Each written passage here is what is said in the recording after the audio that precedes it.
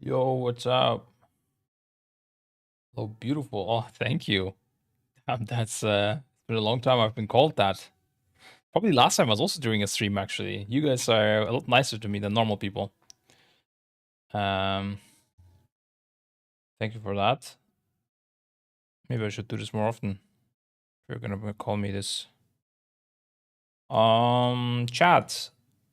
Today we're here to not do anything original, but only to react to content that exists. I have 3 videos. One is Preach why WoW 2 is coming and could already be here. 2 is Evolving Azeroth panel PAX East World of Warcraft. I don't know, there could also be other panels from PAX East. I don't know what this exactly is, but maybe there's some cool stuff there. And then the last one is Dratnos's WoW rant video. Which one are we going for? You tell me. I do what you guys say.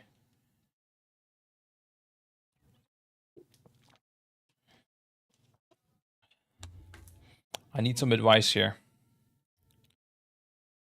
Start with Drati. It looks like stations first. What is that even? Stations? It sounds like Dratnos is what people prefer. The problem is I need to contain myself if I watch the Dratnos one. I don't want to get angry myself. I want to watch Dratnos being angry about things. I don't want to get angry myself. I'm too old to get angry at this point, guys. I just don't want to do it anymore. Okay. Okay. We're gonna go with the Dratnos video.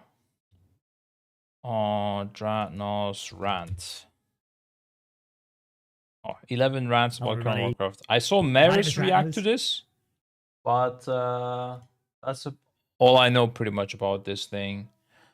My PC is actually safe to stream because I streamed yesterday. Nice. This is what we like. Boom. All right, let's see it. Usually, first topic is Aggro. Okay. I guess this is like some M plus rant. Pretty balanced perspective on WoW. Sometimes get called out for. Wait, do you want to probably see this camera? Being a little bit of a shill, a little bit of a positive spin on things that sometimes the community is reacting negatively to. But in today's video, I've condensed a bunch of things that irritate me all into one video. So we're going to go on a few different rants here. Oh, dude, I could do a long video as well, guys. Yeah. 38 minutes, man. Those are rookie numbers. Holy. I have to watch his hands. Oh, about things. Is he like Roger, where he makes like tons of gestures? Dude, when Roger's recording stuff, especially, holy fuck, guys. His face, what are those called? Mimics? That's the German word, I think. Gestures and the thing that you do with your face. It's not mimics, right? That's German and Turkish, but I don't know the facial expressions. There's a word for it, guys. Like gesture, but gesture is the ones you do with your hand. The one with your face is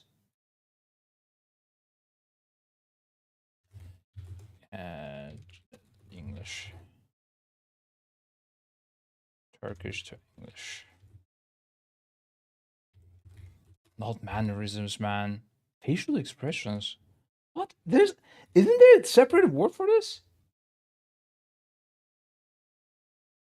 I'm lost. There is, but I just don't know what it is. It's fine. Full perspective. A lot of these would be easy slam dunk wins if Blizzard were to fix them. That's the positive spin on some of these. That's a big cope. That's a big cope. Slam dunk wins if Blizzard were to fix these things. That's what I've been thinking for years, bro. Off with the first one. The first thing I want to complain about is aggro. Aggro being an issue is something that makes sense in a game like this. It's often been over the course of the game's history, especially going back to Classic. Aggro was a big deal. And then after Legion, aggro was at a pretty low point in terms of how hard it was to hold threat as a tank. And that led to there being some polls where your tank would run in, you'd have Dancing Rune Weapon up because you were playing a Blood DK, and you would hold, you'd get threat, you get a bunch of threat, and then you just run, and you just kite out the pack until it ended. And Blizzard, I think, correctly looked at that and were like, okay, we don't want that. And they nerfed tank threat.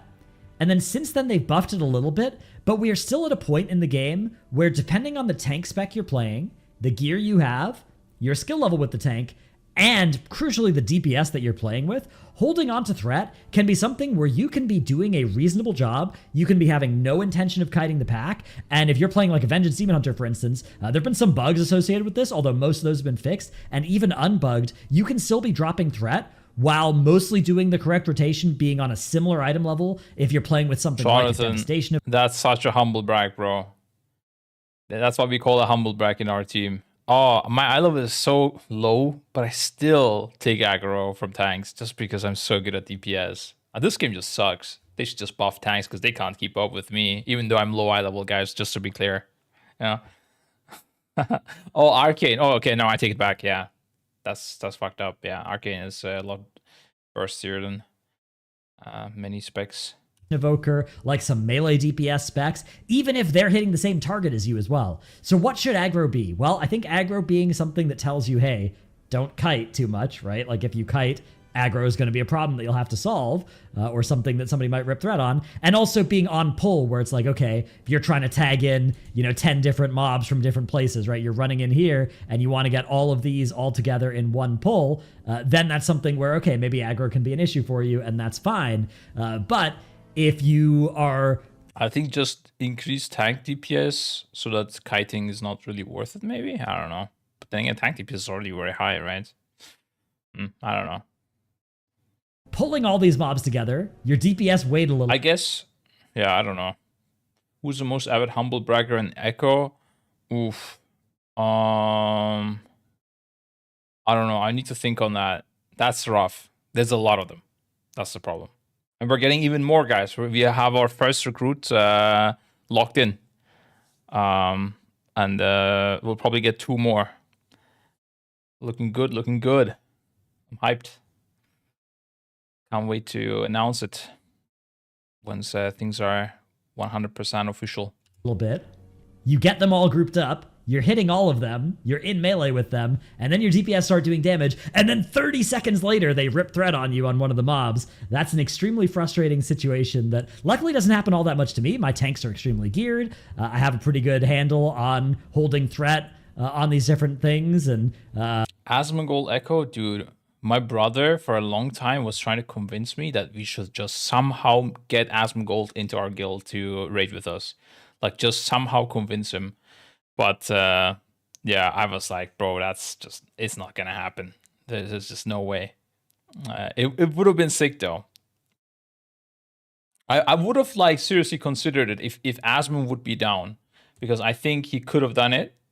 But it's just, there's no way he has the time for this shit. Just too many millions would need to burn for him to play.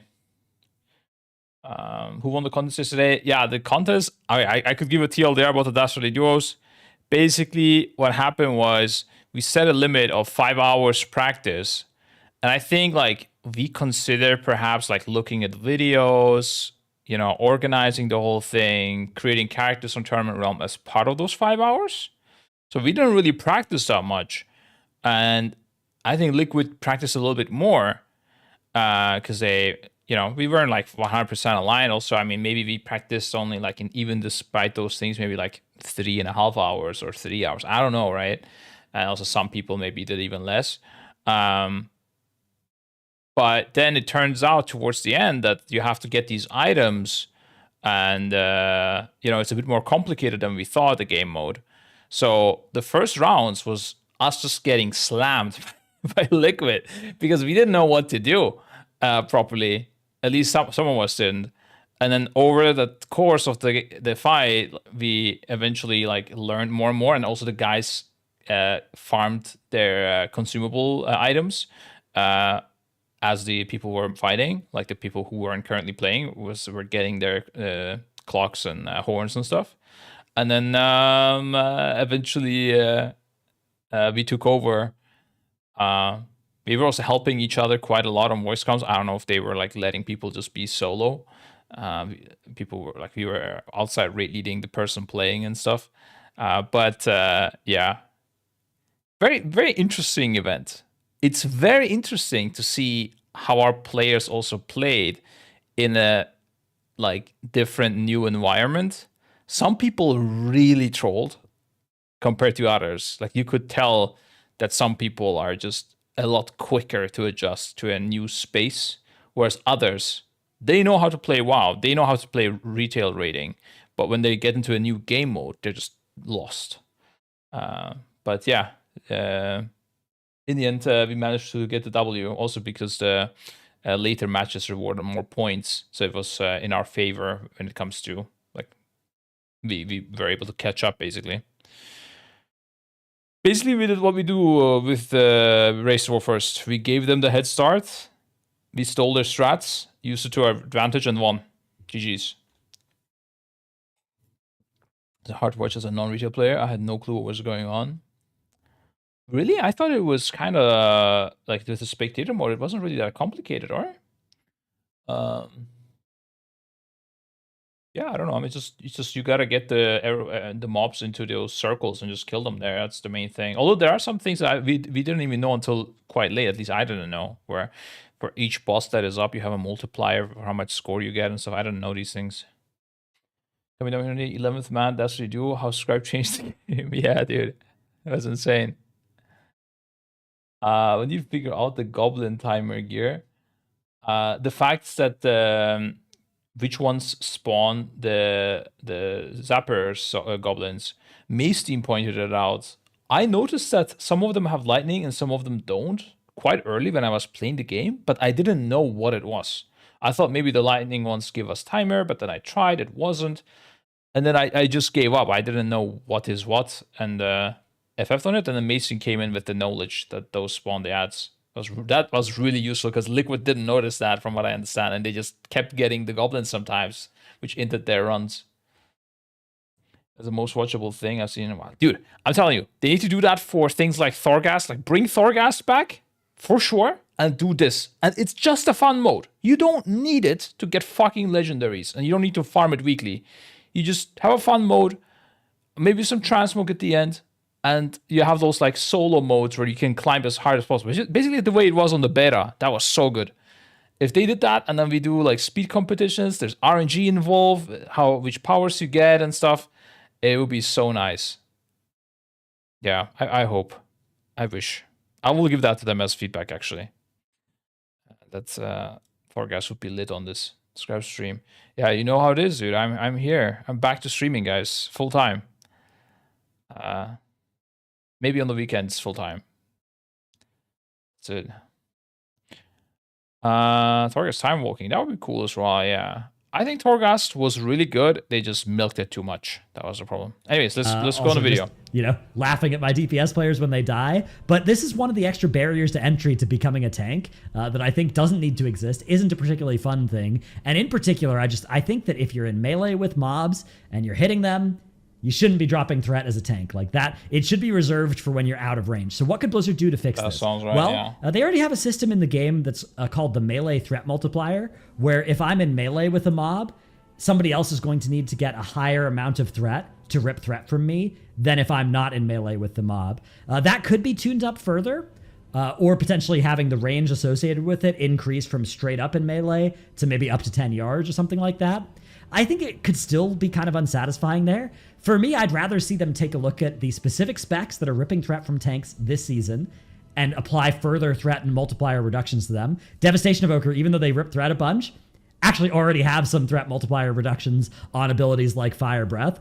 Doing some more of that to abilities like Engulf, like Pyre for them could help as well. I didn't know any.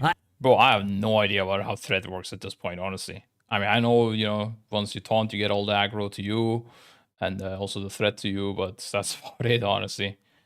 And I think also some threat multiplier increases to tank abilities that you use in melee could be appropriate as well. So like if I throw Glaive a mob, I don't think I should get a huge amount of threat.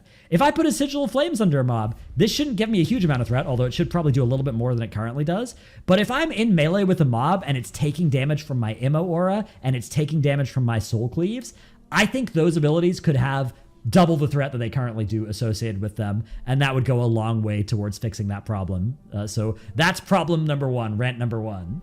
All right, rant number two, Not much the to do AoE with cap. us. I'm sure you expected this to be somewhere in this video. In Shadowlands, Blizzard AoE capped a bunch of classes. They put a bunch of classes on these hard target caps of 5, or in some cases 8 targets, and they largely backed off of that after it really sucked, down to just a few specs that are still in the game that have hard caps at 5 targets. And it still really sucks for those people. If you are somebody like a Fury Warrior, for instance, that is hard capped to 5 targets, it's not that you can't succeed in, say, High Mythic Plus as a Fury Warrior. It's just if you are the top 1 Fury Warrior in the world, you'll be able to replicate what the top 700 Moonkins in the world are able to do by rolling their face across the keyboard and hitting the Starfall button and hitting all the mobs by carefully selecting these routes with a perfectly crafted... I don't know if this is an AoE cap issue or if it's a balancing issue. I mean, if it was balanced, I don't think anyone would care. I don't know if removing AoE caps is the way to balance it. Not sure if that's the best way. The way, I mean, the way it works still, if I'm not mistaken, right, is that, let's say it's capped at 4 targets, you go to 5 targets, or let's say make it easy, let's go to 8 targets. You would still hit all 8 mobs, just for half the damage, because you have, 4 extra targets, so it gets distributed across everything you hit. So it doesn't really like make it weird that you hit some mobs and you don't hit other mobs or something like this. When I saw this initially, I thought it was to reduce like lag in the game, so just so you have less numbers, less combat log events, but doesn't look like that was the reason, because they still hit everything. So I'm guessing they did it for balance reasons. I mean, of course, some specs have an uncapped AoE is quite OP versus others. So I think they should probably just have, like, I don't know. I guess I don't know why they cut down on some AoE caps. I would think every AoE spell should just have an AoE cap, and that's it. But I don't know, maybe there's something I don't understand about it. Comp that optimizes your spec and fights 5 good targets at a time. And I just think that it's a outdated concept to have the AoE cap if we're not actually going to let the specs that are hard capped at 5 be really great at 5. Because as it stands right now, specs like Fury, like, they're good at 5 targets, but they're not great. They're not that much better than, the Moonkins, the Mages, or whatever that are uncapped, and you're watching them, the Unholy DKs, do great damage on 5 targets, and then do twice your damage or triple your damage on 10 targets, on 50. Yeah, that's another thing they could do. If you have uncapped AoE, you kind of suck at like 3-4 targets, and if you don't have it, if you have capped AoE, then you're good at your cap number. That would make sense as well. Targets. Is there an argument that, hey, maybe people... Then you don't have balance. You have some classes good for one thing, other classes good for another thing. Kind of like the WoW Classic mentality, which I'm completely fine with. Just requires some more class stacking at times, right? For certain places, especially in the raids, it might be necessary that you bring tons of the same class. Kind of like One-Armed Shadow Priests and Affliction Warlocks. Shouldn't be pulling that many targets. I mean, yeah, Blizzard kind of thought that argument, but then when they first implemented the AoE cap, they didn't AoE cap everybody. If that's actually what you think, you should AoE cap everybody. I think that was just a mistake. Exactly. I think that's what they should have probably done. I'm surprised Blizzard didn't do it. Like, what was the reason? I don't know. I know Mage wasn't AoE capped. I wasn't mad about it, so I didn't complain. But you know how it is, Because having 10 hunters for MOP. Oh shit, is Hunter that strong? Damn, dude. I'm thinking of playing MOP just to relive the nostalgic times, guys. I know yesterday I said I'll probably not play it if people are not hyped about it, but I don't know. Like, that's when everything started, I could go through MOP, tell stories about what I did, where, and, that's the beginning of my WoW raiding adventures, really. It was really interesting. That's my MOP farm. Okay, I did not do that, but sure, that's also nice. Good old Rem days. Good for you. Yeah, I just don't know. How do we even level in Cataclysm right now? Like, Do I need to start at level 1 or how does it work?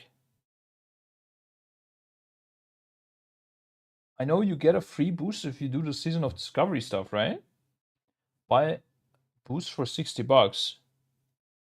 60 bucks! Or buy a boost for 60, bucks for whatever reason. That would be a weird sentence, but more believable. 60 bucks for max level characters? No way. I'm getting a heart attack. First was an enclave raid, and you get MOP boost. Yeah, it's just I didn't level an SOD either, but I guess that's faster.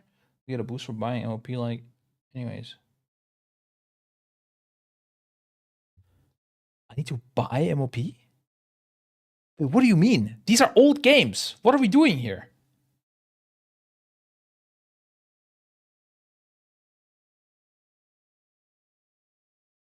Oh, there's an MOP pack, but you don't need to actually buy it. It's just part of like a bunch of things. Okay, let's see. What is this MOP pack about? We're gonna take a look at it now. Shop. 60 bucks sounds not worth it. I would rather level an SOD, have fun, and then MOP or it's like Miss Shah infused heroic pack. Heroic sounds good enough. I'm a heroic player. You don't get the character with this or what? It went even up, 80 euros. Wait, was it there? Recommended? Wait, hold up. Is there something else? Oh, is it? So this. It's 80 euros. Bro. Ain't no way. That's how they make money, bro. Oh, 60, there you go. Character boost. Is this more expensive than retail? No, it's the same, I guess. Damn. 39. No, this is not giving you the level up. It's just giving you the pets and mounts. All the useless stuff. That's crazy. That's how they get you to play, dude. I mean, that's how they get the money from this whole thing. I'll do the SOD thing probably if I play then. Give you level up as well? Not this one. It gives you game time, this one, apparently.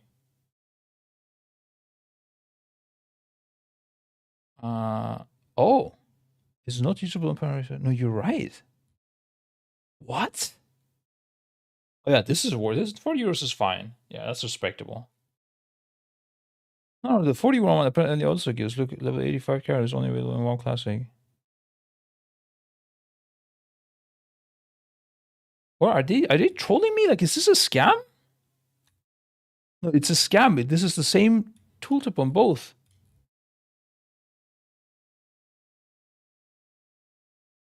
No boost. Yeah, no boost for this. It's the 80 euro, or you pay 60 euros and you just get the... Nah, it's an SOD angle, guys. We just play SOD at some point, I think. When is this coming out? They say the game comes out July 31st, Valor Classic pre-patch launch. Oh, the issue is that it overlaps with the race, like fucking crazy. Holy. I think I'll just play SOD in my free time, get the free boost ready, and then post-race, we go into MOP for fun. We're not gonna ride the hype wave, but we're just gonna take it slow and easy.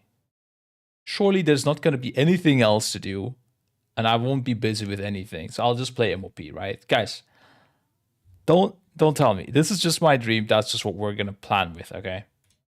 It's fine. We continue with rants. And if that's not what you think, and what you instead think is, hey, we want some...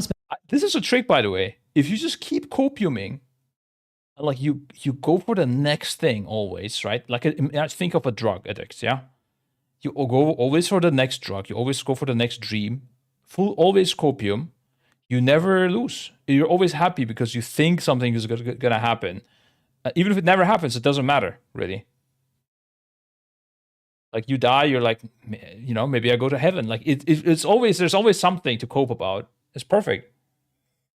specs to have a niche of big AoE and some specs to have a niche of small cleave, then how about actually letting the specs that have that small cleave niche be best at those niches? Because as it stands right now, Blizzard has often had seasons where the specs that are uncapped are great at all target counts, but they've really not yet had a season where there's been a target capped spec and you're like, yeah, I might be target capped, but at least I'm doing twice the Moonkins damage on 5 targets. That's never come close to being true, but there's been so many seasons where the Moonkins are doing twice your damage on 10 targets. So either actually adhere to that philosophy of the AoE cap, or just take it away from the specs that still have it. And it doesn't have to be fully. Soft caps on 7 are fine. Soft caps on 8 are fine, which turns out those specs work out just fine. They're a little bit less likely to be good every season than the completely uncapped specs, but at least it's not as bad as being hard capped at 5 like Fury and a couple of other specs still are in the game. Up next, it's of course Valor Stones. My question is, what are these accomplishing by still being in the game? Because for my experience, all of my characters tend to basically either not care about Valor Stones because they have enough, or they're at 0 Valor Stones, even though when I woke up this morning, they had 2,000 Valor Stones. Warrior's a great example of this because, sometimes you get 2 two-handers to upgrade, and that's super Valor Stone intensive. But even other than that, I think a lot of people experienced this during the Turbo Boost, where they had a character that was capped at 2,000 for months. And then the Turbo Boost came out, and all of a sudden, they're out of Valor Stones, and they're looking at my guide. I don't know what Turbo Boost is, but if you're talking about the eye level cap increase, I mean, I guess when they roll in new content, new upgrades to take, the Valor Stones tell you to, hold the fuck up, basically. But the crests could do that as well. You could just cap crests if they wanted to, right? That you always only have, at the max 90 crests or something like that. I think the point is that you do this other content, like the Radiant Echoes and Delves. They give you Valor Stones. You have something to do when you are alone and you don't want to do the highest end content. It's actually true though. This is really how it is. When I could right now log into Retail WoW and I could farm Valor Stones and I would get upgrades. And I don't need a group for that. I don't need to raid. I don't need to do any high-end content. Don't need to do M+. So in a way, there is something that it does accomplish. It just is, one, people don't necessarily want to do this content because it's not as fun. Two,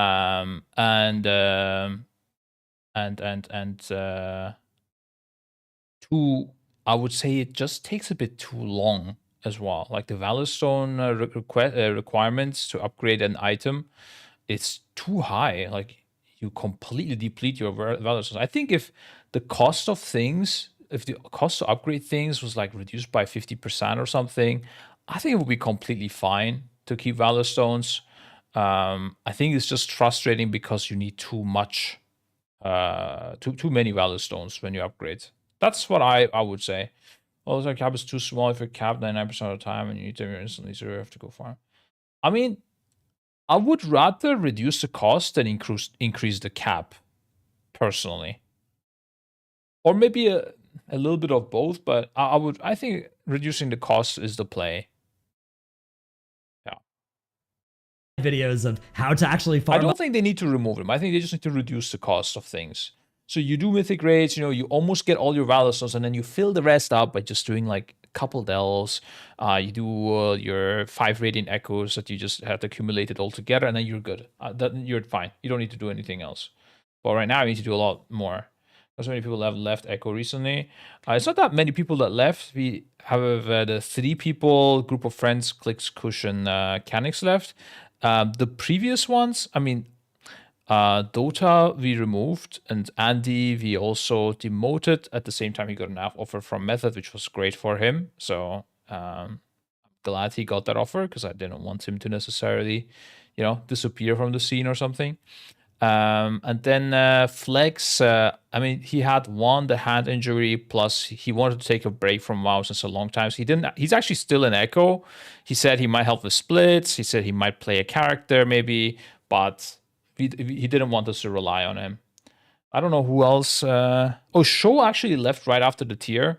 I don't know why Shoal necessarily left. He was just not hyped about Race War First rating anymore for whatever reason, honestly. I don't know. I think it may have been the fact that he was second prio hunter, right? Like always benched for Soul. And there's like he puts a lot of effort and then being benched on that, like it just doesn't feel good. I get it.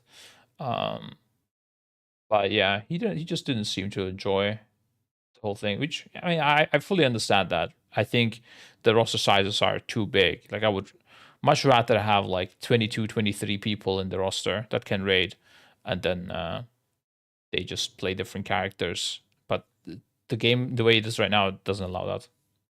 We already use crest upgrade. Why do we need to have Valor Stones also? Like I said, it's to make you play those other game modes and have something to do alone in your free time, rather than just doing higher end content, right? Like something, let's say, imagine, okay, you guys don't get this because you're all Zoomer and professional esports players, but imagine you're an old boomer dad and you have like 5 or 10 minutes here and there. I can go and do some world quests and get Valor Stones, and I feel like my time is being spent to improve my character somehow. Whereas if Valor Stones don't exist, it's either I go full hardcore, I play high-end M+, high-end rating, or I just don't do anything in the game. There's no point to do anything in the game. That's, I think, why they put the Valor Stones in. I do agree the costs are too high of the Valor Stones, and it doesn't feel rewarding to do those things. Not rewarding enough, but I think that's the point. Also a piece that doesn't cost crest to upgrade, still costs something, sort of being 100% free. That's true as well, yeah. I mean, then again, it could cost less crests, but that would kind of be shit, I guess, actually, because you want different kinds of items on the same character upgraded, right? Never mind.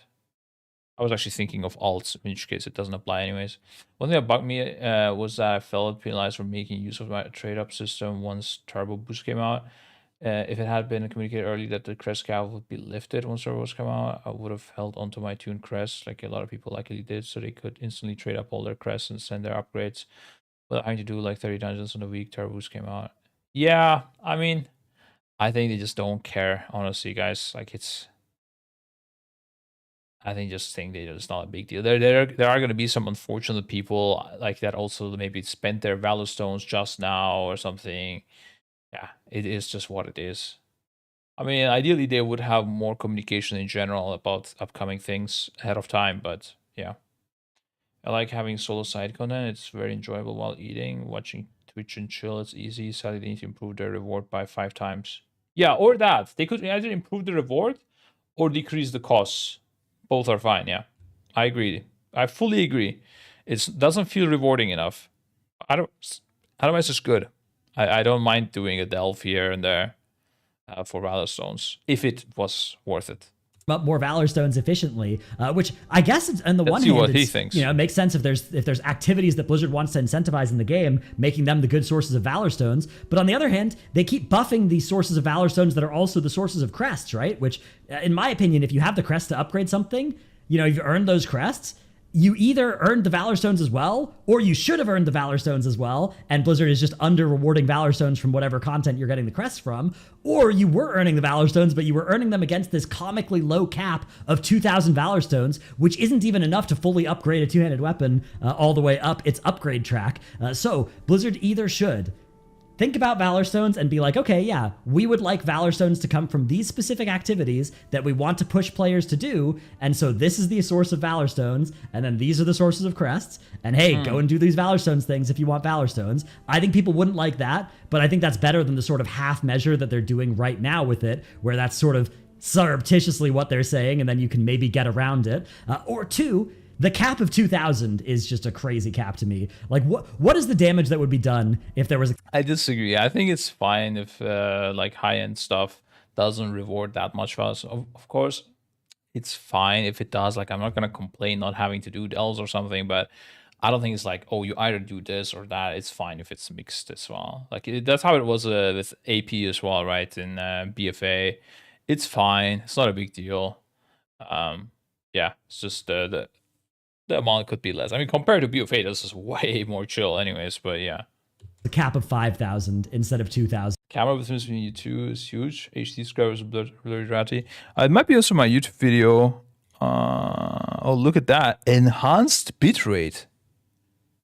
Guys, you're not ready for this. We're enhancing. Boom. That is quite good.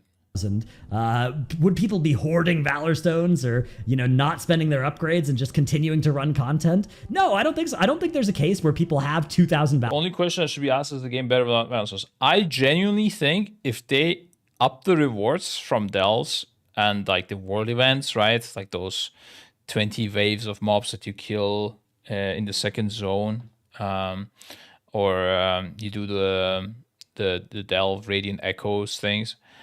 If they up those by like 5 times, like you said, I think genuinely that Valor Stones is better to have in the game than not. Because you have something to do. Otherwise, you're just waiting until you do on plus again or you raid again. I don't know. I think it's better. I don't know if people might disagree. I might get shot down from this. Sorry, guys. Yeah, it's fine. Just shoot me. It's okay. We agree to disagree. As a casual gamer, I'm playing WoW more casually now. I think it's okay to have. If I was full playing 18 characters a day, like our guys, then or 14 or whatever, then I would say no, get rid of Valor Stones. I hate it, but yeah, the game is not designed for them. Unlock Echo players. Fuck you. No, sorry, it went too far. We don't want all the players to leave. Valor Stones, and they're thinking, yeah, I wouldn't want to spend these Valor Stones, but I guess since I'm at the cap of 2,000, I'll use these. Like, no, everybody's upgrading when they've got the good upgrades to do with Valor Stones, and it just sucks when you hit the 2,000. Maybe you look at your gear and you're like, oh, I guess I can actually upgrade this. But usually people are just going to send those upgrades anyways. So I don't think there's any bad behavior that people, any hoarding or something that you're going to do, which is usually the reason that those sorts of caps are put in place. And if the cap just went up to something like 5,000, then at least when you get 2 upgrades in the same reset, which can happen very easily, right? You take an upgrade out of your vault, it's Tuesday, and then you go raid, and then all of a sudden your character gets an upgrade or 2, and now your 2,000 Valor Stones are not going to go very far. So first problems, guys, or first world problems, having too many upgrades and not enough Valor Stones. That's when it should be like really fun to just go like, okay, I'm gonna do like 10 delves and I'm just gonna get fully juiced up, and you have something to work for. I don't know. I don't mind it. I don't mind it. It is what it is. It's fine. You're free to hate me, guys. Raise the cap. This is not a safe space, okay? I can say shit like this. I like Valor Stones, assuming they will buff the rewards or reduce the cost. Increase the amount of sources that they come from, or just delete the damn things, because, again, everything that drops crest, I think, should also drop Valor Stones. So then what's the point of having the Valor Stones as well as the crests? Just let people get the upgrades that they've earned with their crests and, have Valor Stones, I don't know, be for cosmetics. Wrap them into the Resonance Crystal system instead and have Resonance Crystals be your cosmetic thing and buy stuff with that. But I think Valor Stones definitely do not need to exist anymore. Next rant, it's the Mythic lockout system. This is another thing where it's a relic of the game this is a complicated one. I need to think about this. Before. So Mythic Raid used to be a special, place that you would go into with only your guild, with your preset group of players. Back when cross-realm raids worked, cross-realm Mythic didn't. And that was something that opened up midway through the season, usually after the Hall of Fame filled up. Blizzard have eased off on that restriction, but they continue to keep the outdated system of Mythic saving you to a specific instance ID rather than to bosses. So if I have this heroic lockout here, I can go and join anybody else's heroic that's on Cauldron of Carnage or Rick Reverb, or even the bosses I've already killed, even Vexy or One Arm Bandit or Mugsy. I could go do those bosses on heroic if I extended this lockout and just not get loot from them. But with Mythic, if I extended this lockout, if I had this lockout active, I am locked to this specific instance ID, and I can't queue up with anybody else, even somebody else who has the exact same set of bosses defeated. I can't do Mythic with that person, which... Guys, I'm thinking the whole time, what is like a good thing about it? I guess the one good thing is like you lock in people to that lockout, and if somebody raided with you that week, he's not gonna go raid somewhere else, so you can assume he's gonna... Like, he's more incentivized to show up again the second day. But honestly, if you are... first of all, instead of that, the whole world opens up to be able to join your group instead, right? By having the change. So you have tons of replacement players that you wouldn't otherwise get access to due to this. And secondly, if he doesn't want to, he shouldn't need to be forced to join your raid again either. Like, I don't know. The only thing Mythic Lookout does is cultivate guild culture. Yeah, but then why do we have cross-realm raiding, right? Doesn't make sense to have both. I guess I would respect to a degree if they really don't want people to pug Mythic. They just don't allow cross-realm raiding. Oh, Dominic, what's up, bro? No way you're live. No way, dude. Holy, here we are. It was last special guild. Thank you for the sub, sir. Because cross-realm guilds exist? Oh, really? Okay. Well, then I guess like a guild group is a requirement. Could be a requirement, right? To join Mythic. I don't know. I mean, a guild culture. You should be in the guild because you like the people there and you believe you have the same goals and you think you can reach it easier and in a more fun way by being in a guild, right? Whatever that goal is. It could be getting a higher rank. It could be memeing around on voice chat when you're raiding. It could be matching raid times. Whatever it is. I don't think the lockout is a big deal. Like, well, if they, I mean, I guess if they would make Mythic lockouts not exist, would some guilds disband? I feel like there might be more. I feel like there would be just more raiding happening, and it would be easier to find replacements. And people would like try to raid more often and would want to succeed. And because of that, they would want to join a more structured place, which would be a guild. Is my thinking? Maybe I'm trolling. I don't know. I would want to try it though. I don't know. I think Blizzard should be open to trying out things. They could just say, you know, for this month, we're gonna try this. We're gonna collect feedback. We're gonna look at the situation, and then we're gonna make a decision whether we want to keep it or not. I think that's fine. I would rather they try and then decide against it than they don't try ever. Which means if you have a guild that, you know, you want to go help them out, kill some mythic bosses, you are committing your entire character's mythic week. Yeah, this is the big thing as well. Like this, you can still raid in your guild, but then you can also go to another guild. I think even when you have a boss defeated, you should be able to fight him again. Just, you know, reduce, just like heroic, right? I think it should just be like heroic. And I think heroic shouldn't have any lockout, to be fair, but that's a whole nother topic. On that guild, if you're pugging mythic raid and the raid kills Vexy and the gear grinders, then all of a sudden you can't kill Cauldron of Carnage. Well, too bad. That raid is going to fall apart. It would allow for Degen Mythic splitting, though. Yeah, it's true. But who cares? Fuck the race of first skills. Those guys don't deserve anything in life.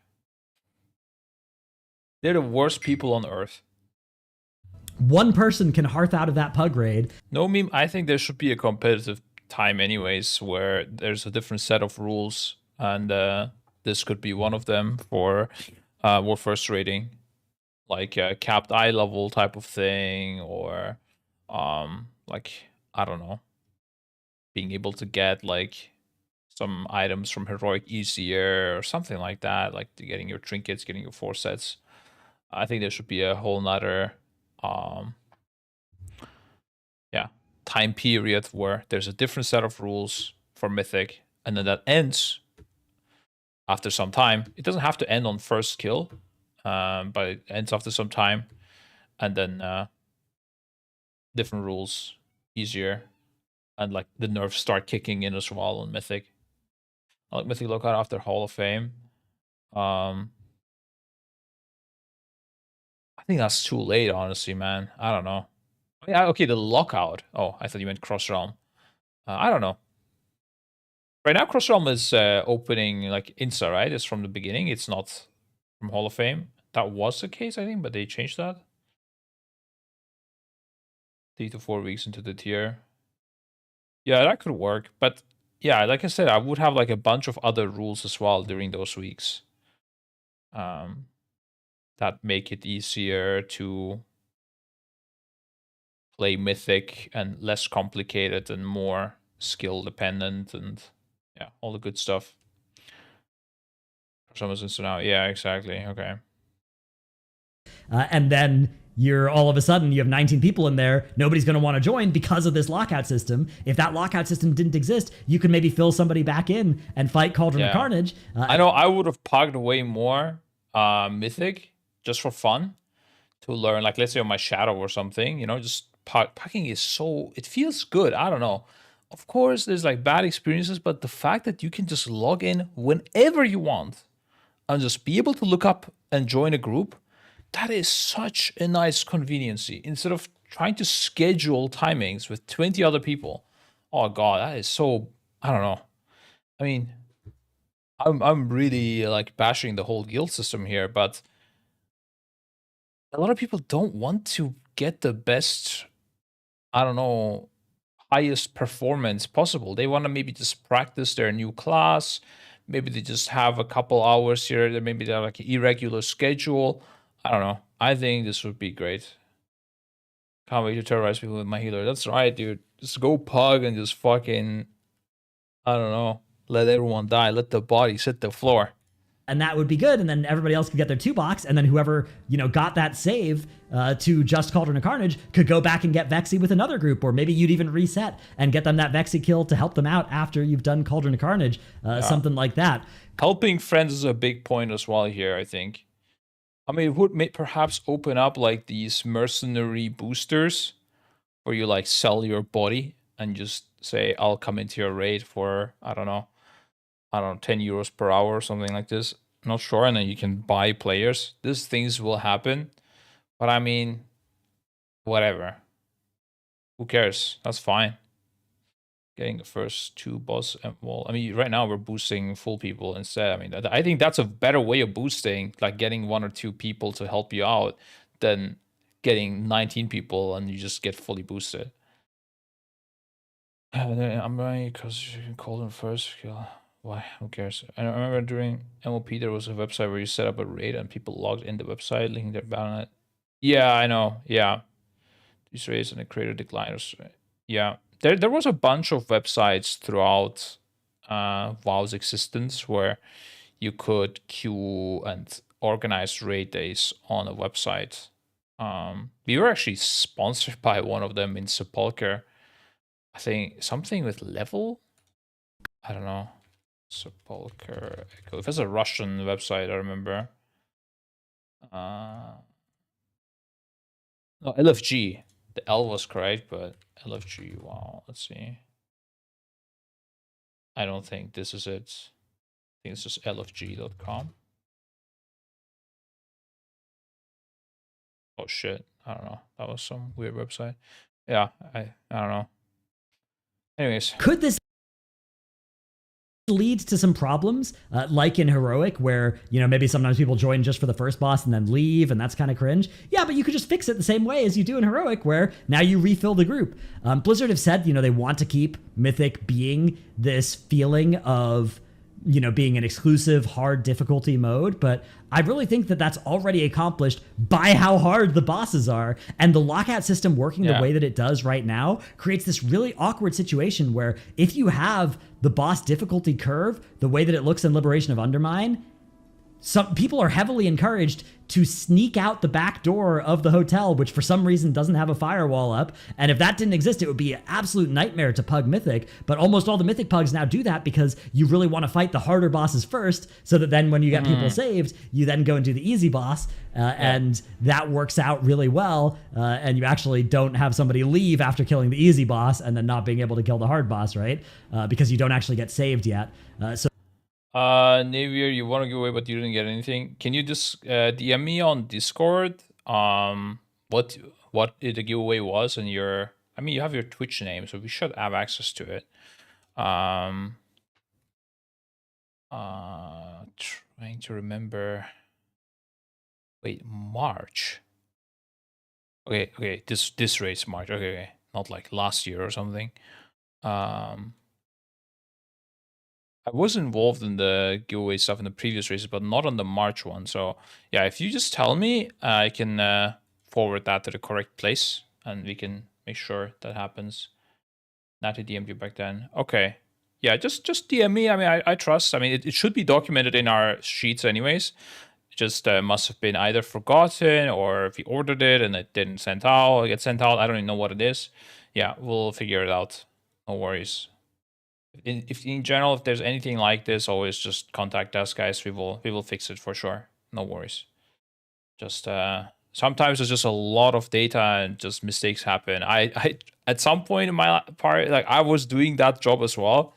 And dude, it is actually crazy complicated. And you would think it's not, but like each product has preferences and stuff as well. And people reply at different times. Sometimes some giveaway winners don't reply. You need to re-roll those. It is actually getting complicated when there's like, tons of them. But it's not an excuse. We should be doing a better job. But still, if you have a problem, let us know. I remember during MOP, there was a website. Oh, yeah, you said that's right. So that's a really cringe, it's a really cringe counter. My Discord is just scribed, by the way.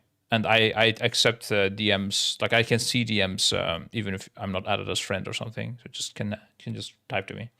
I know you're talking about raid Mythic lockout, but I also think M0 shouldn't have a daily lockout when they release them plus 2 weeks later. I mean, daily lockouts don't really matter. I don't know. I think it exists because it kind of doesn't matter, CDT. It's mainly for the expansion start, I think, or like the pre-patch or whatever it is, the very start. That's where it is somewhat relevant. But yeah. If you have an issue right now with M0 lockouts, it doesn't matter anyways. And yeah, you said M+2 opens 2 weeks later, but I guess it's the fact that you can also upgrade items from M0. So if there's like a Beast trinket or something, they don't want you to get it super easily and just upgrade it and be strong. I don't know. I don't think it matters. So yeah, M0 lockouts could go away. No one would give a shit. Like no one would see any negatives from that, I think. Counterplay to something that would be even more cringe if they didn't make that counterplay work, right? If you actually had to kill Vexy before you could go to Cauldron of Carnage on Mythic, that would really, really suck. And I know at the first few weeks of the patch, if anybody was pugging, which is pretty rare, that's something that would happen. Now, is pugging Mythic supposed to be something that's super supported by Blizzard?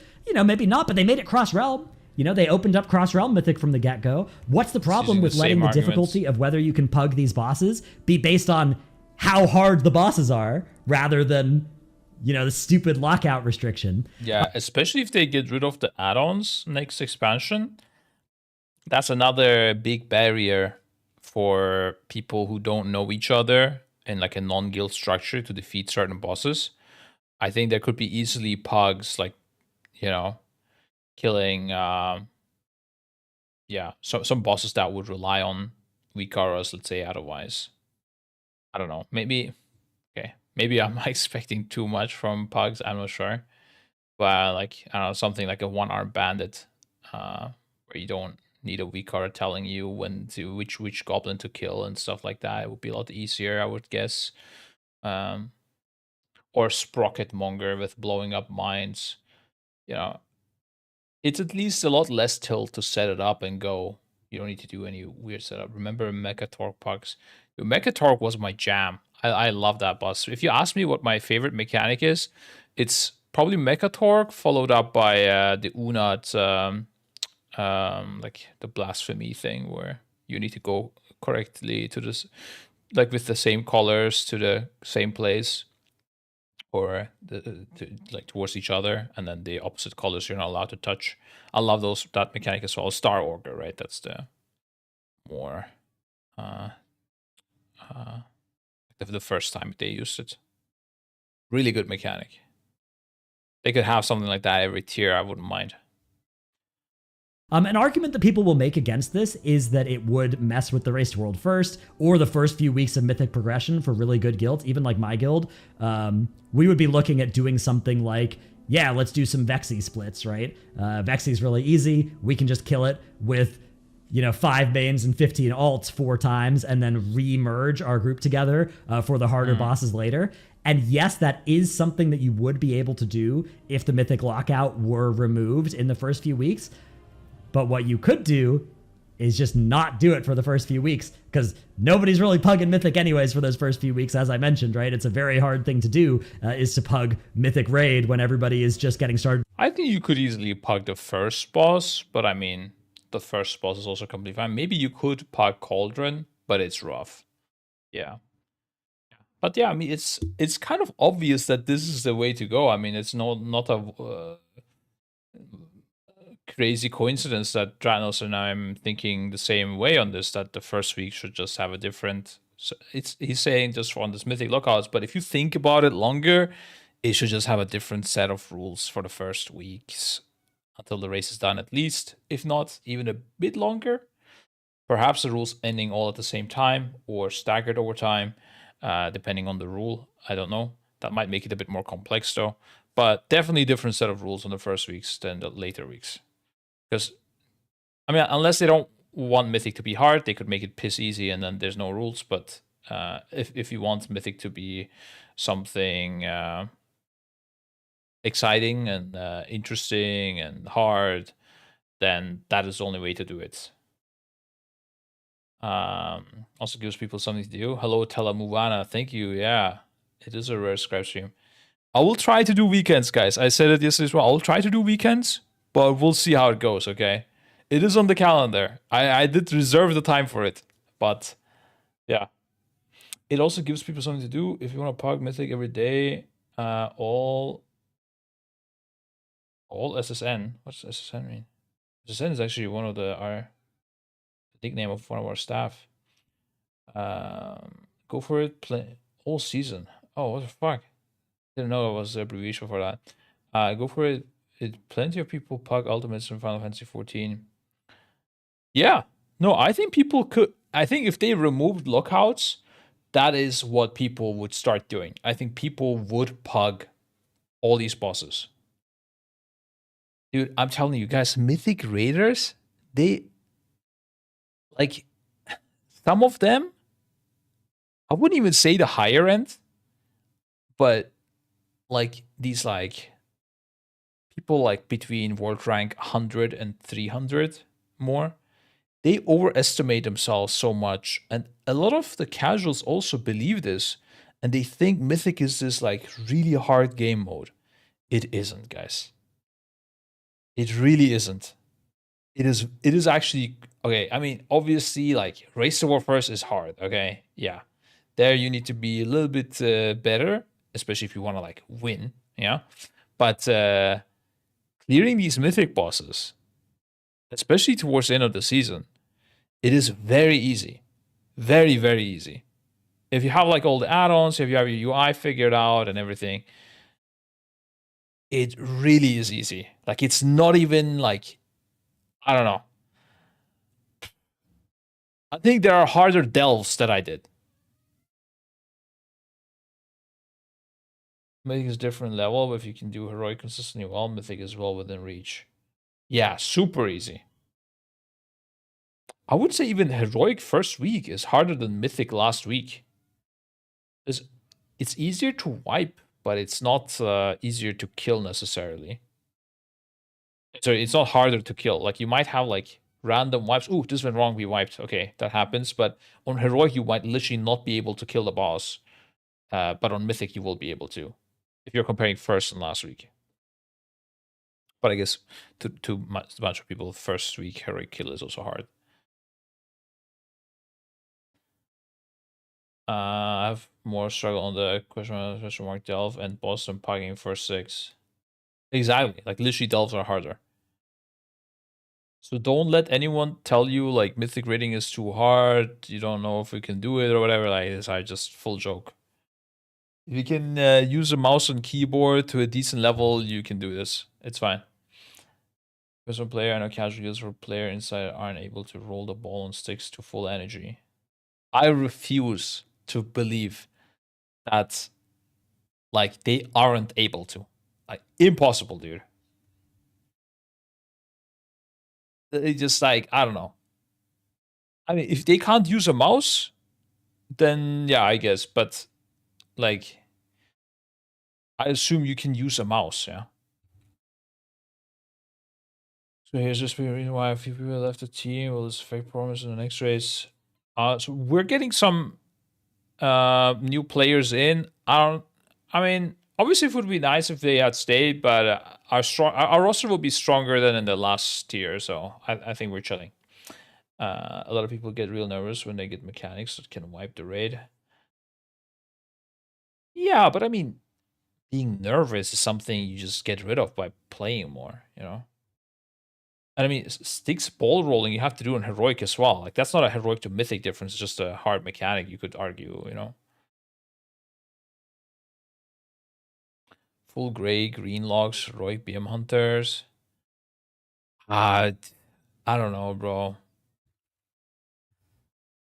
Yeah, okay, if you just don't take the game serious and you just like roll your hand over your keyboard and just see what DPS comes out, then yeah, okay, then you can't do Mythic, yeah, but it's also a bit of like, are you trying to do it? If you're not trying to get Mythic done, then you're not gonna get Mythic done. I get that, yeah. Like, you are not gonna by accident clear Mythic. That was not what I was trying to say. But if you're actually trying to, and you can use a mouse and keyboard, and you're like, you were able to like finish school, I think you can do it. Yeah, like obviously, it might be rough if you have some situation, you know, going for you.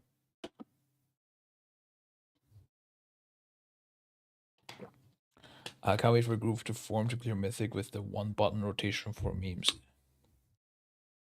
Scribe hates people still in school. Yeah, in fact, actually, you could easily do it without finishing school, but that's just like a way for me to judge that you're like capable of learning something. But yeah, and I could totally see like 12-year-olds complete Mythic, no problem at all. Holy fuck, 12-year-old scribe guys would be fucking zooming through this content, I'm telling you. It wouldn't even be hard. Okay, actually, that maybe I'm overestimating 12-year-olds. Sorry, actually, I was pretty fucking bad when I think about it now. I think 12. 12.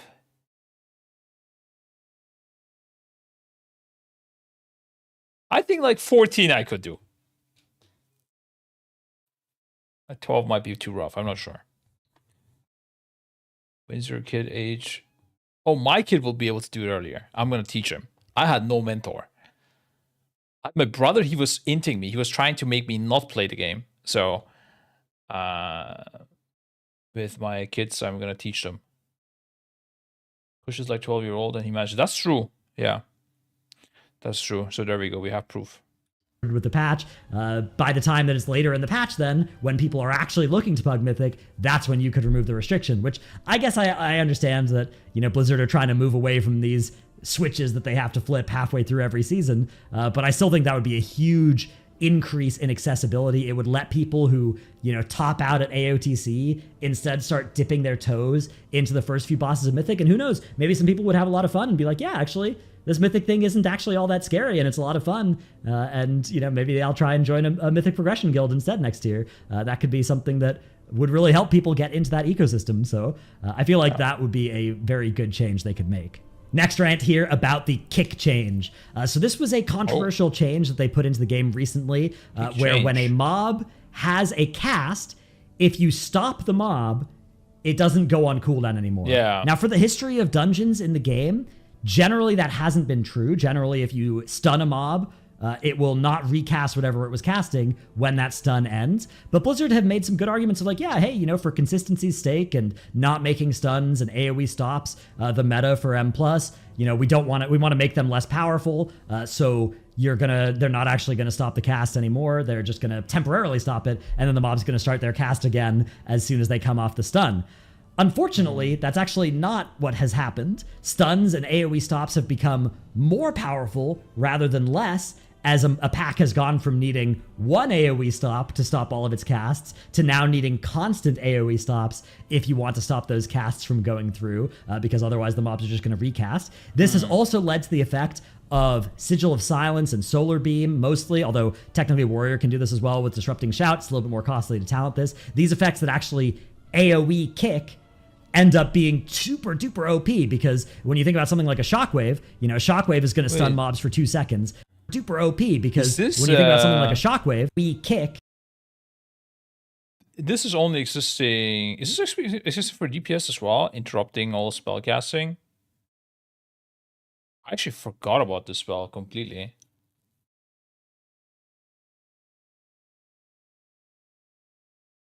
Interesting. This is where it doesn't have it? Oh, okay. It's in a prot tree. That's interesting, though. I should keep that in mind for rating next time, yeah. I don't think there was a case where it mattered, I guess. Yeah, not really. But, like, this is very unique because, at least the way it works, it's an interrupt, an AoE interrupt, right? Which otherwise does not exist in the game.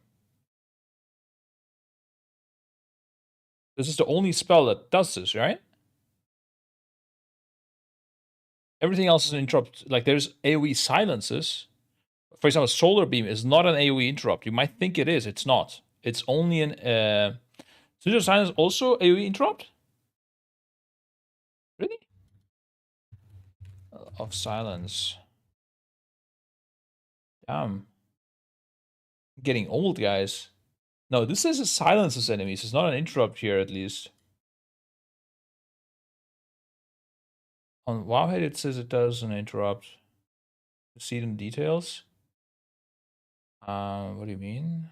Details?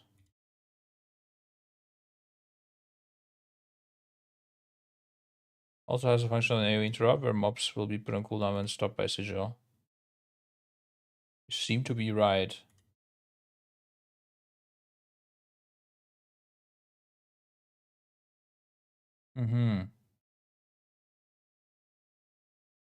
That's crazy that I didn't notice. I do remember this was a case in the past as well, I think, but I fully forgot about it.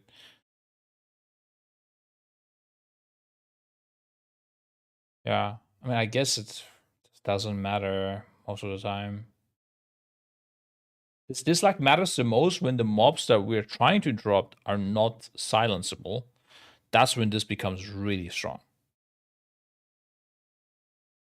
So it says it interrupts the target and silences. Yeah, that's correct. Yeah, it interrupts and silences the target, and silences everything around it, but does not interrupt them. Whereas this does interrupt everything. And the DH1 is even more OP, I guess, because it does both, right? But I think maybe that's only 2 seconds to DH1, whereas this is 6, which is kind of crazy. Like we may have even used this for something. I don't remember when the last time was. It's a long time ago. Anyways. End up being super duper OP because when you think about something like a shockwave, you know, a shockwave is going to stun mobs for 2 seconds and it's going to stop their cast for however late into that cast bar you go, plus the 2 seconds of the stun. Whereas something like an AoE kick, you know, a disrupting shout, a sigil of silence, a solar beam are actually going to be able to potentially stop multiple enemies for 10, 15 seconds, however long it puts that spell cast on CD. So I don't think that was intentional. I don't think that making sigil of silence and solar beam more OP was an intended part of this plan. And I also don't think that, you know, again, shockwave, something that has gone more important now is coordinating your usages of the shock. I really like the shockwave spell, by the way. I don't know what it is, but I think it's really nice. I remember they added this, I think, in Wrath of the Lich King. And my warrior, I was starting to tank. Back then, I think it was also, like, not everyone had this AoE stun. But, I don't know, the fact, like, you cone stun. You also use this in PvP. In MOP, I think. I'm not sure. But I really like this spell. I think it's a good spell. Keep it up.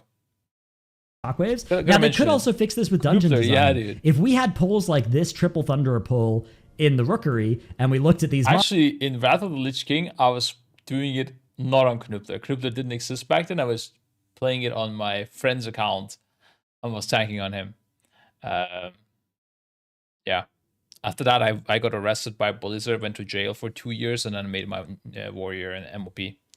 Mobs, and we were like, okay, we are going to reduce the damage of Lightning Bolt. We're going to increase the cast time of Lightning Bolt. We're going to put a cooldown on Lightning Bolt so that the mobs don't chain cast it at you. And we're going to make that cooldown longer. Those would be ways that maybe this could work with the kick change. But if you're going to make packs like this, I think that it used to be gameplay that you'd go into a pack like this and be like, okay, I'll stop this kick, right? And you hit the mob with a kick or a stop and a stun, right? Or anything like that, a stun, a disorient, anything like that would count as a stop, and that would be great. And if you were doing it in a pug situation as well, you could roll up to a pack like this and you could be like, I'm going to be helpful.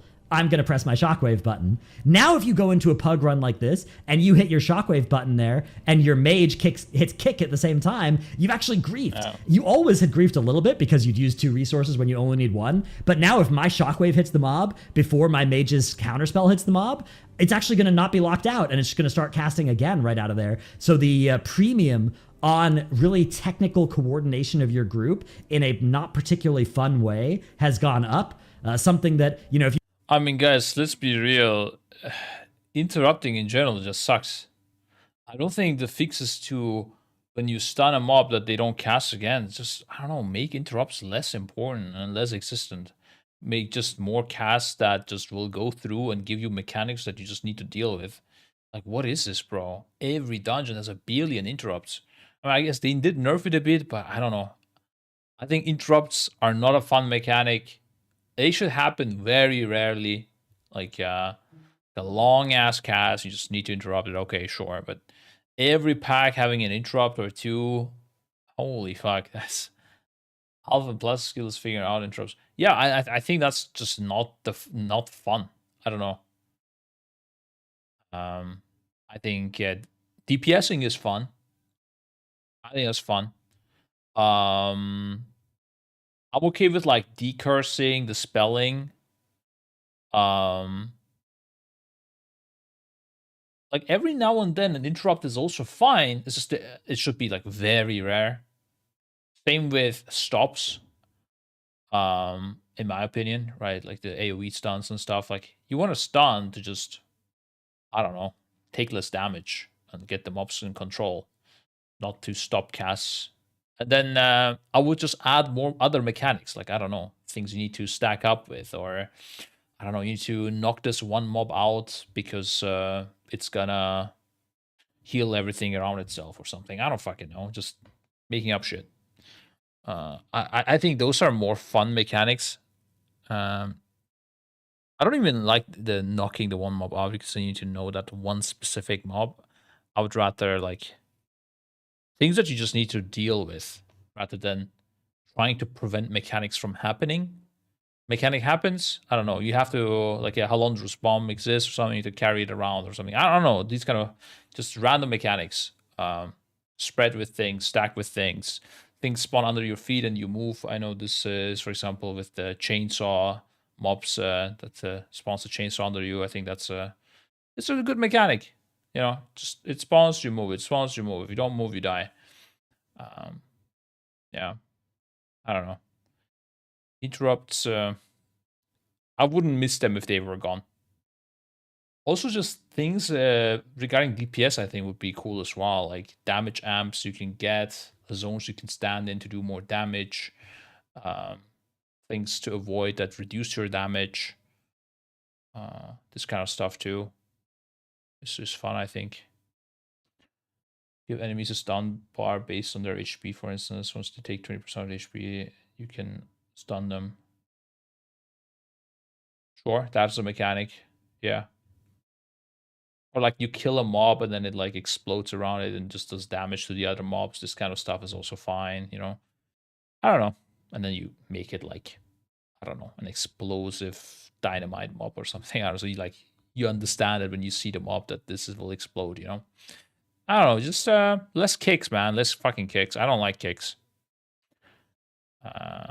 It also would shake up a little bit. Like, you don't want the thing... Like, you don't want the experience from previous seasons to fully carry over into the next one as well. Like, people are so fucking good at kicking at this point. Holy shit. You need to, like, study kickology to compete. If you look at Blizzard's desire to remove our ability to track each other's cooldowns, that philosophy is entirely at odds with doing this sort of juggling of mobs casts with AoE stops, the way that it works in this. I think it might go to the direction I said as well, with them, yeah, making it not possible to track cities and stuff. Post-change world. So they should either revert this change, dramatically nuke how often there are mobs like this that spam lightning bolt at you. That's another option. And then regardless, they should look at it and they should be like, do we really want to make Solar Beam and Sigil of Silence be the only abilities in the game, and I guess and Disrupting Shout, that actually work the way that everything used to? You know, when we look at the meta this season and we see Vengeance Demon Hunters and Moonkins everywhere, there's a lot of good reasons for that, but it certainly doesn't help that Solar Beam and Sigil of Silence actually work on these things in a way that's fun. And I think that's the big thing, is when you think about doing keys, it's fun that I can hit Stormbolt on a mob and be like, no, I'm stopping you from doing your thing. I think something like Solar Beam being OP should be the case in like one pack on like every third dungeon. That's when you're like, oh, on this specific place, it's really nice to have a druid. We can do other ways to outplay it, but it would be really nice to have an AoE silence, but not every fucking pack, bro, or every second pack. Fuck that shit. What the hell? And then the Stormbolt finishes, and I've succeeded. That will be because they share the CD tags with each other. No, they blocking add-on messages. That won't exist, Mario Kart. Nice try, dude. Nice try. They thought about it. Add-on messages completely get removed. You're not going to be able to communicate with players and have that be registered, be able to read by add-ons. I mean, what you could do is like a player will tell you in a whisper that they kicked, and you can memorize it in your head. Or what you could do is they will tell you to get kicked, and then when you see that, you could press a button, and that will show you a timer. But it's all manual. You cannot. And I'm guessing they will just make it so that this effort is not like worth it. You know, it's just not worth, like, the content, the interrupts required are so low that you wouldn't do this. So interrupt trackers are gone. Yeah, interrupt trackers will be gone next expansion when they do the add-on pruning. But they said that they will take their time until they have it ready. I mean, they might implement interrupt tracking themselves if they don't want to, you know, if they don't want to reduce the amount of interrupts. Then what they would do is they would create their own interrupt tracker. But they are not going to let add-ons do anything. I mean, we used to have scripts in PvP back when we did add-ons to track interrupts, making use of the in-game alarm. Yeah, and people will try all sorts of shit, but I mean, you're not gonna. It's like fighting gods to trick them. You know, like they can always hotfix whatever you do if they are serious about it.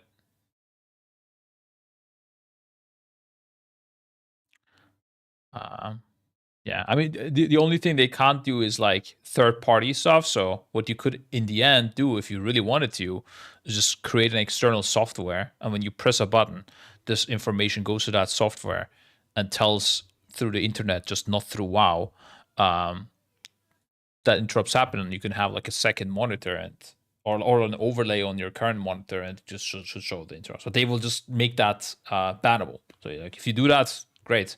You know, it's a cheat.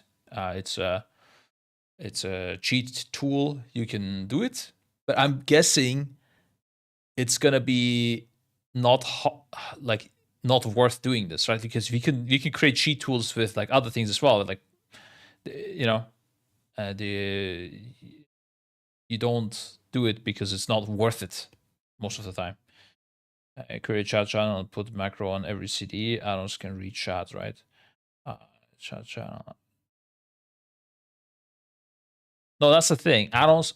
I think add-ons won't be able to read chat, at least during combat. They won't be able to read add-on messages, and if they can't read add-on messages, they sure as hell won't be able to read the chat, because then otherwise you would put add-on messages into a whisper and send it that way. Yeah. They thought this through, guys. Girl is. I'm sure there will be some ways to exploit it at some point, but then they will fix those like as time goes, and then eventually people, if they really need it, they will use third-party programs, and that will be just a bannable offense, and you either do it or you don't, and ideally it's not worth it, so nobody bothers. Let's say in macro, interrupt macro, player X next. Yeah, you might do something like that. You might have say, and you might have whisper macros. Yeah, that you can do. It's just an add-on won't do anything with it. You will just read it yourself. But I'm guessing this won't be necessary. against that. That's the point, right? They're not trying to make life harder for you. They're just trying to reduce these requirements. And yeah. I'll make another Neltharion fight. It can't be done without Vikaros. Yeah, Neltharion. I don't know if you're referring to the like last phase. That was crazy. Yeah, I brought that example yesterday. Actually, that was crazy. That and turning that instead into like a 3-second pushing that problem down into the future makes the pull a lot less fun and a lot more stressful. So I think that it's one of those classic Blizzard changes that you look at it and you're like, yeah, this makes sense, but also, despite it making sense, it's making the game less fun. Like there's a lot of logic, a lot of lines that they can write about why it's supposed to be more fun this way, but just, at least in my experience, it's less fun to play the game that way. Up next, the Death Knight raid buff situation. Why doesn't Death Knight have a raid buff? Well, maybe it's because Death Grip is a really powerful effect that we consider to be basically the Death Knight raid buff. Okay, if that's the case, why don't we design any fights where Death Grip is good? We have a fight called Mugsy where we're spawning these ads from the Goblin Guided Rocket, and these things aren't Death Grippable. We have Galliwick's Mythic where these ads spawn. I mean, Styx Death Knight was good on, to be fair. But yeah, I don't mind. I mean, is Death Knight the only class that doesn't have a raid buff at this point? That's crazy if that's the case. Is that true? I guess Warlock brings Healthstone and Gateway. Kind of a raid buff. No, Rogue is super worth to bring, depending on the boss. But most of the bosses is super worth with the damage reduction. Paladin has Diva Aura, yeah.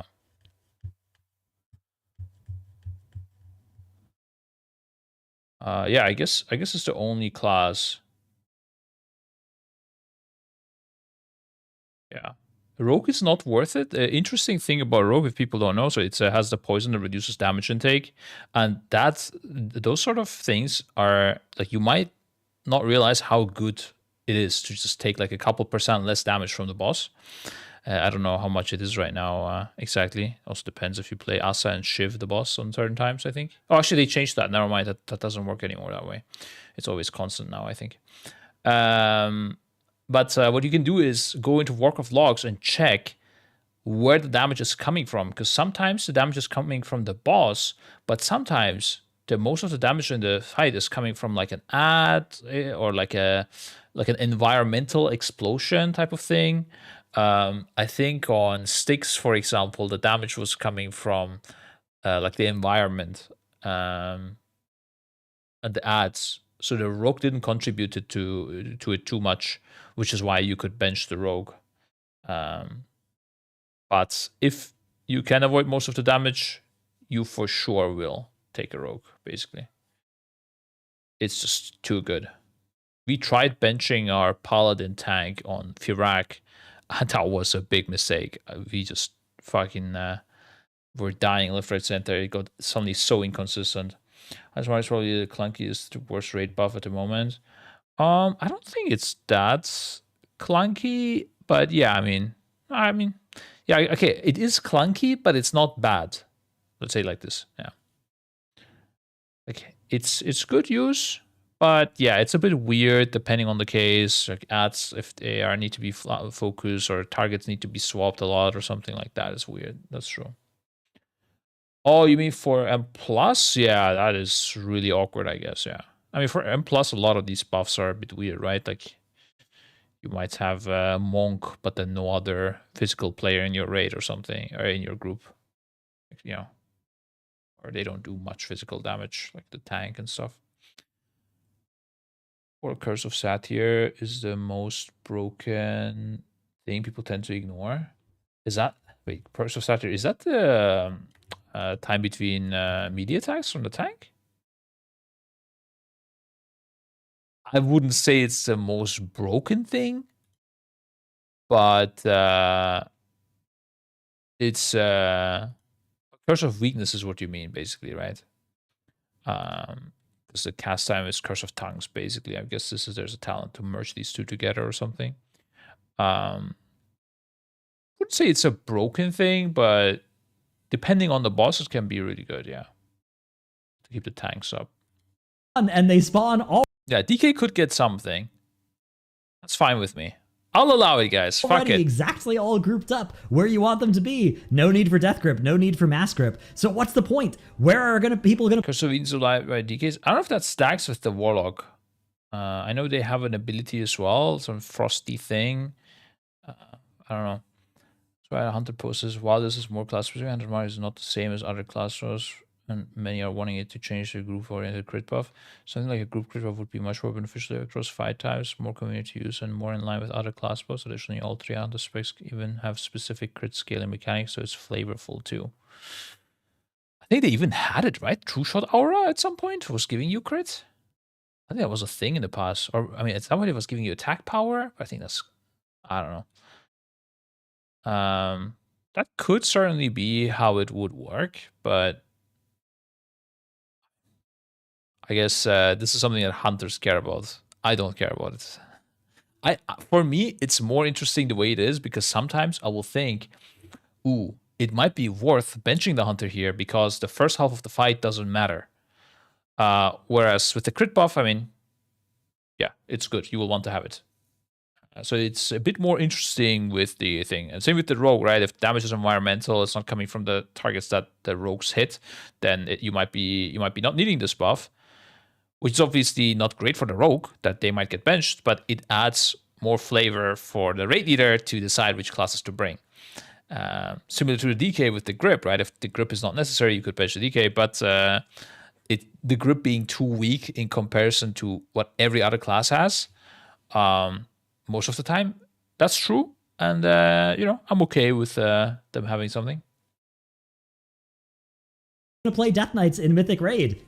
They're not. They're not playing any of them. Maybe you're going to play them on a fight like Styx Bunk Junker. You're going to have your tank swap over to Blood DK. But you're just not seeing Death Knights played on these fights in the raid. And you're not going to in any tier unless they either A, design a fight so that Death Grip... I mean, DK was also weaker than other melees. That was also the big reason, right? It's not just that... Because we also played 2 monks. You know, the second monk doesn't bring a raid buff. The second warrior, you argue, does with the rally and stuff, but yeah. Same with like 2 mages. It's just DK was also bad. That was why it wasn't in. Otherwise, you know, in Nerobar Palace, we did bring DKs in because they were strong, or at least 1 DK. But yeah, and AMZ is also pretty good raid city. Yeah. No, class stacking is bad. I agree. I used to like class stacking, but it just makes the game too complex. I would only be fine with class stacking if it was easier to prepare your classes and like people would by default play multiple classes, and then stacking up to 3 of a class I think is fine. But the way it is right now, the way the loot works and everything, preparing multiple characters, it leads to a larger bench size. It leads to just frustration in the team, I would say. Just having a more solid, structured roster is kind of nice. The only thing with that is, of course, if like you need a 20th player, your enhancement shaman left, you can only replace him with your enhancement, with another enhancement shaman. That's a bit of a tilter, but I mean, at the worst, you can just reroll to whatever you. Away from whatever you recruited in the team. Yeah, it does make recruitment a bit harder, but it is what it is. That's fine. Is good.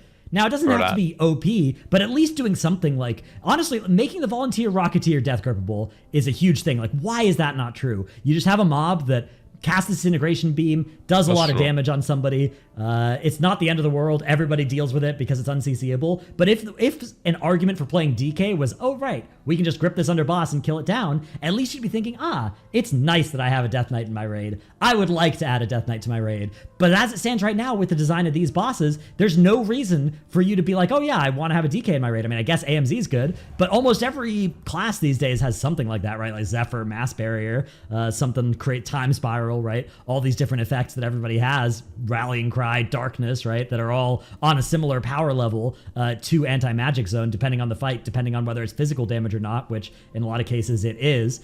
So either give Death Knight a raid buff. At this point, everybody else has got one. Let's give Death Knight one. Or design fights that, you know, intentionally to make it so that people will think, ah, I would like a Death Knight for this. And do that consistently for bosses in these raids, for you know, end bosses, second to last bosses in raids, because otherwise Death Knight gets relegated to being the spot where if you're in a top guild and you're the Death Knight main, you know, every 6 months you're just flipping a coin between whether you get a vacation or whether you're actually getting to progress the raid. Our next one is a small rant, but what's... Like I said, I think he didn't consider the DPS part on that rant too much. I think if DK was good at DPS, you would bring a DK. It's just what it is. I mean, you know, people bring the second monk, you would bring this, or even the first monk, right? Because you had monk healers anyways. You didn't, all the monk DPS people used could be replaced by DKs if they were better. Monk was OP, you brought monk. If DK was OP, then you bring DK. So I don't think it's as big as he is. Like, he's focusing on the, you know, gripping and stuff a bit too much, because AMZ is really strong still. But of course, great buff could be okay. I don't think it's a necessity personally, but it will make my life easier if we have a guaranteed DK in the raid. So, not a big deal.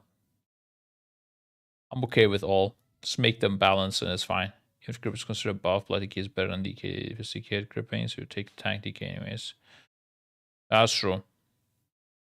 Yeah, unless it sucks as tanking. At top guild, DK can say, see you next year, boys, so just play something else. Of course. Or they get benched and become an analyst. Which is what we did this time. That's what he meant by flipping a coin. Yeah. You use a mage even though... No, by flipping a coin, he was talking about the grips, I think. Like if the fight needs grips, you bring DK. Because I mean... yeah, it doesn't matter if it's tank DK or DPS DK, right? He was talking about DK in general. Is there a new raid dropping soon? Not really into it. Usually just tune in during the race. It's not happening. It's in about 2 months. It's not gonna be September. Yeah.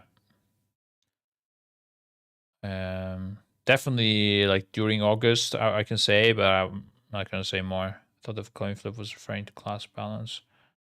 So we already know date. You know, unofficially, yeah, basically, but you know, anything can always be changed, and they may have lied to me. Who knows?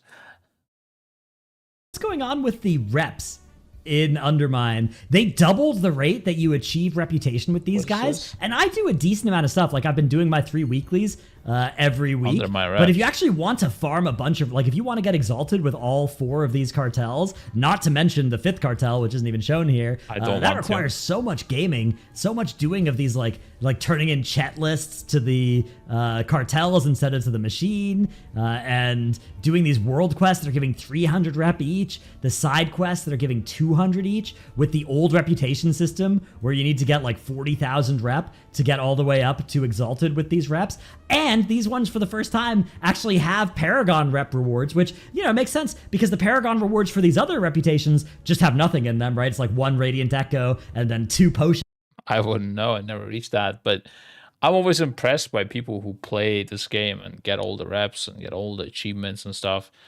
It's just such a different way of playing the game. And they probably think the same thing myself. And that's what, but sometimes hardcore raiders do this as well. Like they do everything in the game. Like Roger does this kind of stuff. I'm always surprised about it. Like how Roger has the time to do this. That's amazing to me.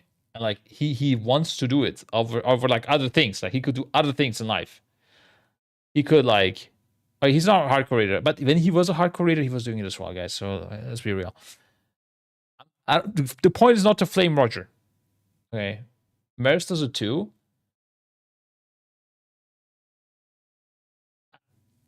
I don't think as much as Roger, but maybe I'm wrong. Maris does all sorts of weird things as well. Yeah, that's true. But I don't know if he does only collects mounts. He does collect mounts. Yeah.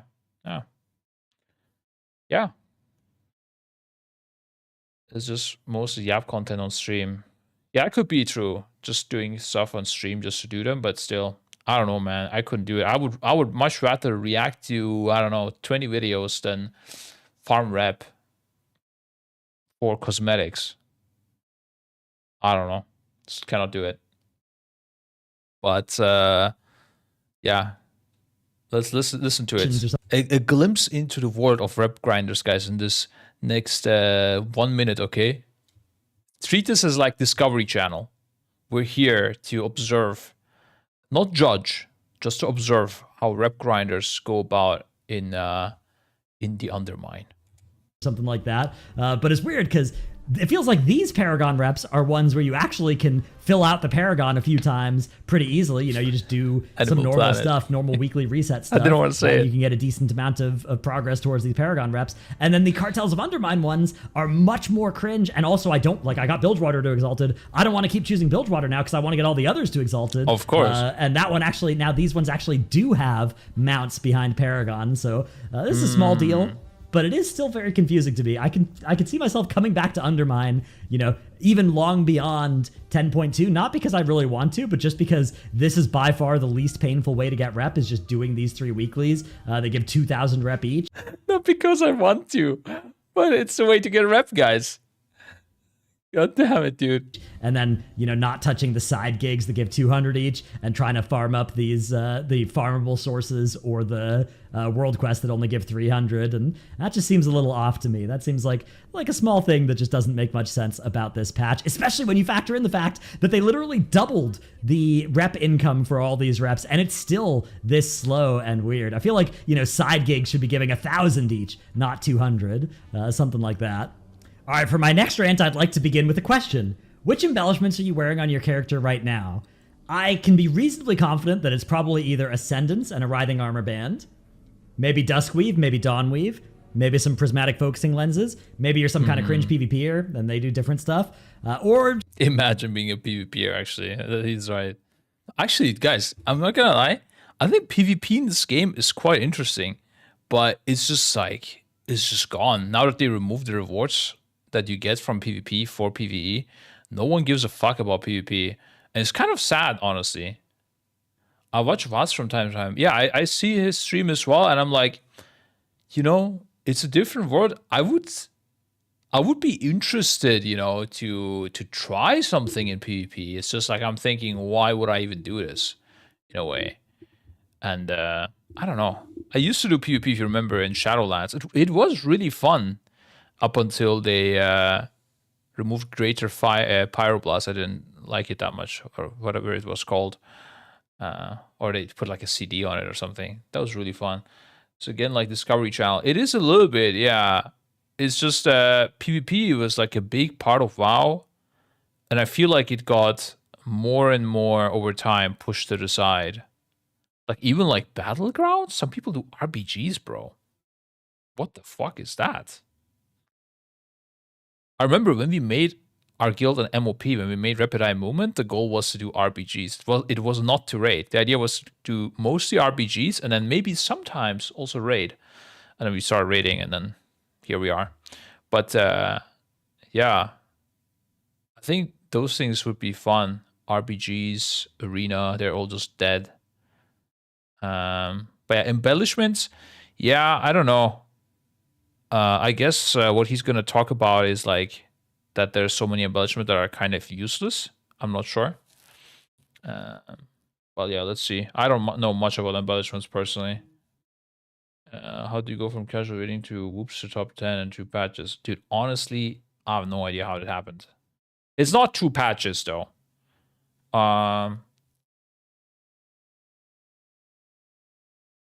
don't know how long it took. First year was Moggish on Waltz, and that was like, I don't know, world rank 600, 800, I don't know what it was. And then it was Shao Fear. Dude, can I even get this information somehow? I'm trying. Let's see what will pop up. Oh, I think it's actually, wait, I think it's actually our... Wait, no, Echo is a completely new guild, right? Wait, let's see. I need to go back. What tier is it even? No, not even this exists. What about method? Is it under method now? Guess not. No, this is Archeon War first. No, that's not it. Is there 2 methods? One entire mill? I guess no, they transferred method back, right? Oh? No, that's not a lie there. We got world rank 10 in Black Hat. Actually, that was the first time we got world rank 10 in Black Hat. It was not 2 patches. I remember now. I think we got world rank 32 in Siege of Orgrimmar. That's what I kind of remember.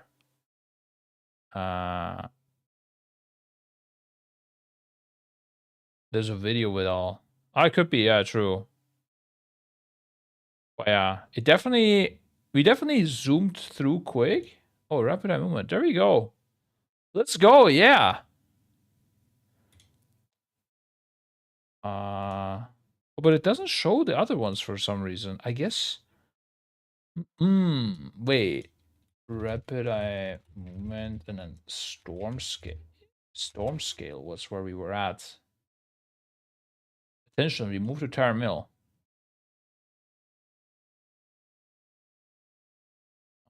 Doesn't seem to show either though. Oh, 366.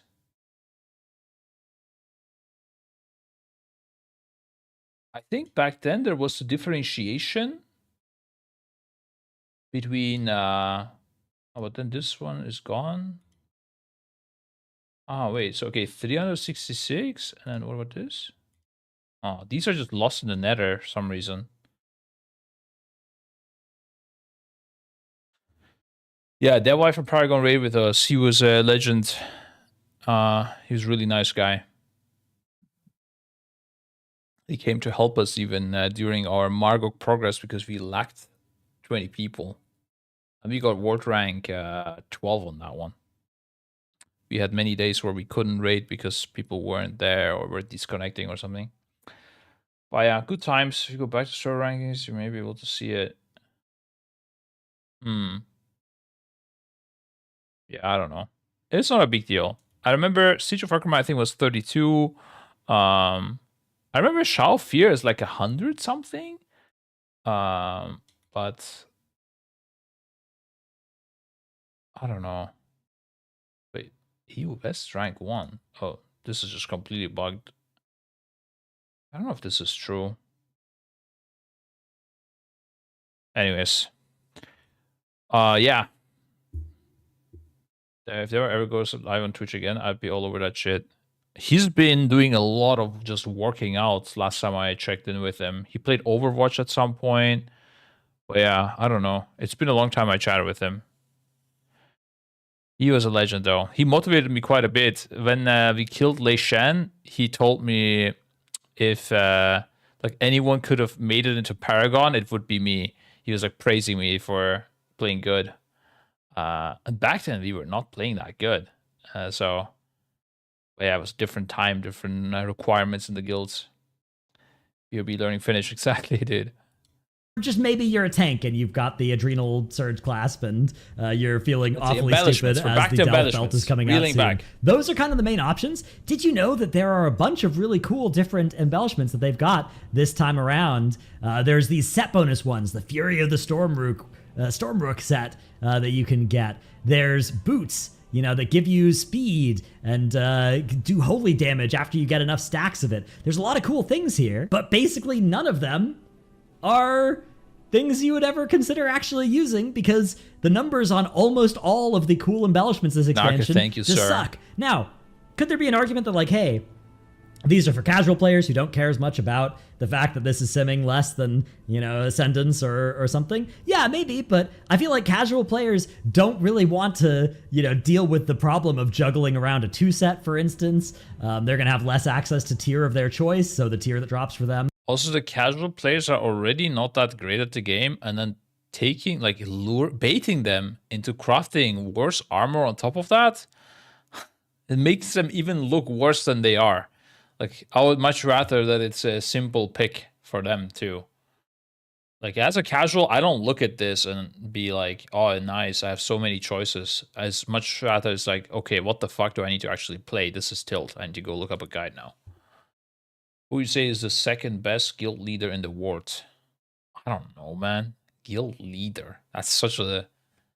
I don't know how people lead their guilds. It's so hard to tell from the outside.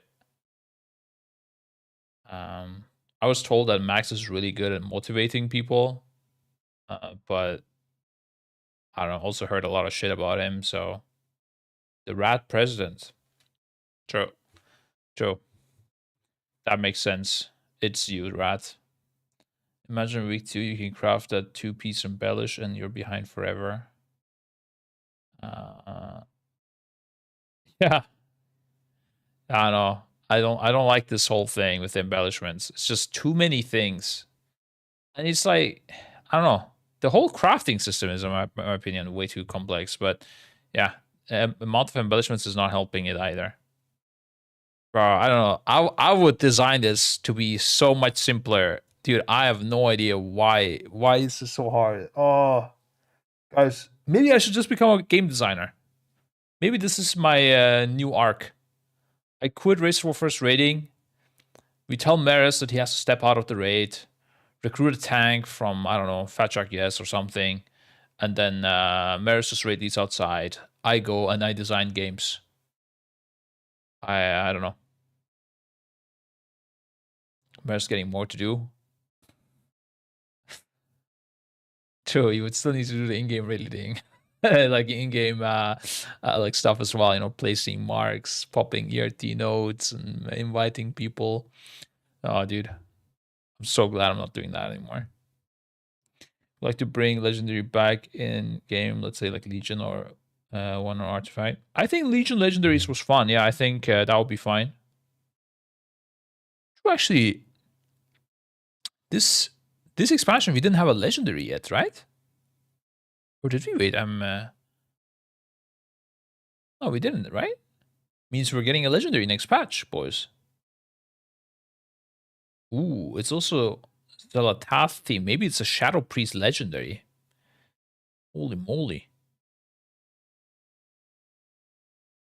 That would be sick. Scribe returns, dude. Let's fucking go. You're going to become audio weaker when they nuke everything. True. Actually, yeah, you won't even be able to do weakers of your own buff tracking. Yeah, I don't know if people are aware of this, by the way. They're planning to remove buff tracking on yourself. So when an ability goes on you, you won't be able to be like, oh, air horn me when this happens. That's from what I understand how it's going to be. But they'll give an alternative. I guess for like, they kind of have to, right? Because otherwise they're going to get flamed hard by like deaf people or blind people or something. Although I don't even know how blind people play. Wow, that is wild, bro. If you're blind and you're like raiding, holy moly, you are.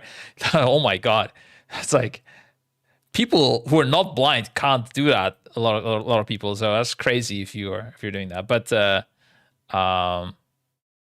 yeah, I guess for those people, like they might be like forced to make it. I don't know. If you sound a blind person, he's down for you. I don't even know. How, do blind people is even like raid? That's crazy, or can be legally blind but not like see only dark. Yeah. I'm talking about full blind. If you're like blurry vision, then of course easy. I think some of our players might have that, the way they play. I wouldn't be surprised if like Narc was 50% blind. Well, it's a different topic.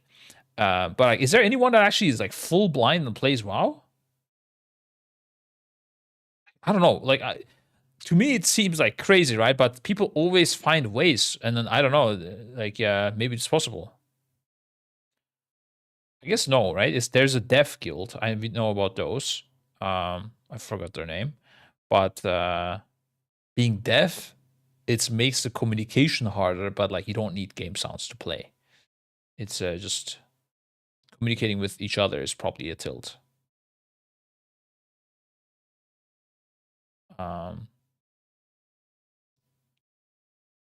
There's a blind steer me. He's good at PvP. There's no shot, bro. How's it going, everybody? Welcome to the channel. My name is James. This is Blindly Playing Games, and today I just want to talk about how I play World of Warcraft totally blind. And to start, I want to say that this game is not fully accessible. You're definitely going to need help with certain things like making a character, but once you're in the Making the character is the hard part? What? game, then you can actually do a lot of things non-visually. But the biggest barrier to playing the game in general is just going to be navigating. So if you want to get around the world, if you want to do dungeons, raids, and stuff, you're definitely going to want to be following somebody, because that's what I do most of the time. But the crazy thing is, he has like the ambient sounds on. Like, I'm guessing sounds are really important to him, right? And then he just like doesn't mind the clutter sounds in the game. He's like, yeah, fuck it, let's just keep the ambient sounds on. You know, you can like hear the ghosts and stuff in the background. Follow anyone, so there are other ways to tell whether or not, say, you're running into a wall or something. For example, if you're playing a monk, you can use Jade Serpent statue. If you put it down, start channeling, and run away. So the statue got quieter. That means I was running freely, right? And I just died. But I was running away. I cannot watch this without getting cancelled. It's fine. Let's go back to fucking embellishments, bro. I'm just gonna like his video, do my part, and that's it, guys. What the fuck? Shut up. And almost all of these set can't watch this, guys. Filling some of your tier slots as well. And then this sort, like, look at this 2-set, right? You get a floating orb of fire pollen nearby. Yeah. Stepping into the orb gathers it, increasing your highest secondary. Dude, I need a break, dude. Holy fuck. Syria. Listen, it's completely fine. Yield M plus 0. I'm sure, yeah.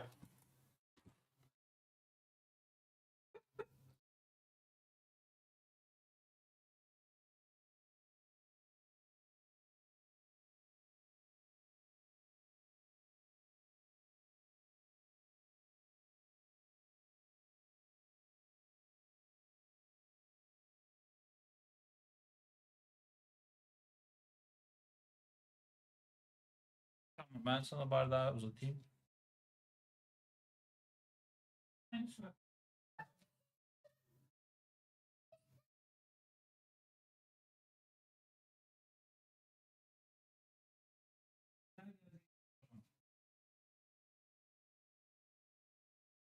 Evet, Salih abi.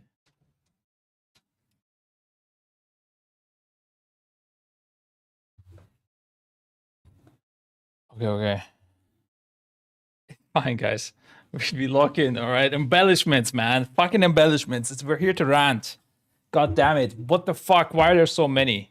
Secondary stat for 12 seconds. Up to 2 allies who step near you will also receive a little bit of a secondary stat. Now, does that affect? Wait, your spells have the chance to create a floating orb of fire pollen nearby. Stepping into the orb will gather it, increasing your highest secondary stat by 1k. Up to 2 allies who step near you during this time will also receive 130 of a random. See, if it was like haste or something, this would be like, oh, really bad. But a random secondary stat for 12 exact seconds. This is peak game design. If this was not created by AI, I don't know nothing, boys. 100p AI supported. Like, there is no way. I will not accept that this was not AI made, this tooltip. Like the amounts, the effects, and everything. Complete random fiesta. I don't even know how you sim this. As a blind monk uses embellishment to hear No, we're not. Which is reminiscent of things like treacherous transmitter, right? Those sorts of things. Is that kind of thing something that our more casual players will enjoy doing and be like, yeah, you know what? This does less numbers, but I'm willing to do it. Or is this the kind of effect where it's like, oh, maybe a high-end player will look at this and be like, yeah, I've got a fairly simple rotation. I feel like I'm in control of my rotation.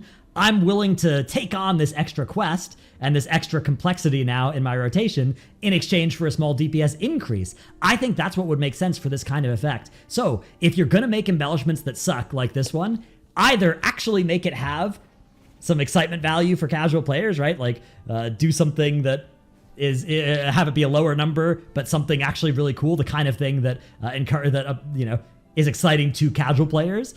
Or if you're going to make it this sort of weird, fiddly, extra gameplay challenge thing, then it should actually reward you with more damage by doing that thing than, Ascendance or Duskweave or whatever, Dawnweave, any of those kind of things.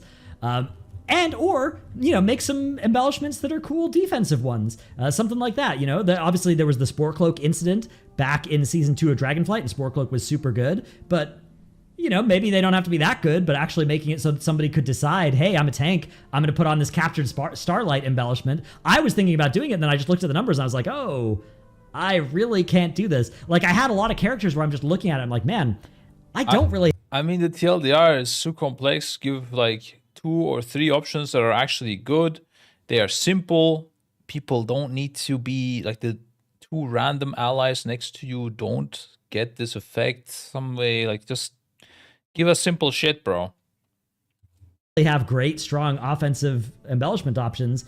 Yeah, let me look at this defensive one. Oh, it's just such... I think that the things with, like, 2 allies getting stuff near you, this kind of stuff, I think it's good on things that you're just, like, gonna get either way. Like, it's not an option A where you're getting all the buff, or an option B where you're sharing it with others.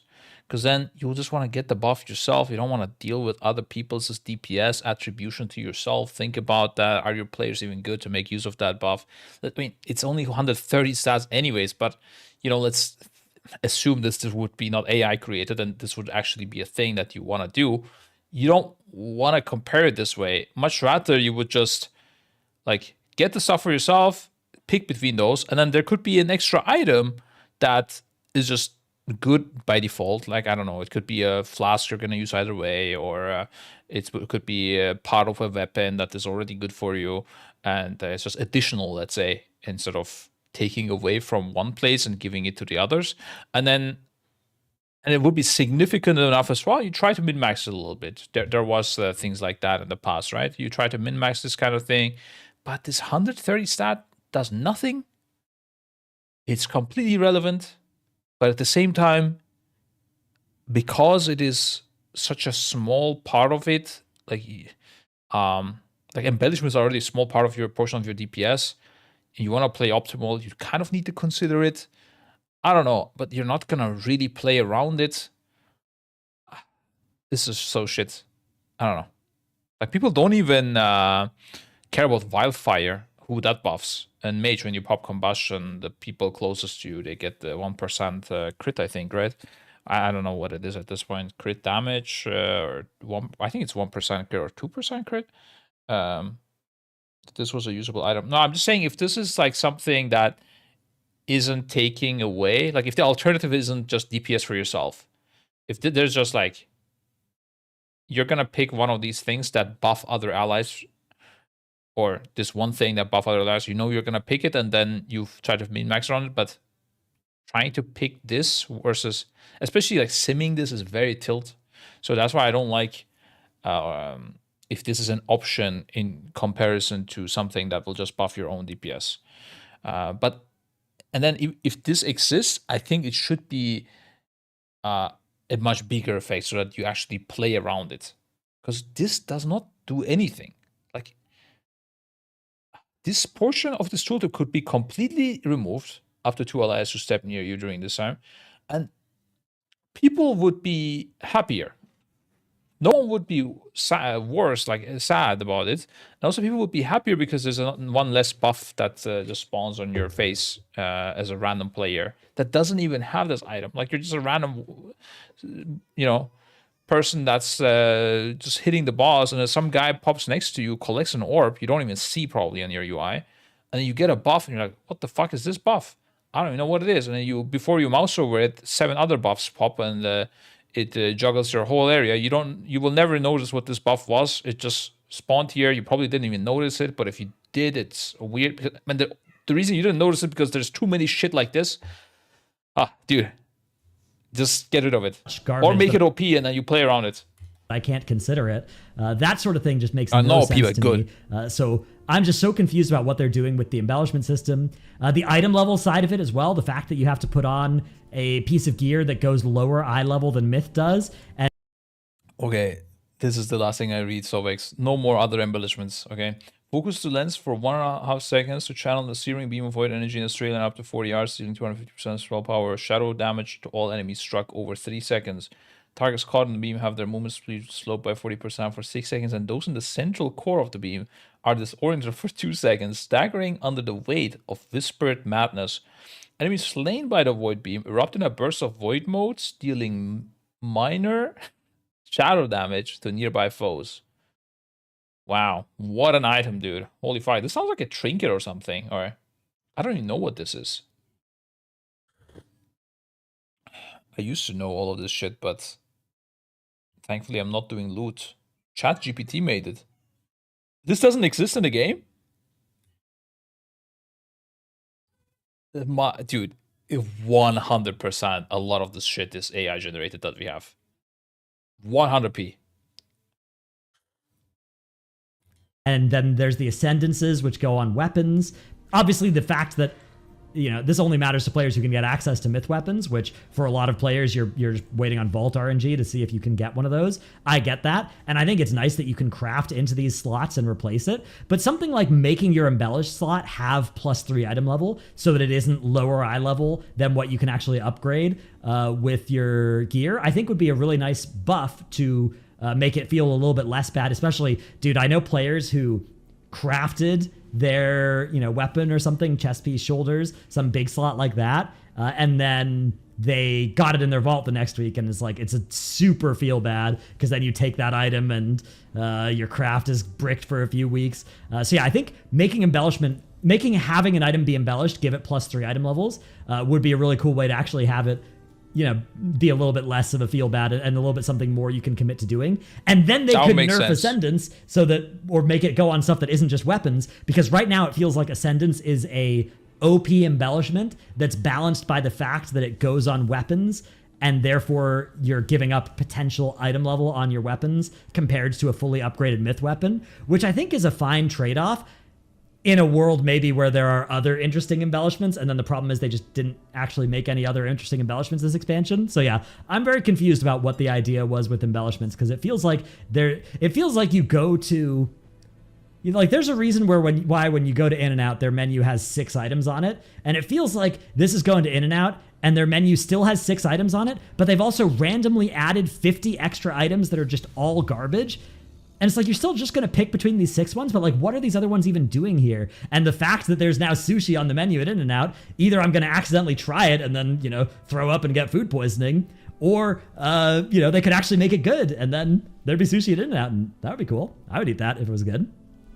All right, next one. We are back. Interesting metaphors used, but yes, sure. I agree. Reduce the amount of shit and have the good options only that matter. GG's. Easy clap. What will need to happen for you to be able to play in the race again? Oh, I don't know, bro. Universe needs to explode. New game. It would need to be like a Blizzard event with 20 people and there's no outside raid leader involved. Actually, like outside raid leading needs to be not possible. Then I would play. But I mean, in fact, outside anything needs to be not possible, because if I couldn't outside raid leader, I would do outside strats. So just need to have like a 20-man Big Brother house, and those guys are only allowed to play. I would definitely be in that setup. But yeah, it's not gonna happen. I think Blizzard might even like the idea of the outside raid leader and stuff. I don't know. I think a lot of people think it's like cool and they hear from it from the outside. I don't think it's cool, but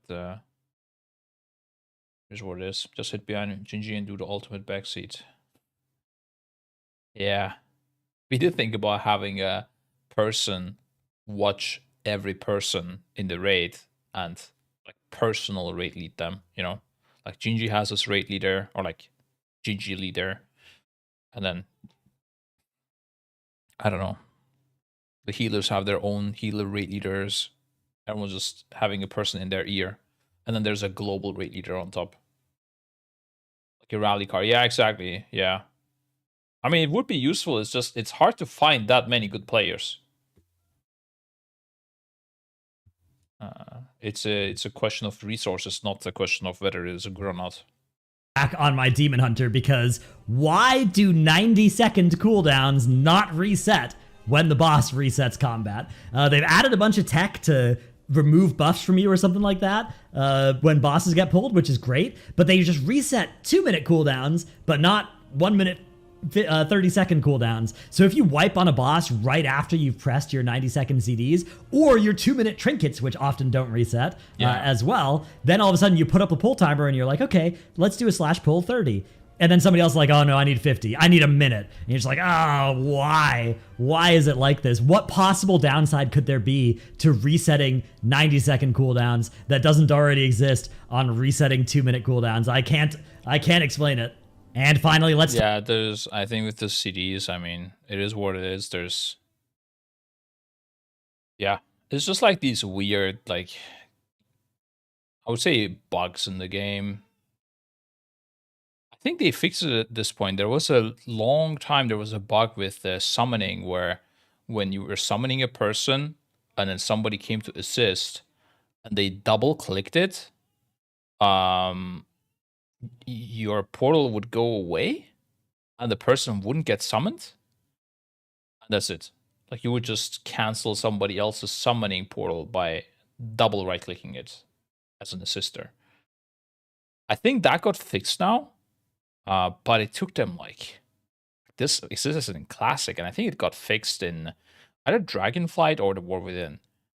That's many years.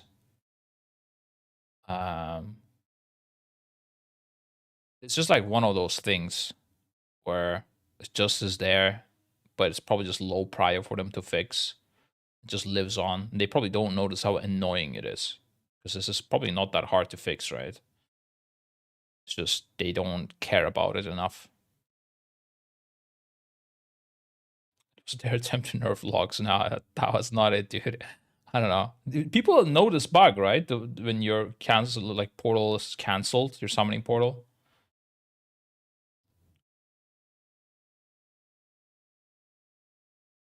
It used to consume the soulstone too. Yeah. That's true. Yeah. I used to play a warlock in TBC, actually.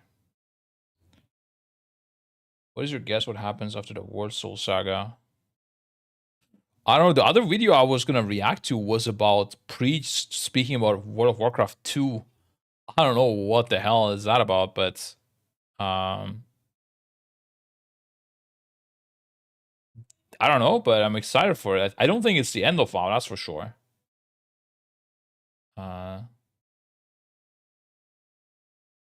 It's clickbait from Preach. I'm sure there's some clickbait, but yeah, I would expect some like big stuff changing, right, at that point. And we get another saga, I guess. I like that I don't think they're gonna do fated seasons, by the way, anymore. And I think after this, like in 6 months after the next tier or so, I think we're gonna get the next tier, and there will be an expansion as well. So I don't think we're gonna have that long expansion break as well. But we're only gonna have 3 tiers per expansion, which I prefer much more than having four tiers, but then a long break or a fated season. Like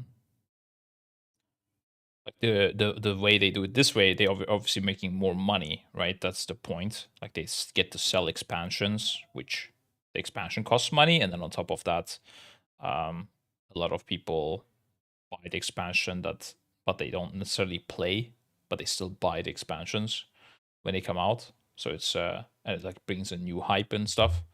So I think it's way better like model for them to make money, and also more enjoyable for people that want to play WoW more instead of just waiting at the end of the expansion.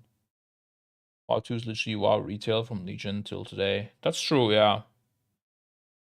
Yeah, Legion was definitely a big change in WoW. Massive change.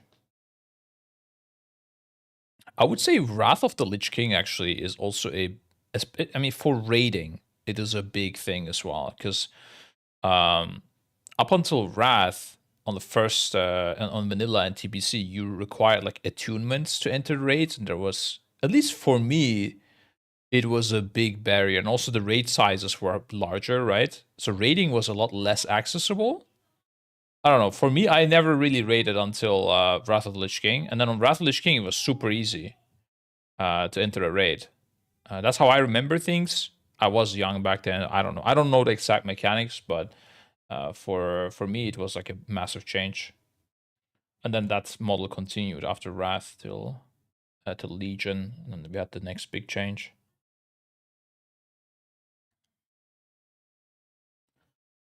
Because I doubt it would make sense for them to be doing stuff like heavily modifying what add-ons can do and making cooldown triangles baseline if they were planning to actually do a relaunch of the game. Yeah, I mean, they might change things on like the engine or something like that. I don't think a full relaunch, but they also had like a massive graphics update. Was it Cataclysm? I don't know. Was it BFA? I think they had some stuff in BFA. But the thing is definitely improved. I can link at the current time in case you care. But yeah. Okay, Dinar catch Talk a little bit about Dinars. I've already talked a lot about Dinars in my previous video. Was it VOD? I don't know. It's about the topic. So I'm not going to rant too much. In fact, I'm not going to rant at all about the, heroic myth track stuff. But I don't know. Personally, I don't care about this graphics update and stuff like that. I just care about the game core being good, dude. When the core game is good, it's nice. Like, I want to get rid of the bullshit. There's a lot of bullshit in this game. You don't need it. It just makes it more complicated. It's not necessary. It pollutes things. Make it simple, but make the core good. That's what I like. Suffice it to say, I disagree with that, but I didn't want to rehash that in this video. The thing I'm confused about is why... Dinar thing, big catch-up. I mean, yeah, I guess this got fixed. I don't know if you guys care about it. But this got flamed hard for this whole thing. I don't know. I guess they just forgot. We gave them the feedback about this in our Race for First Discord Insta, actually, when it happened. But, I don't know. They didn't respond, actually, to it. So, and then eventually, after all the flame, they made the change. Not sure. Guess we skipped that. A little bit of catch up for that. And then finally, the PTR. So there was a interview with Paul Cubitt and Maria Hamilton, and But Why Though? I'll put the link to the Wowhead post and the full interview down in the description below. But one of the things that happened here was discussion about various nerfs that happened, and one of the things they came up with was it would help us if we had more people on the PTR. Clearly that's true. They'll just always prefer to have more people on the PTR. And please come play PTR. And I know this has spawned a lot of kind of hate. There's been a lot of different lines of attack at Blizzard over this line. One of those is like, hey, you fired your whole QA department, and now you're trying to get us to come test your game for free, which I'm certainly somewhat sympathetic to that one, although I wouldn't say they've fired their whole QA department or anything, but there have been, widespread reports of various QA testers getting laid off, although I would imagine that in a lot of cases those decisions aren't being made by the devs, and in a lot of cases the devs that are saying this are the same people that would not have chosen to fire or lay off or stop contracting with these various QA places.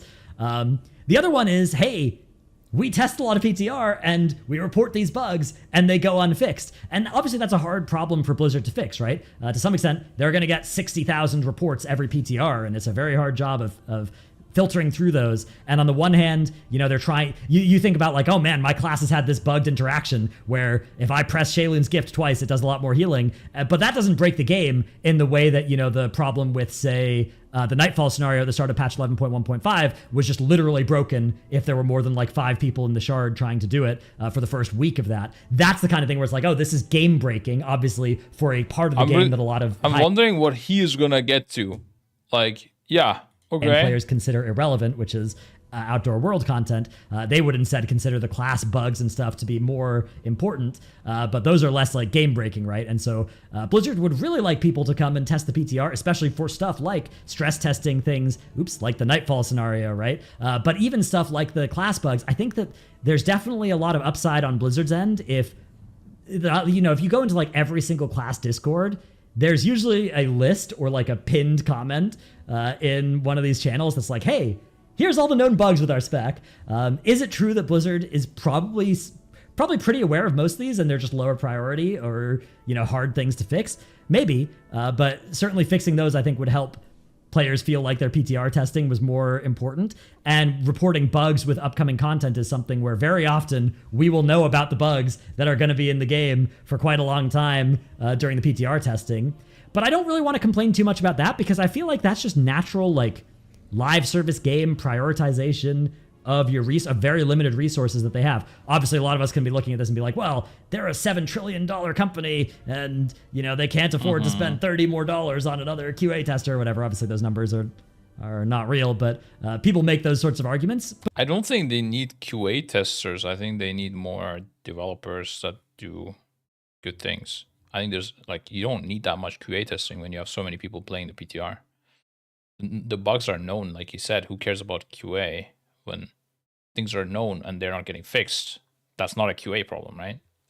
But I'm very sympathetic to the idea. I mean, you could argue the QA person could, like, filter through the known bugs as well, and you could say that guy is also a QA guy. But yeah, it's not about the testing, at least. That, like, yeah, Blizzard is going to try and do, more with less, right? And what's the rant, types though? of non-game breaking bugs existing I want to be is angry. to be expected.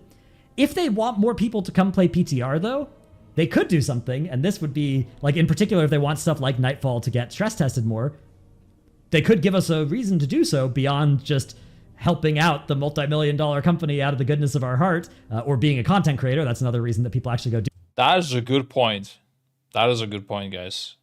I was ready to disagree with what he's going to say because I was a bit tilted that I thought we were going to go into more the direction of, like, when I saw PTR here below in the topic list, I thought he's going to say PTR just sucks. We shouldn't have PTR. I think content shouldn't get spoiled in PTR. They should test their stuff and then we get it on live and we just play it for fun instead of having PTR spoiling everything, which is the thing, which is my thought about PTR. But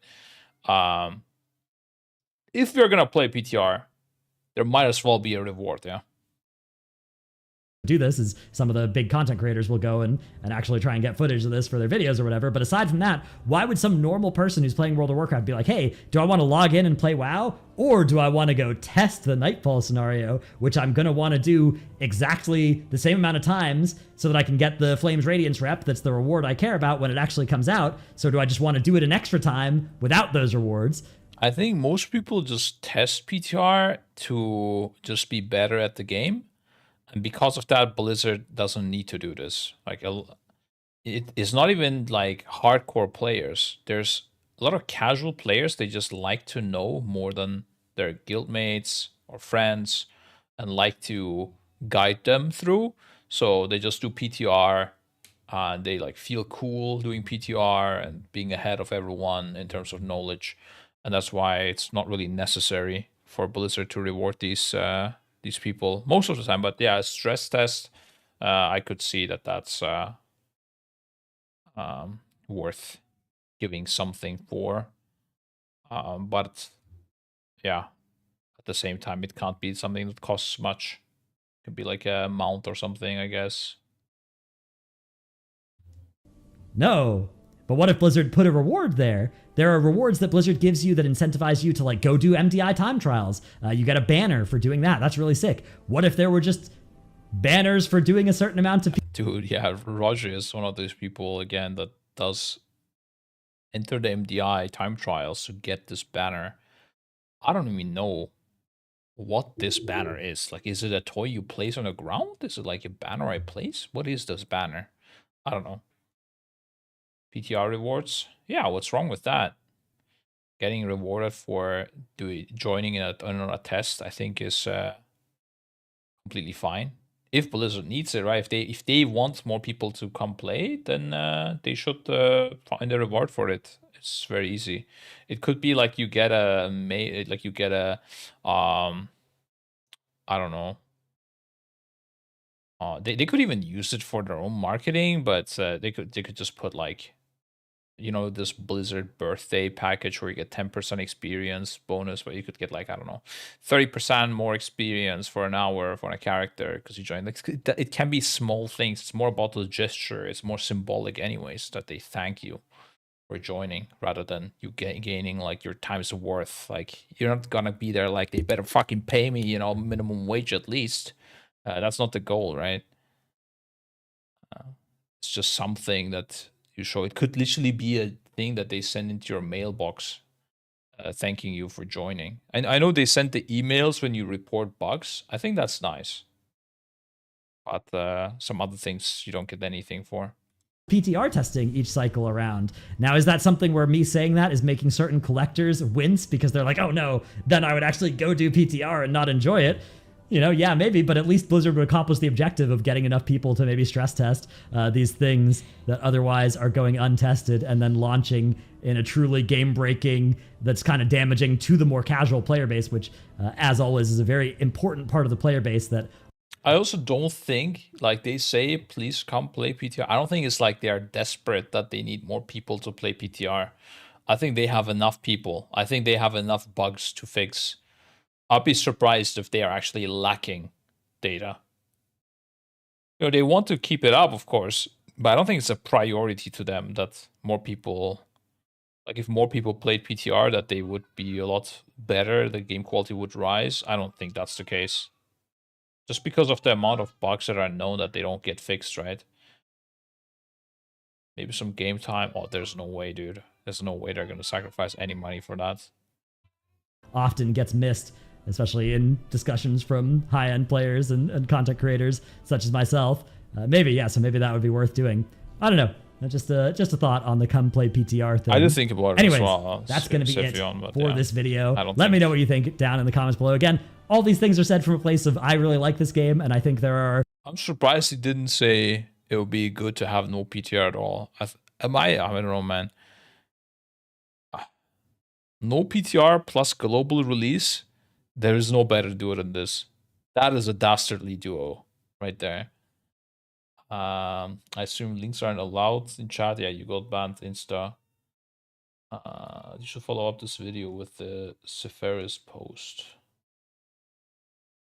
This actually, yeah, never mind. I think that might be a scuffed link.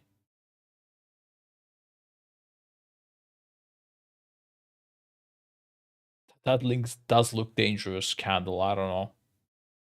You deserve the timeout on this one. Exploit early, exploit often. Wait, what are we talking about? What did we exploit this time?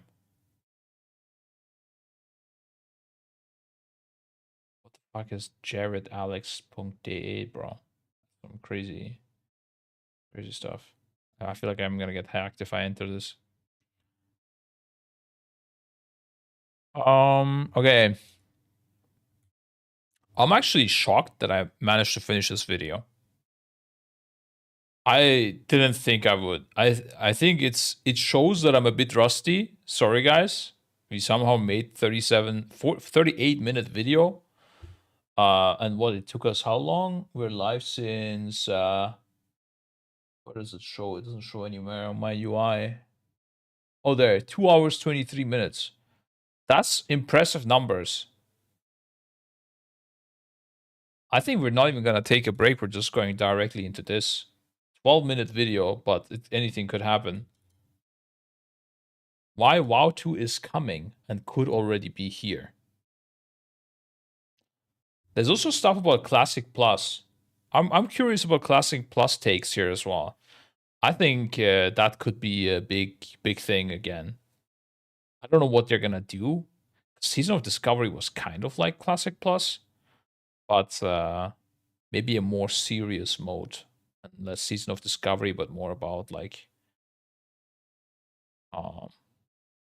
not game-breaking things, but small additions and changes. The problem lays on the company philosophy here. They release things that are okay instead of good or perfect, and there isn't really a team that is dedicated to polish those. Okay releases into perfection. Bug correction might or might not happen, and if that bug affects you personally, you can feel very left behind by the company. That's the thing. They are making things harder for themselves for no reason. A lot of the issues that people have is just my class is not balanced, or I have a bug on my class and this talent is unplayable or whatever, like these kind of things. But But let's be real, like, this is the main thing people complain about in a patch. My class sucks for X content.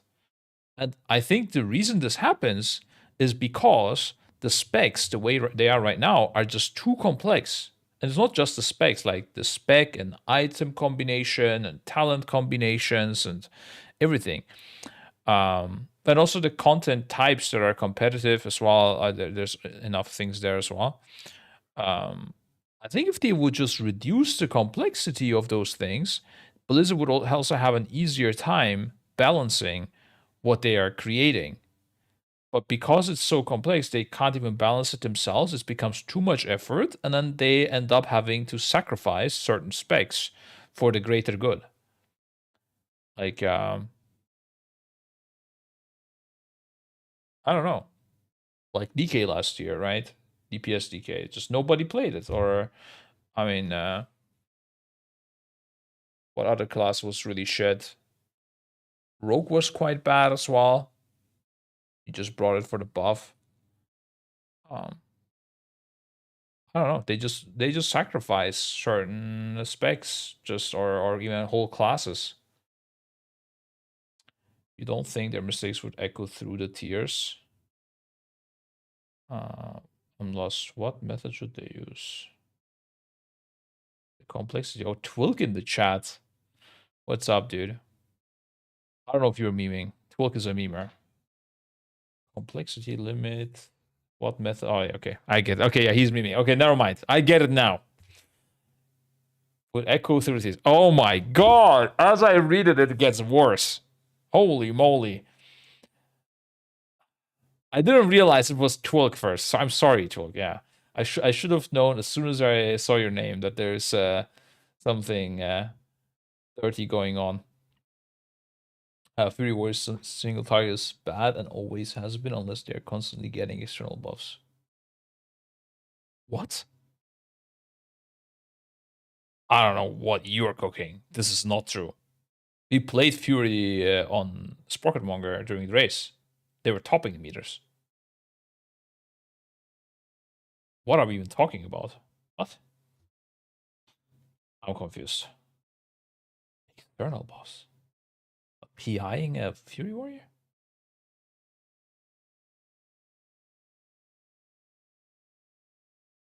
Where Oche of Wugamotes. Yeah, I don't know what this Oche meme is. I mean, I guess it's I think it's, is it like echo backwards written? But I don't know what is this, like there's echo in there, but I don't know what's going on. You know, it's like a bit confused. It's like echo word scuffed. Yeah, I saw that was his like guild name in the Crystal of Atlan, I think, but didn't know what to make of it. Yeah, nice joke. Pan guild. Yeah, dude, I wanted to actually make like a community guild in WoW to just do cool shit in. Not raiding, but like other shit. Maybe that's not a guild thing, but rather an actual community thing to do, and then just doing all sorts of activities with them. But yeah, for that we need time. I do think like there could be some cool activities though, like competitions and stuff. Only write 1 word per minute. Heck, I only write 1 word per hour even. Okay. Where is Oche? Guild for helpers and biggest fans. It doesn't have to be helpers. I was thinking like we could do, you know, like you had this fun charity goals or your charity stream when we did when we first launched Echo. One of the things we did was like it was just random ideas we were cooking up, and one of the things we had was like, okay, everyone, there was like a raid of 40 man gathering in Orgrimmar, and then maybe even multiple raids, and then we would tell them like you will have an objective and you need to do it as fast as possible, and then we told everyone to just go to Wailing Caverns as soon as possible. Go. Whoever goes and enters the first 5 people that can enter the dungeon, the rest are going to be left out. They're going to get a reward, right? I don't know. Like just like random in-game activities. We had the whole thing with it was now back then level 60, fighting level 60 now in Arena of Gurubashi with a bunch of level 1s. We were actually like lagging the servers and stuff. Do you remember that? I think that hit some like news websites. Level 1s, Arena of Gurubashi Echo. Let's see. I do remember that, like seeing that on some sort of news website, but I guess it's fully dead. Holy fuck. Oh, this is like 5 years ago, I guess, but rest in peace, dude. Holy shit.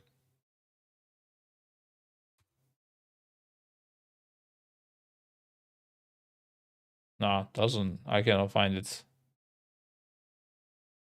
That was good stuff. And then when you beat him, you got gold, like because he dropped the gold. Was the thingy. Back then we didn't have YouTube editors, so we didn't upload it to YouTube. I think it was just a stream. But things like this could be fun. I don't know. Going to win counts. Haha, what a fun idea! This is such a good plan. Yeah, it work. I know. People enjoy it. Okay. And they got rewards. The main thing is you get cool rewards. And it's like objectives to do in the game that are doable by anyone. You don't have to be a hardcore raider. Anyone can win anything, you know? It could be finding a person that is hiding in, I don't know, Undercity. It's fine. Look, you don't get it. You're not one of the boys. You're a Maris viewer now. All right, guys. Just push Twilk around a little bit. Echo fishing tournament. I did think about something with fishing. I don't know what it would be, but I wouldn't mind like a more casual, just chilling in WoW activities, because I feel like there is stuff for more hardcore people in WoW to do that is made by content creators and stuff. And then there is like very few things for casual people. There was the Asmongold Transmog competitions. I think some people still do them. But aside from that, what do casual people, like no one is doing anything with them. But that's the majority of the player base, so. Stop streaming, what do you expect to happen? No, you should have waited for me, Twilk, until I return. Not much a single other streamer, okay? What did it take you? A few weeks until you started watching other people, you dirty fuck? Disgusting. Don't come back to me now. Yeah, dude, no loyalty. I know, for example, other people in the chat here, they wouldn't have watched other people. Like Eskimo here in the chat. I swear he was... Stillsuit. I bet Stillsuit was waiting and never watched anyone else. Am I right, Stillsuit? Say yes. It's fine. Say yes. Eski also never swapped. That's right. But Twilk, absolutely disgusting. I don't even use Twitch. Goddamn right, bro. Exactly. When I don't stream, he doesn't even use Twitch. There you go, Twilk, okay? If I don't go live, you're not supposed to do anything. Just stay in bed and wait. No matter how long it takes, okay? I will return one day. God damn it. Okay. Next video, guys. Are you ready? Will we ever be finding out WoW 2 is coming, or could it already be here? I don't know, but let's see. Let's try. When the World Soul Saga was announced, immediately I thought, WoW 2 is coming. And it's been a pretty hot topic in my circles for a while now. I was even asked about it at my recent Blizzard trip to Boston. However, it has... Bro, Blizzard fucking loves Dratnos. Holy shit, he's everywhere. I swear, I see, when I watch WoW dev interviews, I see Dratnos more often than the devs. Recent Blizzard trip to Boston. However, it has caused some confusion as to what WoW 2 would mean for our beloved 20-year-old MMO. And the weird thing is, it's kind of already happening. Let's take a look. I'm not going to BS you and say I've confirmed or leaked info. We don't. It's speculative for sure, but there is so much evidence to suggest that something may be in the works. The World Soul Saga itself having a definite end point, and that the final expansion, The Last Titan, probably being Azeroth, might actually cause the destruction of some or even part of the planet.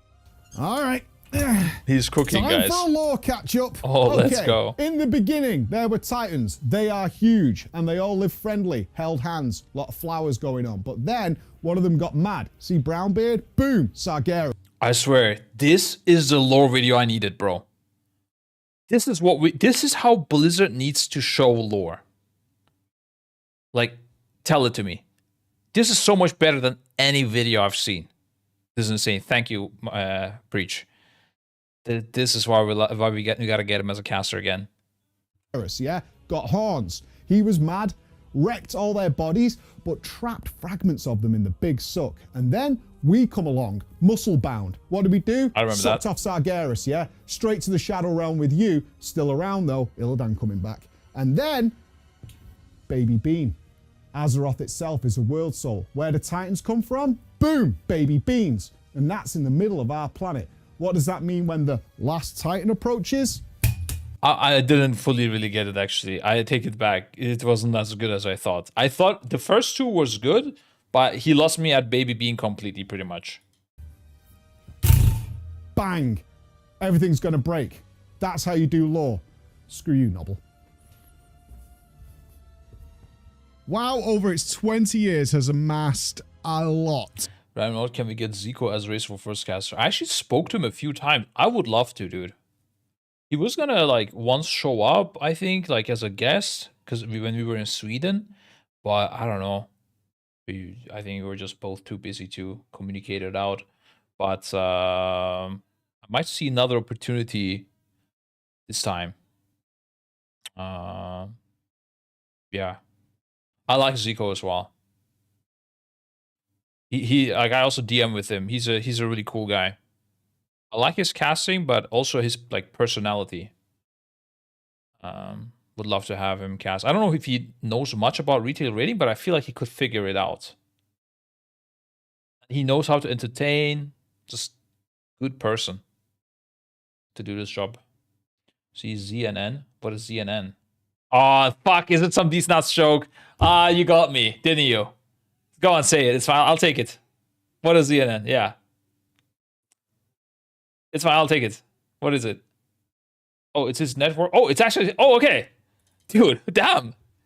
Okay. I didn't know what CNN is. Unless you just still part of your big gameplay. I'm going to see some nuts suddenly, but...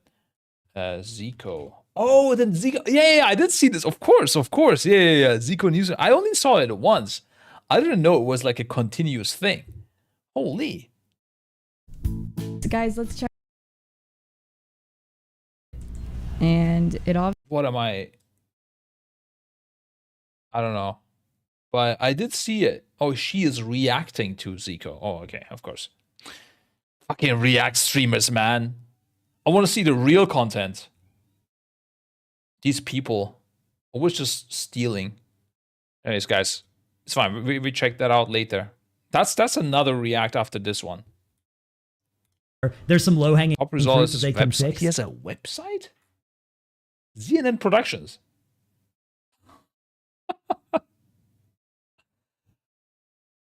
Wait, there's no way. Somebody just calls CNN News fake news where we can unbiasedly confirm that we only deliver 100% real, drama-fueled, absolutely not made-up news. Looking forward to reacting to this stuff. Okay, WoW 2. We continue WoW 2. You see an acronym and immediately think of these jokes, you're too far gone. To be fair, ZNN. Come on, I thought I fall into a trap there 100%. I feel like that should be a decent ass joke. Of geographical space that, let's face it, in the retail... We're lost a bit. Okay, yeah. The Earth will shatter. That's what we're saying. Over its 20 years has amassed a lot of geographical space that, let's face it, in the retail version of the game is basically empty. So a little catastrophic destruction wouldn't be the end of the world, literally. And with things like the Caverns of Time existing to go back and do the older content when players want, it's all good. All that is to say, if you were going to do something spectacular, This looks so then the sick. end of the World Soul Saga fits quite nicely, doesn't it? Which brings us to WoW 2. Now, since the discussion started, there have been quite a lot of suggestions and confusion on just how that would happen. I think the way you do it is you go back in time and you go into classic. Oh, that would be sick. I don't know. I would like it because I like classic. Would it be a different launcher? Would there be new characters to make? Would it be like FF14 where they literally destroyed the game and a new one launched that was entirely different? Would it be like Overwatch, forcing everyone to move over to Overwatch 2? Maybe it's even got some FPS component or something. As crazy as it may sound, it's understandable where these ideas have come from. For years, people have been making all kinds of wonderful WoW-inspired content using tech that isn't over 20 years old at this point. And I'm sure many of you have seen recreations of your favorite zones made in Unreal Engine with gorgeous lighting, fully voiced, or even looking at Blizzard's advanced animation techniques that we know they're capable of. Before we go into that though, the question always comes up, why?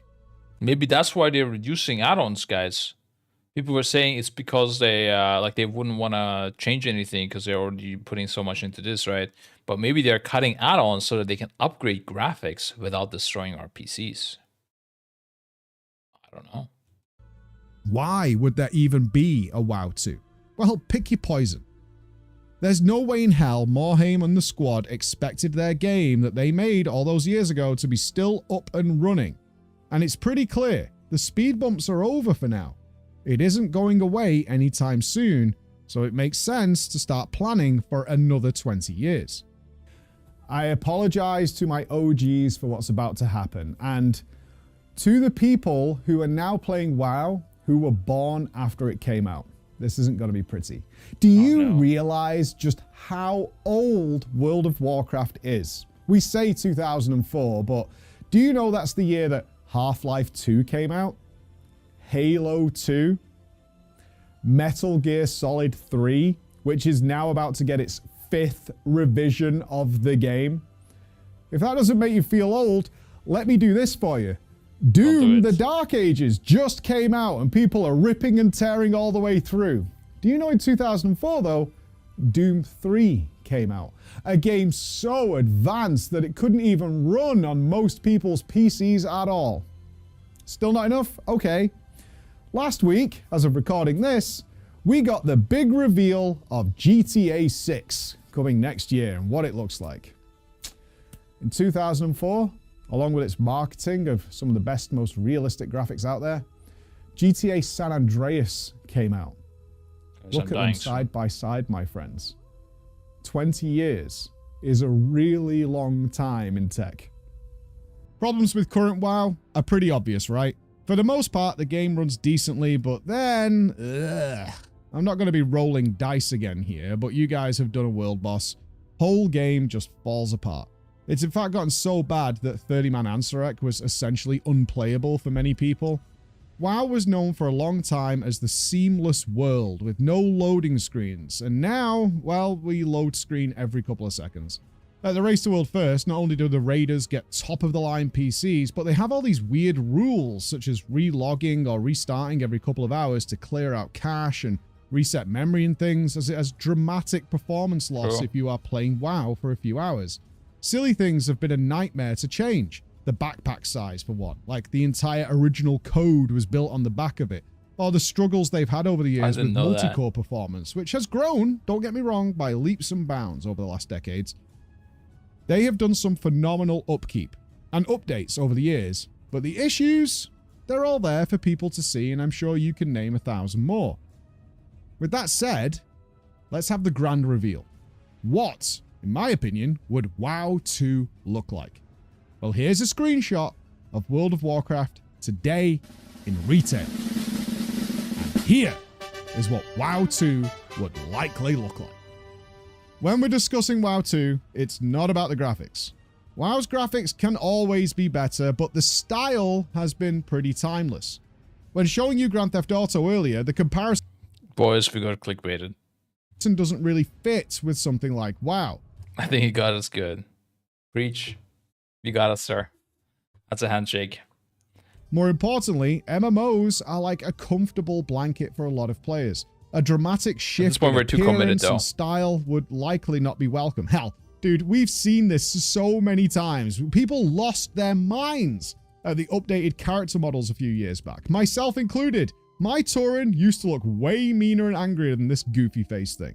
No. The idea of WoW 2 is primarily back-end, to allow the game to do all the things they wish it could do and may want to do in the future without it being hamstrung by literally decades of old design. And that is what leads me to the next point. It's kind of already happening. Dragon riding and the new housing function that I got to test should not exist. Housing in particular was a feature I've talked to people at Blizzard about since 2016. The message was always the same regardless. It just can't be done. I was thinking of reacting to a housing thing as well. I don't know, but this looks actually quite nice, but I don't care about it myself too much, but I care about what other people think, because that will determine the success of WoW to a degree as well. So if everyone thinks this is like way better than Final Fantasy or it really sucks, you know, that was just good info to know. In a way that makes it what the players want and expect. Housing equals more antisocial people? You have no idea. Have you looked into Final Fantasy? It is a complete opposite, because what people do is they invite people to their house and make parties. It is like, it is a whole new world, dude. Yeah, the 40 housing is a complete opposite. You're thinking of garrisons, the way they were, that was not it. But this, we're not talking about something like this right now. People in Final Fantasy like each other. I noticed that's not always the case, but yeah. I think they have more time. That's the difference. In Final Fantasy, you have more time to just chill out. Whereas in WoW, you're like, I need to grind. That's the difference. I think it's an important thing that you play WoW and you're not feeling like you need to do something or you're gonna get left behind. That allows you to be like, to look into other game modes and play it more chill. You like your game players more chill, I think. Can tell you people in Final Fantasy hate each other, or at least me, they hate me. Yeah, that could be true. So players still hate each other, they're just silent about it since GMs are vicious. That's also true. That's also true. Holy. Yeah, you can't really hate anyone because you get banned. So into raid logging. It involves the raid logging if there's nothing. I'm not saying there shouldn't be anything to do. I'm saying there shouldn't be anything that you're required to do to play the game in a way. You know, or like not too many things. It's all about the right balance, right? But you know, Legion was the full one of that end of that spectrum, and for example, VOD was the complete other end where you were full raid logging. And we definitely are closer to VOD now than to Legion, but I think honestly, it doesn't need to change much from here. I think maybe it's like slight reduction, if even at all. I think currently people have time to do things, I would think. In WoW, I have time to do things, and my character is like pretty okay. This game mode actually duos got flamed hard on work with main channel chat because it gave no rewards, and hence there was no point doing it and looked like a waste of time. Well, to be fair, I think there was more fun modes they did in the past. Like I think Dastardly Duos was fun for me because of the competition. Without that, I don't think it's that amazing. It could evolve into something better over time, but something like Torghast was way better. I think even Islands were better. The only reason for, like, I actually was quite skeptical getting into it, if this will be too, like, really fun. But I heard about it, I thought it was good. Then I saw the game one, I was like, I'm not sure about this one after playing it. And then playing against Liquid was actually quite fun. Like, even once we lost 3 rounds in a row or 4, I was like, damn, I wish we prepared more, because this is actually fun, and like the Liquid guys clearly prepared, and it's like kind of shit that we were not matching their performance. But then we those 8 in a row. Listen, we won it. Okay, just to be clear, guys, We won the game mode, okay? We did great. But, yeah. I think it, yeah, it definitely got a lot of hate, though. I think a lot of people did not like the game mode. I was a bit surprised. I don't know. Like, on socials and stuff, I only saw negative comments. It was kind of crazy. I wonder what Blizzard thinks, if this was like a success or not. I don't know, because the viewership in the competition was good in the end, I would say. Like, it's not that people didn't give a fuck about it. Like, I remember at the start of the stream, people were like saying, "Oh, Echo is getting gapped, getting destroyed and stuff." It was way too long. The event was too long. That's true. It's also went longer than expected. But I'm just generally thinking, about the whole event, if this was, or the game mode, if people thought it was good or not. I think it was a bit too half-cooked to make an event around it, or to even release it. But I think things like this, like, it's the correct path. It's just it wasn't fully done, I think. I think a lot of it is for the bugs happening and the EUers in the chat. I think the EUers and Andes are not even that bad, I think. And I don't think the bugs are that bad as well, as long as they were like recoverable, right? They could calculate the timer and stuff like that. I think Liquid had one match where apparently their thing ended prematurely. I don't even know how that happened. That's the one time I heard about it. I don't know if they by mistake killed the bosses or what happened. But I mean, I guess it must have been a bug. Otherwise, they wouldn't have re-rolled it.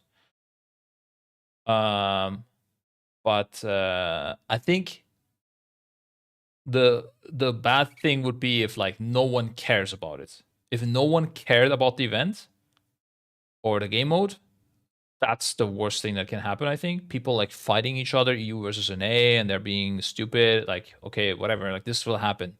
It's fine. But people seem to care about it. Although from socials, if you look at those comments, everyone was like, it's not, they didn't even care about it. They hated it, bro. I don't know. A lot of people just really did not want this event to happen. I'm not sure why. Because like, worst case, you just don't watch it, right? There are death threats in the Warcraft channel between EU and I don't even think that's a bad thing. Yeah, that's content. No, what the fuck? Death threats. Impressive, yeah. That is wild. That's crazy. I don't know why. We should try new things if it's not always a hit. Yeah. I agree. But yeah, wish they would have tried it on Thorghast. That game mode got so wasted, man. I don't know. Or milked dry, or whatever you want to call it. They milked it dry with like, they abused the game mode in a way. They took the fun out and made it into a weekly, whereas they could have focused on the fun more and made it more fun. Doubled down on the fun. I bet if Thorghast came out today, like it wasn't a beta, it would be quite fun right now. But I thought it was pretty good. It was a shame they ripped it apart just for Legendary Farm. Exactly. No, I think that's just the truth. Yeah, it's not even an opinion, dude. It's just facts. Death threats show people care. I wish we got a few during Restore first, just so we know people cared. I did not say that. Someone Twitch channels started playing. Hey Shikui, what's up, man? Also started playing. Oh, Gingy TV, even though he wasn't even part of the event somehow. Oh. Yeah, I don't know what happened to Gingy. I know, like, he had said that he was unavailable. Maybe he was unavailable in the evening or something, like late evening, because he could have otherwise played. Yeah, not sure what happened there. Yeah, he was not involved. Yeah, anyways, let's continue. The game simply cannot do it. Well, just a week ago, I played it. It works. And it shouldn't. So how was it done? Look, man, when devs speak to me about this stuff, they rightly regard me like a child who cannot fathom that it is possible to connect two shoelaces together in a way that stay tied, and rightly so. I don't know about this stuff. But essentially I asked, how did you do it? How is this possible? How is dragon riding possible? It's not just the player in the 3D space, but faster, which is basically what normal mounts are. The answer was essentially, well, it wasn't. Until someone figured something out a few years ago, and now it's here. Magician. Cool. All right. But here's the important bit in the statement that I got years ago. Often people don't really understand how long in the making things are. Blizzard has been working quietly, discreetly, on major additions for the game for literal years like before Smurfs, it ever sees the light of day, and God knows how many they've scrapped. And an overhaul You don't see of them WoW working unless you're Dreadnoughts. could very well fall into that category.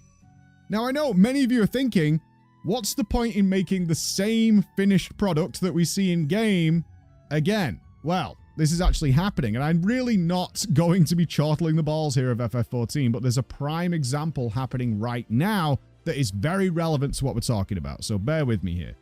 FF14 is coming to mobile. That's right, the entire MMO. When is this cutscenes, releasing? audio, the whole thing is going to be available on a mobile phone.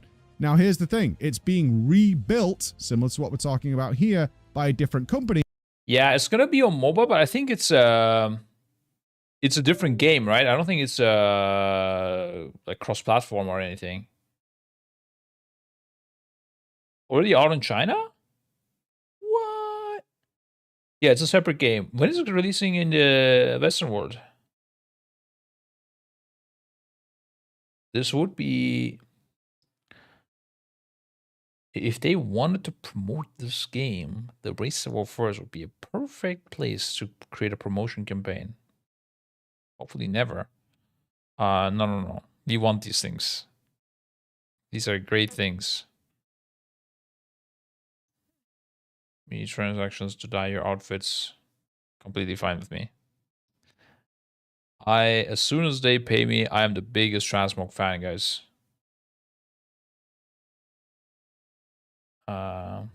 To visually come across as the same. I mean, there's people who like it. They're changing the foundation. It's fine. They're changing their infrastructure at the very base, which play it is if you don't like allowing it. the mobile version to do things that the main game cannot. I know that sounds crazy, but it is exactly what's happening, and it's causing a lot of issues in the FF14 community because they're like, wait, the mobile version in some ways is better than the console and PC version. A simple example would be dyeing armor. You can dye your armor in FF14's main game. You can do it with 2 different colors. You can change them around to whatever you want. The mobile version allows for 16 different dye channels on your armor. You can customize the buttons, the lapels, the logos, all sorts of things. Now, here's the weird thing. That actually exists in the main game in a form, right?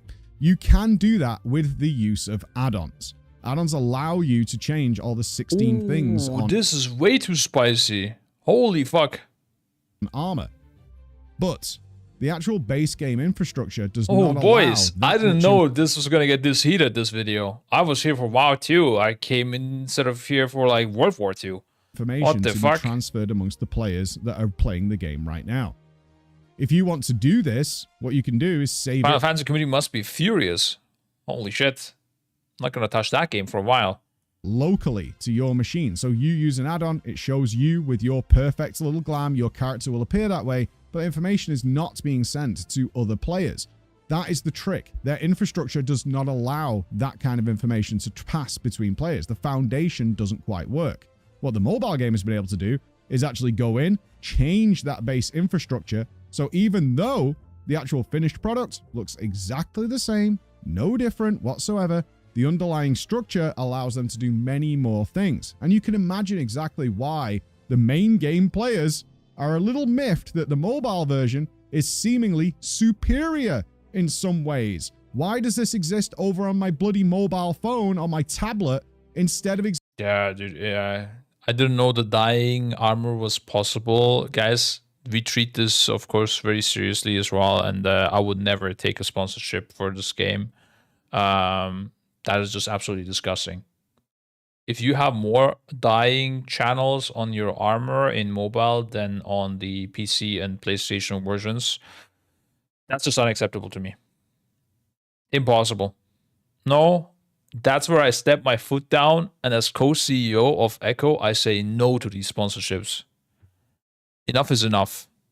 Okay. You can't abuse the PC gamers this much. At some point, enough is enough. In the big main game I'm playing on my super expensive PC, and there are a number of other examples of it. But this is a prime example of what we're talking about that WoW is trying to do, and WoW might want to adopt, is by remaking the whole game, changing all that base infrastructure, allowing a lot more doors to be open. The finished product looks the same, but it is absolutely not the same at the bottom, and allows for so many more options. So TLDR, what he's saying is, guys, that WoW 2 might have more transmog options. That's what I understood from the video. So with that said, perhaps World of Warcraft 2, as in the box, the collector's edition, the expansion, the title itself will never exist. Instead, Blizzard has found a different way. Bit by bit, they're going to consume and overtake and replace all these old systems one by one. Or perhaps, when the credits roll on the World Soul Saga, we'll see a message. World of Warcraft, a realm reborn. Yoshi's smart.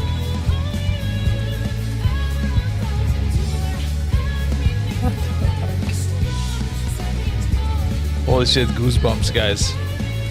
What an ending.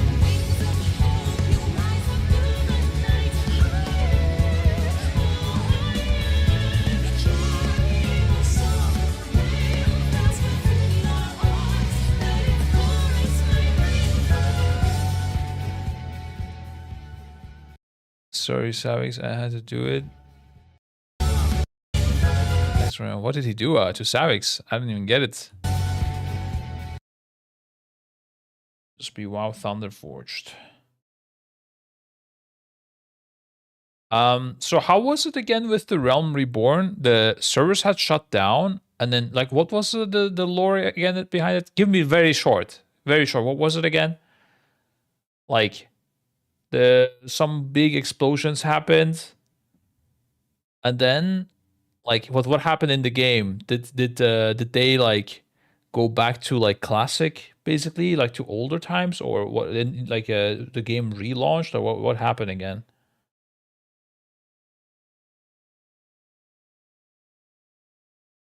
Servers went down and played the A Realm Reborn trailer for the first time.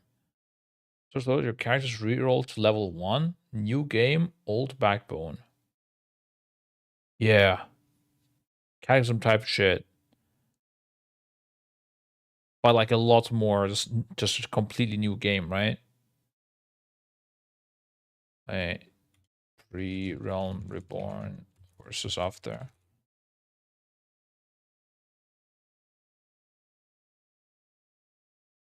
Is there like a side-by-side comparison type of thing? Well, what's the thing called before Realm Reborn?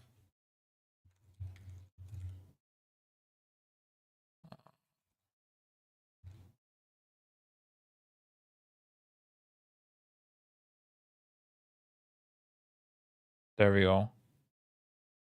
Oh, this is a Realm Reborn. Sorry, this is 1.0.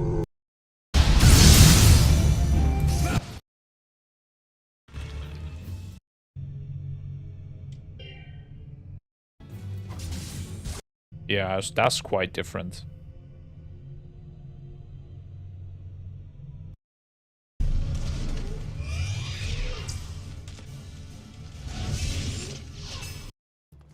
Yeah, that's completely different.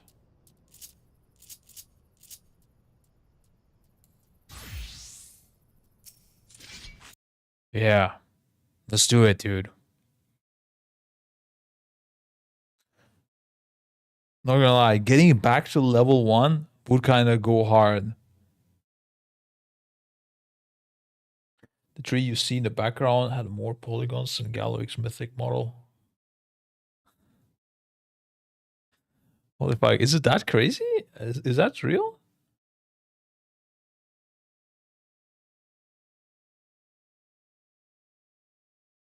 Oh, and this one. I see, lol.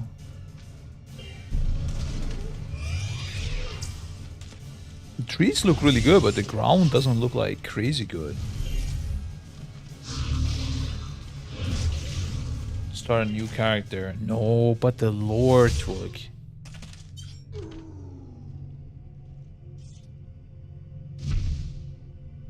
Final Fantasy WoW expansion is WoW 2 trailer. Yeah. I think we need some things to shake things up. I'm down. What you wanna get as like a person that invests into WoW necessarily and has like a very strict way of you know, creating events and operating in it, but still it would be fun.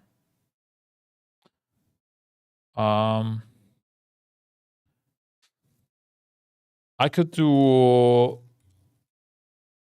But there was one more video or something. What was it? Oh, I could look at the WoW housing. Not super exciting, but might as well. Just to know what it's about. I'm actually curious about what Final Fantasy players think of WoW housing. And I saw a video in the creator Discord. I think there were some people comparing it. There is one by Zepla, one by Lamatod, one by S-Fans. I don't think S-Fan that plays Final Fantasy doesn't really matter, I would say. There is one interview with Preach. I don't want to get an interview though. I want to see like an actual in-game thing. I guess it's only Zepla and Lamatot did it. You see what Zico did on the Mind Goblin strat in Classic PvP? Mind Goblin strat. Mind Goblin. He's nuts. Bro, what are you talking about? What the fuck? That was just so random. I don't even feel gotten. Like, I don't know. I'm not accepting this defeat. I don't even know what's going on right now. I'm trying to find a housing video. Preach WoW housing video is good.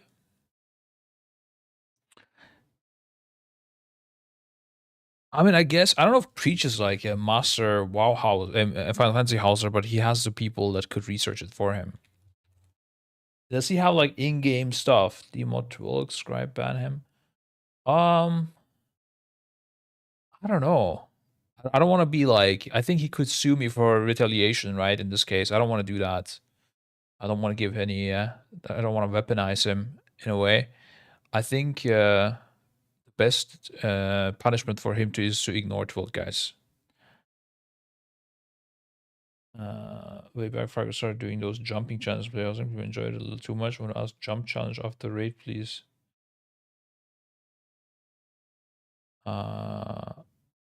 Wait, in WoW he was doing this, or in Final Fantasy? You mean? Yeah, in Final Fantasy jump challenges. Yeah, there's some cool ones for sure. Yeah, dude, we could do jumping challenges in WoW. I actually was. Holy fuck! I just went back 15 years. I don't know what is TOS, but back in the times, there may have been, this is just all hypothetical, there may have been private servers where there were jumping challenges that were quite cool. And in another universe, I may have played them and it was kind of fun. And it's actually surprising that this doesn't exist in WoW, really. And with player housing, that could be a thing that people do. If that makes sense. Which is a major FF house, and Spectre doesn't build much, but he looks at a lot of houses. That's good, that's good. In Boston, they were having the WoW 30th anniversary event, and they just asked, can some... And then we... Oh, there's also the PAX thing from Blizzard, actually. We could have watched that as well. Or maybe that's for next time. Version, which is superior. We swoop over this video a bit. That is exactly what they've done, right? I'm doing this in a nice numbered list for you guys. Number 1, these houses are like the TARDIS. For non-Doctor Who fans, that means that the outside of the... Doctor Who also is a really good show. I watched seasons of this. It still keeps going, right? I didn't watch like the latest stuff. But back in the days, I used to watch this quite a bit. Need to watch the bit of housing and Legion remix announced. I don't want to see the announcement. I want to see how it is. Does not equate to I mainly want to know what he thinks. Is it like better or worse? what is inside the house.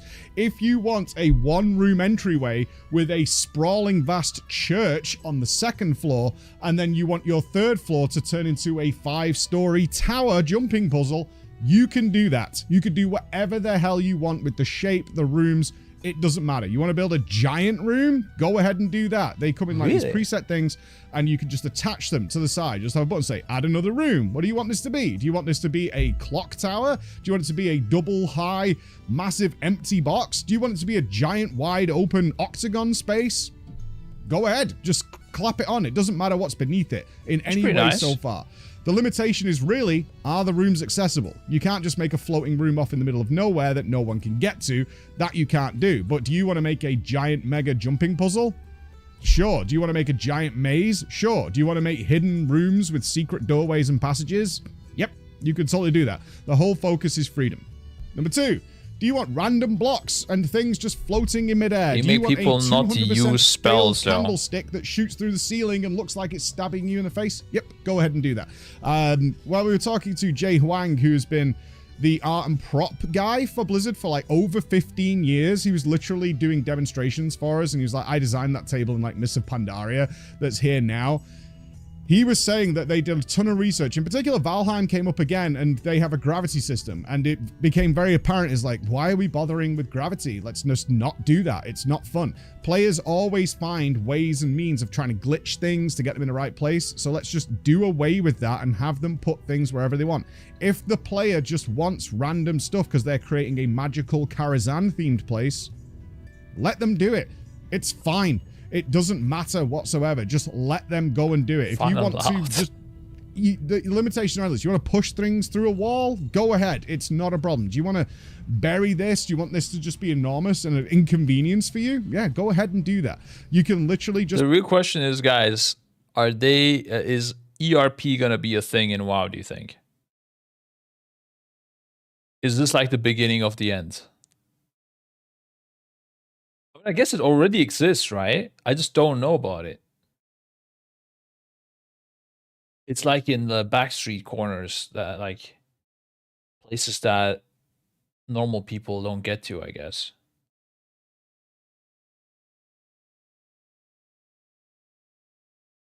Farming go by pimping out top players in the housing zones. Oh my god, this is a brilliant idea, actually. Holy fuck. Damn. Yeah. Shelfer, you're down to be the pimp? Let's fucking go, bro. You don't know about Goldshire and RP realms. I did hear a lot about it, but I've never been there. Isn't that like a peak streaming content? If you go there as a streamer, are you gonna get like banned? Goldshire isn't where it happens. Guys, Twilk knows. It's the Blood Elf Woods Silver Moon. Holy fuck. Unfortunately, he knows, guys. Goldshire was probably like the old place, you know? That's what is known, but the real fucked up shit apparently happens in Silver Moon. Not surprised that Twilk knows. My first WoW character was on an RP server, and I've walked into many questionable situations during my time there. Damn. I don't want to play on an RP server. Is that like illegal to go there as a streamer? Would you like get kicked out, kind of? I can't believe that no one is doing this, honestly. I think we need an RP guild. Yeah, fuck the casual content racing into Wailing Caverns. Who the fuck thought of that idea? Let's make an RP guild.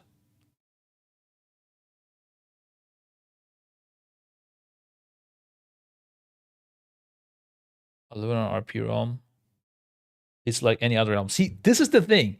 Guys, you know he is lying. He thinks it's like any other realm, but none of us here would say, I live on a PvP realm.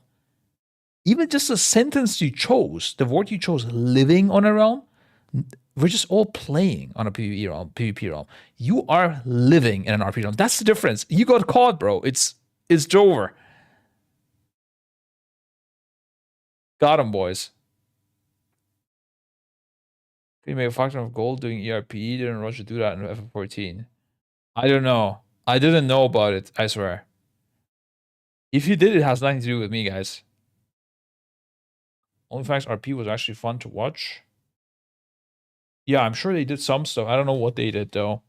Did they play on an RP server? He's kind of right, since BFA, a lot of non-RP players migrated to Argent Dawn, and it ruined for a lot of RPers.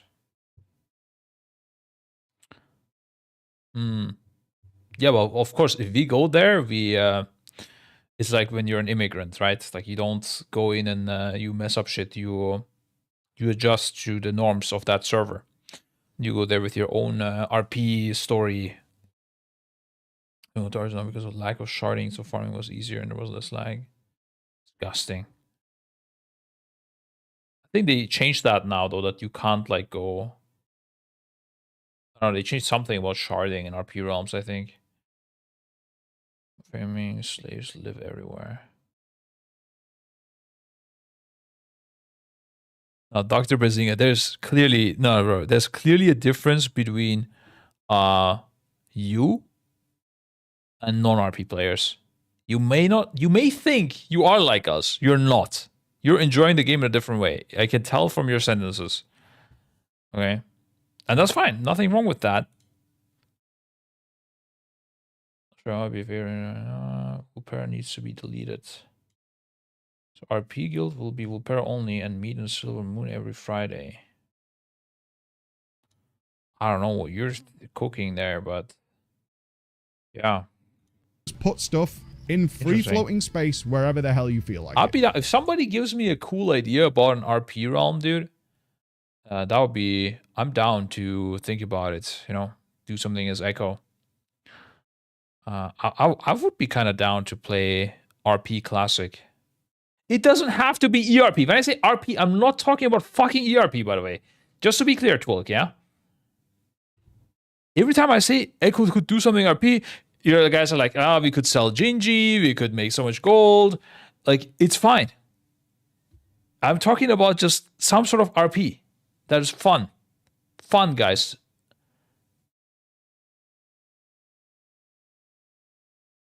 God damn it, dude. Holy fuck. Number 3. Down to ERP as well. I mean, I'm not myself down, but like if somebody wants to, we can sell them and make gold. Sure, why not, I guess. But that's a separate topic. I wouldn't do that as Echo, like branded, like, oh yeah, let's go, big marketing, sponsors coming in, let's go ERP show this Friday night. Like, we're not going to do that. That's not happening. But we could do some other things, right? I don't know. What could it be? I have no idea. Give me ideas. Could probably do something really cool in a hardcore realm. Could like I don't know, every year sacrifice one of us to Azeroth. I don't know. That doesn't sound fun really, but yeah, I'm not good at this. You need to figure it out. Could be Twilk every year. You make a new character and we just keep sacrificing you. Or his dark thoughts. Yeah. You figure that part out. You could make an RP guild where you go around cities as a guild and find people in potato gear, or who just level and act like, oh no, we must protect this poor child, and then boost them heroic rate and keys, with all focus being protecting this poor undergeared nooblet. That is an idea. I don't know if that's the best idea, but it is an idea. I think any RP related win should be made with voice proximity add-on. True. For sure. Only thanks to a ton of RP events and stuff was really fun to watch. Interesting. Yeah. It's definitely something we're not good at. That's the problem. But, you know, we know how to improve in things. Maybe if it's fun. Yeah, okay, it's fine. Design with housing in mind. Creativity is everything, okay? All the new items that are coming into WoW are designed with housing in mind, especially the dyeable ones, okay? Because if you haven't seen already, you can dye and change the color of some of the items. Not all, it's the new ones. And that is going to be the focus going forward, which we had confirmed with new assets coming into WoW. So they've got two problems they're dealing with. One, a lot of the old items literally don't have like a bottom or a side on some of them because they were never going to be... One life, rage. If your character dies, you get kicked from a raid and you don't replace. What could happen is like I mean, it doesn't. We could even do this on like normal servers, but like let's say the person that gets hit by X mechanic the most, like we perform a, I don't know, we push him around after the raid night. We gather in a circle and push him around and just slash spit on him. I don't know why I'm always doing these like disgusting things, but I don't know. It could also be more fun things. We could do fun things as well. You don't have to spit on people and push them around. Or spit or remove. I don't know. I thought it was a thing. I think you spit on the ground when you spit now. You can't do that on people. But I notice. Yeah, I definitely didn't try. Oh, completely taken out? Don't you spit on the ground? It's bad. What if you want Unity to spit on you? Yeah, that's again different type of RP. I think there could be more RP elements in even what we're doing right now as Aggro in our guild. But I was thinking of like a community guild anyways. People can join the RP squad. But yeah, that's a lot. It sounds like a lot of work actually. When I'm trying to think of ideas, it's like, damn, this is, you need to cook a lot. How things need to go, or you need to just fully improvise all the time, and somehow it's worth it. Somehow it's funny. That's probably the way to do it. Yeah, you have like a general plan, and then you just improvise the whole time. You want a bunch of people that are good at it to take part. Maris be my cat girl. Yeah, I don't know. I don't know if this was lusty, guys. I think you got your brains are too fucked. I think we can't do this actually. No matter what we do, it will end up in ERP. It's just GG's, I think, probably. A lot of RP event, ask Preach. I think my guess, if Preach did the RP events, it also probably ended in ERP. That's my feeling. Am I right?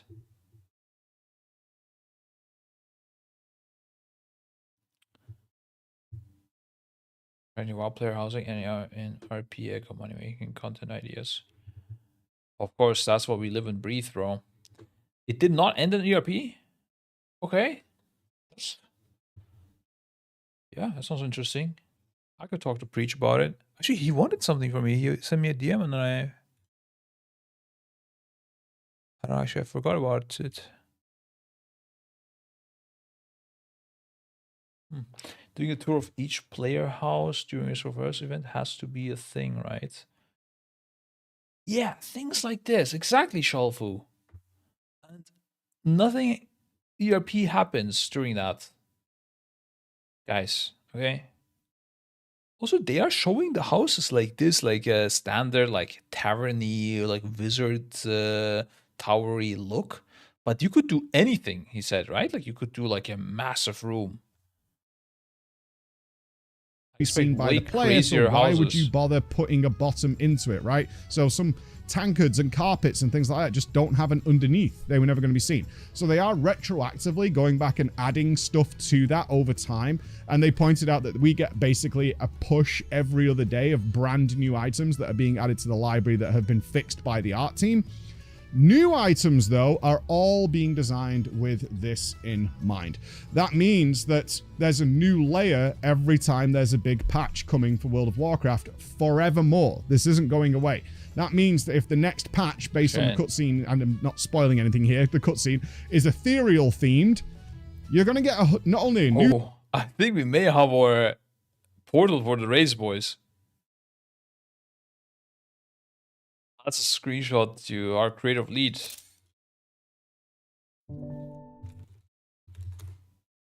zone, awesome. New raid, awesome. But you're also going to get... Of course, we're not going to steal the asset. We're going to remake it and make it look like it, but not be exactly it. It's just inspiration. We wouldn't steal any art. I think all these rooms are made in-game by the guy in charge of doing the housing system. And they are all in the same house. So did they make their own house, like these content creators, or did they just watch other people? A bunch of new housing stuff because the assets for the new zone or whatever, if you think about how dense the undermine is, are going to be joining the housing system as well, right? So you're going to get that new layer forevermore as long as recording. If this works, which it should. There's just going to add, oh, cool, we're getting a new Murloc themed or troll themed place. That also means we're getting a whole bunch of new housing things to come along with it, right? So that then means the next issue. Number 4. How many... Oh, it would be... That would be actually the prime promotion, dude. If you had this, if we had displays in our WoW houses or something that looks like displays. How many items can you have? For those of you who've definitely played Final Fantasy XIV, you will have probably come up against the item cap in a house very regularly. You can have a very limited amount of items, which means if you make a very dense room that's full of micro details and really tiny little things to give it that really nice depth and wonderful flavor you want to go for, the likelihood is you'll hit the item cap and you'll have to block off the rest of the house because that will have to be empty. You literally cannot put more items into the house. That is not going to be a thing from what we can see in World of Warcraft at all. The item cap we got in the build we played with, which is not like the release candidate or anything, was 10,000 items. The most dense buildings and rooms and houses they have created internally, which involves, if all the marketing you've seen for housing is one house that Jay built. It's one house. All the shots you've seen of different themes, restaurants, all that kind of stuff is just one house. They have not gone past 2,000 items. You can be immense. Absolutely immense. Crazy. This should not really be a thing. Now, having said that, there is a caveat to it. Everything we were able to build in our build meant that one item took up one slot of the 10,000, right? That's not probably going to be the case in the live version because not everything is made equal. If you want to put a 200-foot rotating giant windmill in your building... Bro, the RP people must be pogging off right now for this thing. ...building, which you can do right now. We did that. That will maybe take 5 slots, right? Whereas an undermined goblin pointing arrow that you attach to a wall will be 1. So they will vary that a little bit, but generally speaking... items will not be a limitation in doing this. Number 5, how hard is it to use? It is stupidly easy to use. Like, to the point where the easy mode we didn't use because we defaulted to the advanced mode more than anything because we were rubbish with using the easy mode, which they came around and were like, everything you're trying to do right now in advanced mode, you could do very easily in the easy mode because you have snap mode where it will just like clip to things, and if you say put segments of a floor together to make a fountain area, it will go, oh, you're making a circle, we'll just clip it together, or you can detach it or whatever, so you can move the whole thing if you put several things together. You then have freeform mode, so you can just rotate it using the mouse wheel or whatever. You can do whatever you want to do. And then you have the advanced mode where you can change the shape, size of it, and individual rotations and spin it and do all kinds of things. You can actually do that with the easy mode. It's just that we were rubbish with that, and we just defaulted to the advanced mode, which was still really easy to use. That is totally fine. It's very, very simple to use. They've done a great job here. I was actually really surprised. There are some limitations based on the feedback we gave, which is going to be added to the game. Like, I want to make sure you understand that everything I'm talking to you about now has been directly fed back to them, and they're fully aware of it. So, such things as a quick bar. If you're building, like Draknos built this very intense maze to get lost in, you're probably going to be using one piece of wall many, many times. So a hotbar to put that on, so I can just click that hotbar and keep going, because you can keybind everything that you're doing here, which is great. I rebound all my keys to housing very quickly, and it worked out super well. Is you probably want that on a hotbar and a favorites list. That's all coming into the game. One thing that is missing right now that they're working on is a history mode. I'll talk more about that later in the limitations. But generally speaking, cloning is more difficult. So if you make... let's say you make a very custom thing. So one example, I made this view through a window, which is a very common thing to do in housing. where I took a piece of wall, I then like scaled it to a certain way to get a piece of the wall, and then I buried that wall into the floor so that I could create this window outlet that was the right size for my character. All that kind of stuff took very specific measurements. I can't then clone that piece to say I want the window to be twice as wide. So I want to clone that and do it again. That's a limitation they're working on. And a history mode to go back through various changes that you made. They want to check into that. There's a technical issue that they're trying to resolve for that. But at the same time, it's not a mega inconvenience because all the information is given to you very easily. All the degrees are listed numerically, so you can just easily copy them, as well as the scaling numbers. So it's a minor inconvenience, nice to have for those kinds of things that you want to have. Number 6 then, performance. You probably... He seems to know more about housing than I expected, actually. Worried about performance, right? Fine. Like, actually really, really fine. You've got to think about it. This is actually not going... It's no different than a building in WoW without the rest of the outside world loaded either. There's a lot of things in there. I will say, I'm not going to mention any names. Some people did try to crash it by filling the 10,000 slots and didn't manage it. They've tried. They tried to lag it by making the most ridiculous things you could possibly imagine. Let's put it this way. If your game runs okay in the open world, you're going to be absolutely fine. And if you want to try, I have no doubt somebody will be able to lag this game out. Of course they will. Or create some sort of glitchy issue within this. But it's going to be an uphill battle that you're going to be trying to force to happen, right? Yeah. That's going to be the thing that's going to happen then. Import, export. So, number 1, import, export.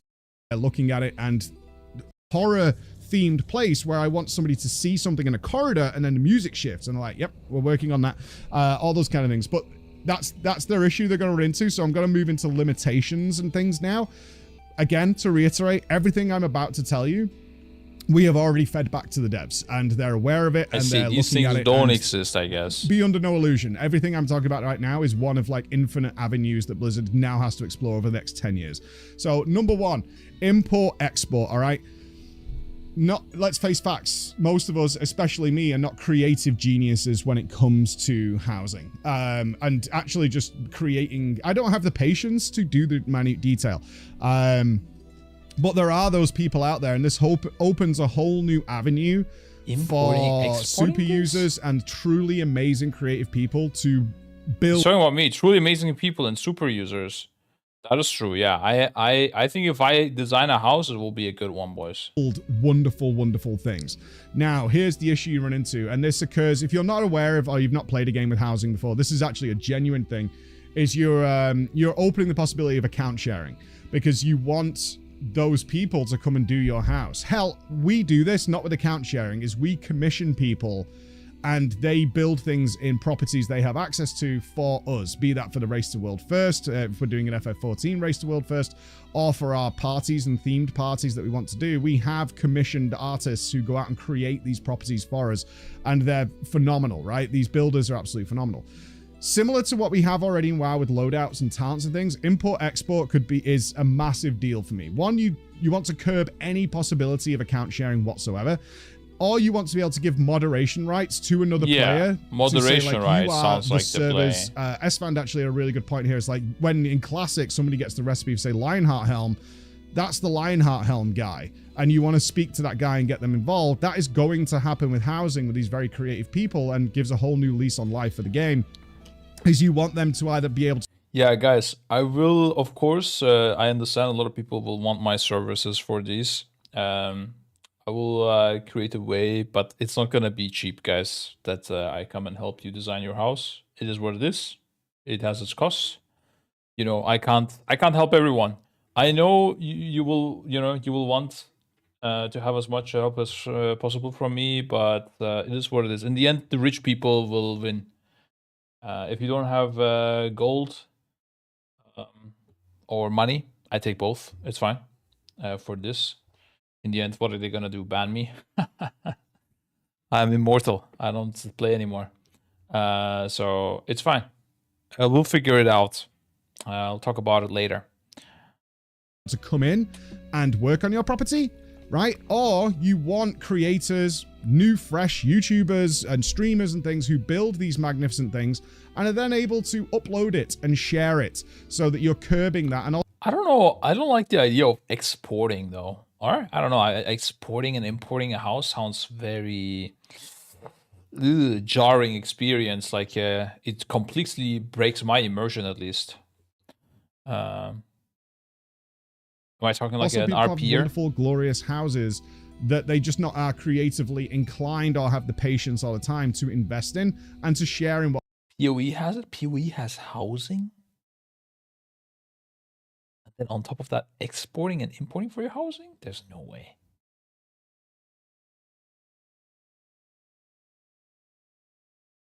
Everything, like everything unlocked for everyone. what those guys create. So Yeah, true. I don't think he said plus. that, If right? you've ever played Path of Exile, you'll know this is a huge thing. People create these Like, how do you get the house even?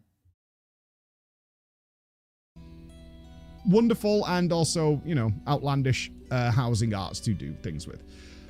2, longevity. This is a big concern of mine. Dead neighborhoods are a very real thing, especially in FF14. Everybody wants a house. Everybody can get a house. And wow, it's far easier than ever to get a house. Everybody has access to one.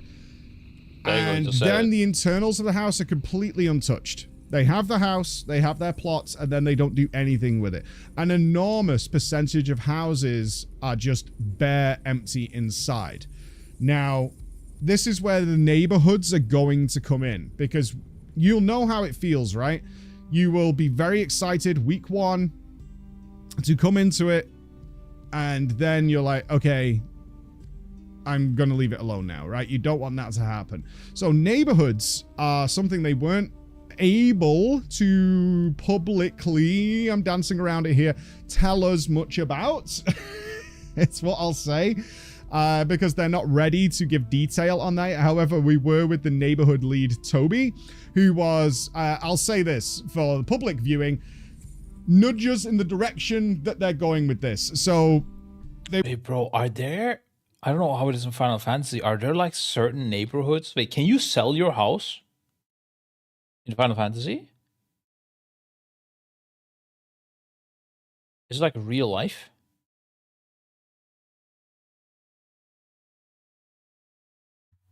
You can sell your house. It's against TOS, but people do it. Ooh. I'm thinking like, will there be like elite neighborhoods and like ghettos, you know? Like, it doesn't have any real value except like you're close to other elite people. Like, imagine a neighborhood where only Mythic Raiders are allowed in. If anyone else comes in, you're like, what the fuck are you doing here? Fuck off, kid. You know?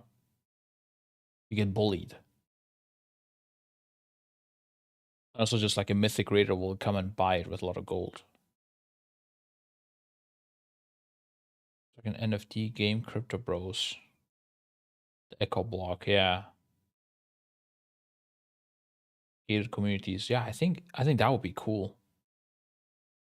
You want like how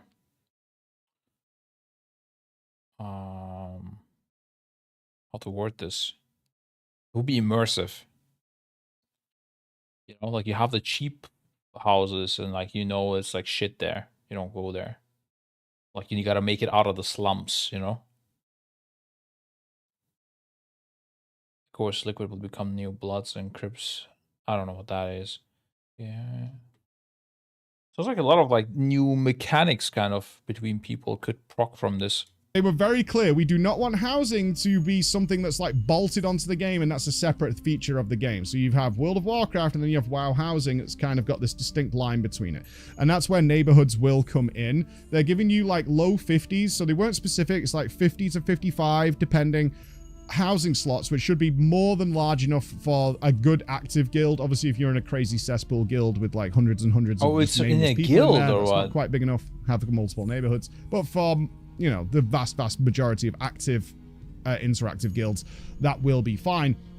But they're going to be holding events there, seasonal events and things like that will be happening. Outside construction will be going on, and hopefully the activity to create events will be a big deal in order to incentivize you actually going back there. So this isn't, say, Siren Isle. I go, I get my ring, and I just leave, and I never go back there again unless I want some pets or something like that. That's not what they're going for here, because that is a real issue in other games where housing is a separate game. 14 would be an example of that.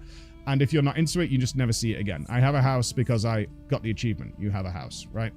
Number 3. So return. Number 3 then would be return visits. Coming back to this, if you go and try and do Neighborhood what you can, is skill-based. they're going to have a progression system, right? So let's say week 1. This is another big concern of mine that I made them aware of, and they're working to make sure this doesn't happen. Is that they will have some sort of progression system, right? I got to play, as the rest of us did, with basically a fully unlocked housing system. However, if this system comes in and week 1 I am that super hype guy and I've got all these ideas, I go to my house and I obviously, depending on what your past history with the game is, it's going to unlock a bunch of stuff for you immediately. If you've got achievements and things, it'll go, oh, you already did this. So it's just unlocked for you. But you will have limitations. So you want to build this crazy jumping puzzle that's going to be like 6 stories high. It's going to have a connecting bridge across the middle that connects to something else. And you've got this huge idea. However, you go week 1 and you're kind of limited to floor 2 and maybe like 4 rooms. And you're like, oh, okay. And it's not until you get to like progression track 5 to get more things. But by the time you hit that, you've kind of lost interest. That excitement has dwindled away. And you just can't be bothered, right? It's kind of just fallen into, oh, okay, well, I've unlocked it. I'll go and check that weekend maybe or anything like that. That is a real problem that I don't want them to run into. People should be able to do some pretty amazing things day 1. I think that's a vital part why of would this. they even do They're this? aware of it. They're going to do stuff to incentivize you there. I want to be clear on this, though. If you don't want to engage with housing, they were very clear on this, then you don't have to. Right? They want to incentivize you going back and investigating your neighborhoods and going seeing it so it's not unfamiliar, it's not a forgotten part of the game. This is evergreen. This is something that's going to be here forevermore. But if you were like, I hate housing, sure, that's fine. That's your prerogative. Then you won't have to deal with it in any way. So they're not going to tie it to anything. Number 4. I remember, by the way, they said the same thing about garrisons. The word being used was completely optional, and then it dropped Mythic gear. That was crazy, dude. That's good stuff. Utility. Oh my god. There were a couple of, I'm not mentioning names, but a couple of young creators there who were not there during the Garrison days. I was really lucky in the, I don't know if they're releasing any of the pictures because they took a lot of us during these round. We literally had big bunch of chairs. In fact, it wasn't just giving you Mythic gear. Garrisons gave you the legendary ring from the shipyard. Is there, I need to find the quote. Garrisons will be optional. Wow. I'm no longer recording. And again, like, it's so hard to find these old posts.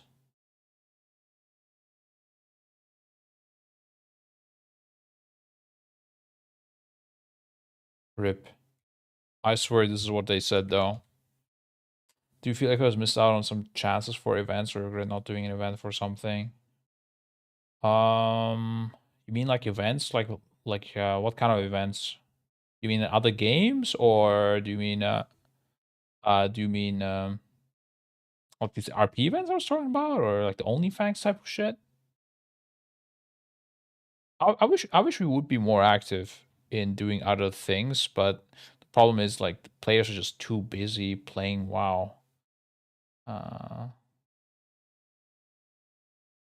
Yeah, of type events. Oh, OnlyFans type events. Yeah, I don't regret anything, but I wish it would have been possible, let's say, but I don't think it would have been possible the way it is right now for us. It's just people are too busy to do other things. Like, I know it when I was playing as well. It's just you don't have time to do fun extra activities. There has to be some sort of money incentive to do it. And when you always chase money, it's hard to make fun things happen. Like, you have to just do what you enjoy, and that's how you create the best content. And money is something that just follows. But if you rely on money, it's so hard to make anything happen. Oftentimes people just can't risk doing things. But yeah, I mean, the Final Fantasy Race War first event we did was pretty cool, I guess. Even though it's again a Race War first event, but we'll definitely want to do things like that more. And then other type of events, I have some stuff in my mind, but nothing crazy, I would say. Just a great chance, very cool. Classic Reloaded or whatever they call it, but only Fang. Sorry, yeah. The problem is our players didn't even play Classic. A lot of them. That's the issue. But yeah. So we could have done more. You're right. Routine Race was awesome to watch. Yeah, that was good. Good in terms of viewership, not good in terms of business. As in a circle where we were all shooting back and forth. I was sat next to Paul Cubit. That name might not mean anything to you, but it should. Paul. Destiny event, dude. I love Destiny. Destiny is one of my top tier, most favorite games. I was actually today even thinking maybe I just do a play Destiny, the new dungeon. I don't know. Would that be fun? Is there anything to do in Destiny right now? Like, yeah, I know there's a new dungeon, but I mean, it's been some months since it came out, I think. I might do a Destiny stream next week. Just playing the new dungeon, just playing Destiny for fun, you know? No React, just a game. Can't chase only money. Yeah, exactly. No, I agree. It's just our players are too busy to do other things. It's not about me here. So our players being too busy to do fun other stuff because they have to play so many characters and prep so much for the race, you know? Only like the ultra no-lifers can afford to do extra things. But there are some of those. And might do something with them if people are down. Let's see if Classic Plus is coming out. I mean, there will be other people doing shit as well, but that might be a thing. Try to play PoE new league next Friday. I never played PoE, so I don't know if I'm. Okay, I did play it once, but like the game is too complex, right? Also, what happened to PoE 1 and 2? Actually, guys, I don't have much time left, but what's going on there? Like, I thought PoE 2 is gonna come and gonna be this great thing, then people hated on it. Some people really liked it, but now I don't hear anything about it anymore. I think there was like some early access. The game isn't officially launched, but everyone can play the early access now. What the hell is even going on? It's a lot of time. I think of having Echo type channel only drops. I don't know if that's even possible. I guess it would be called channel giveaway after thinking about it. You mean like having drops on our channels only? Why is that not possible?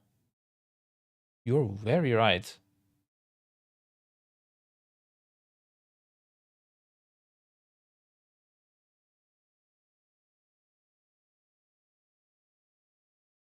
Shouldn't Twitch allow you to put your own drops on whatever channel you want? I mean, in the end, that's how it works, right? They just do it with big businesses, but couldn't you just do it for yourself?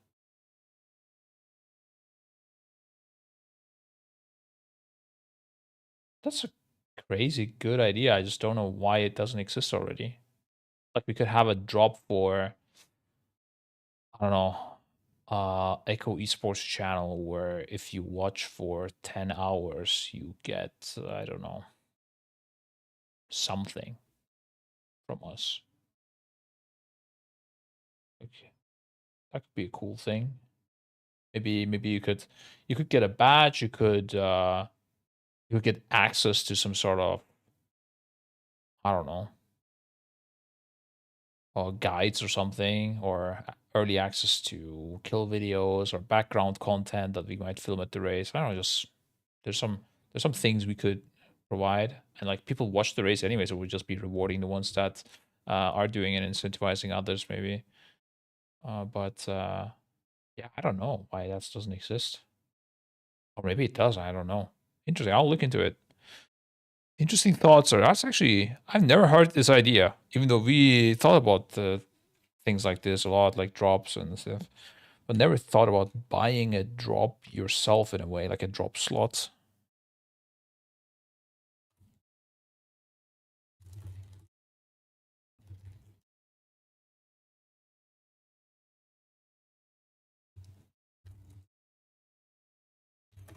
Cool stuff. Twitch banner. Yeah, for example, right? Like, I don't know. There's a bunch of things you could do.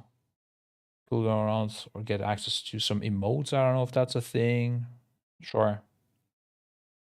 Me challenge. Yeah. Interesting stuff. They did drop a video recently though about what's happening in new expansion in PoE 2. Early access, PoE 1 is free and both getting updates every 4 months. Yeah, I mean PoE 1 is supposed to remain like a parallel world, right? I understood that. I just would have expected something more to happen in PoE 2 now. It needs at least a year more cooking, I see. PoE 1 is the problem I have is like it seems very complex. I don't know where to get started. I could try PoE 1 as well for fun on stream once. I mean, I'm not really streaming to make money right now. It's more to like I don't really care about the viewership. It's more about to just one, chill out, two, like this is stuff I need to learn anyway. So I'm just looking at it on stream, connect with with our community and stuff, you know. So also like playing PoE is technically market research for me. So I'm technically working. So and if I stream on top of that, I don't lose anything, you know. So we're just chilling here. I'm down to do more experimental stuff for sure. As long as it's fun, I'm down to do anything really. And playing PoE, playing Destiny 2 dungeon as well sounds fun to me. The new dungeon. No idea if you collect certain badges from certain streamers, they could be cashed in for like a special discount on some of your sponsored items. Yeah. Sponsored items or even our own merch, right? We actually, people may have not seen this. Might as well do a plug here before I go.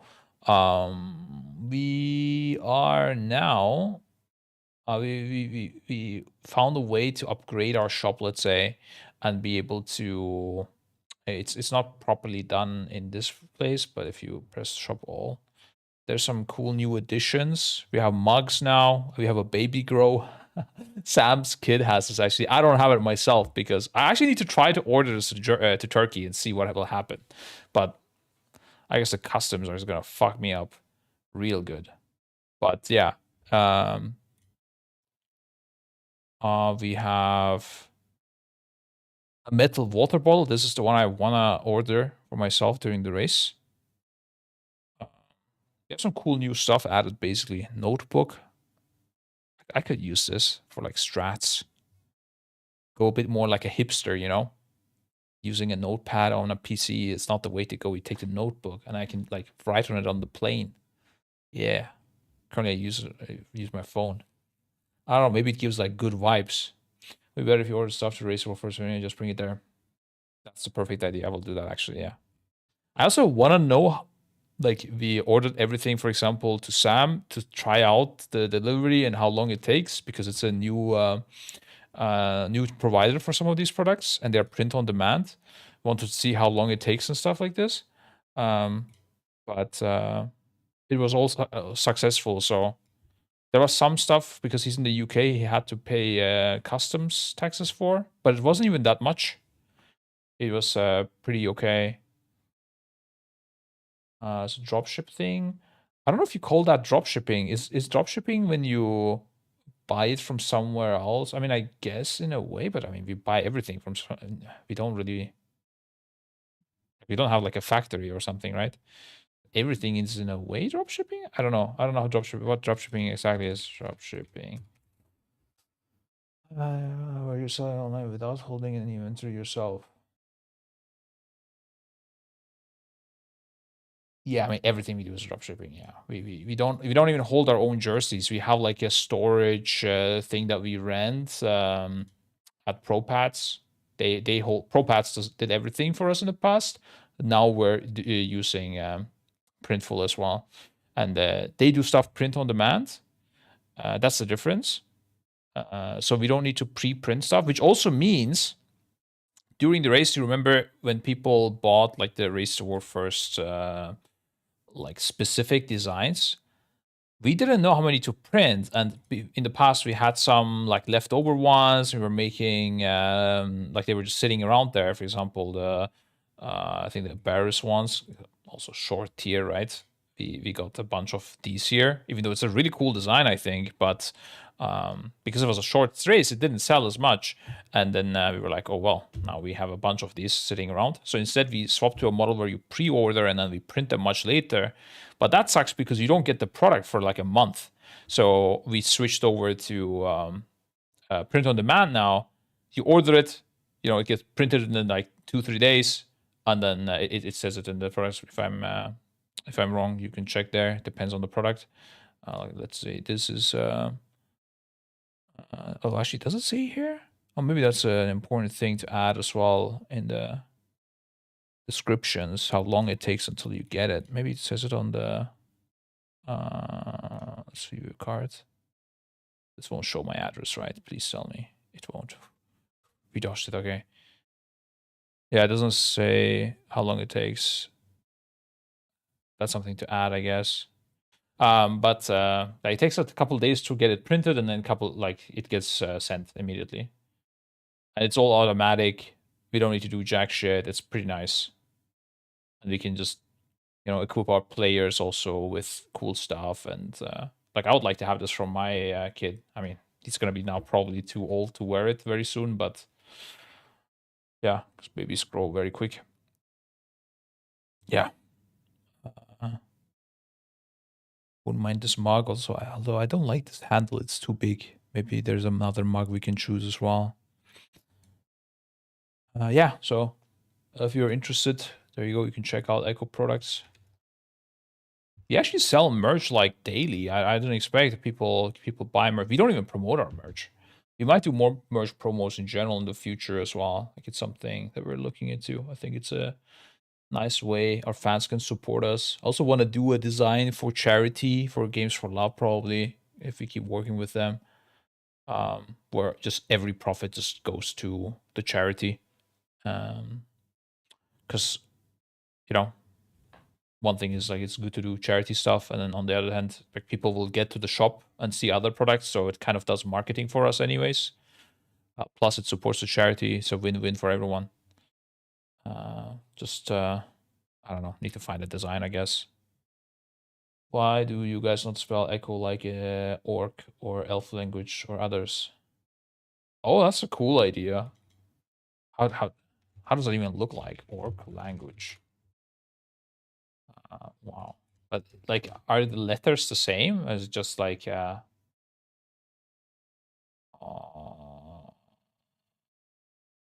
does this even work? Wait, let's see pictures, images. Holy fuck. This is not wow. Orcish. Oh wow. What is this, dude? Okay, this is some crazy tech. Yeah, I might even make like a post for like cool ideas to put things on merch. Is there the word echo somewhere here? Speech, voice, yell, I don't know. Something about echoing. Ah, that's an interesting thought. Meals are or Mozart, but a meal with the ideas here, dude. I said, yeah, I'm retired military and available for marketing ideas. Lol, just joking. Thanks for reading my ideas. No, it's good ideas. It's good ideas, dude. Yeah. Oh, that's what I've been. That's one of the projects I've been cooking on, this merch thing. I mean, it didn't launch yet. Don't get me wrong, because I mean, the products are not even listed in new arrivals yet. The descriptions and stuff are all automatic. We haven't really done much, but like figuring out the market and all the good stuff to get this was actually quite, and also deciding which way to go, because there's many ways you can do this, and figuring out what is the best way for us was a bit rough. It's one of the projects I've been working on while I was not streaming.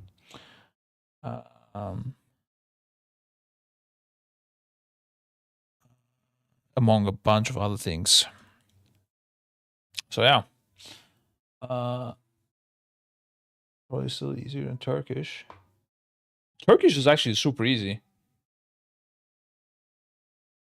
The pronunciation in Turkish is so easy. That's the easiest part. I love that part.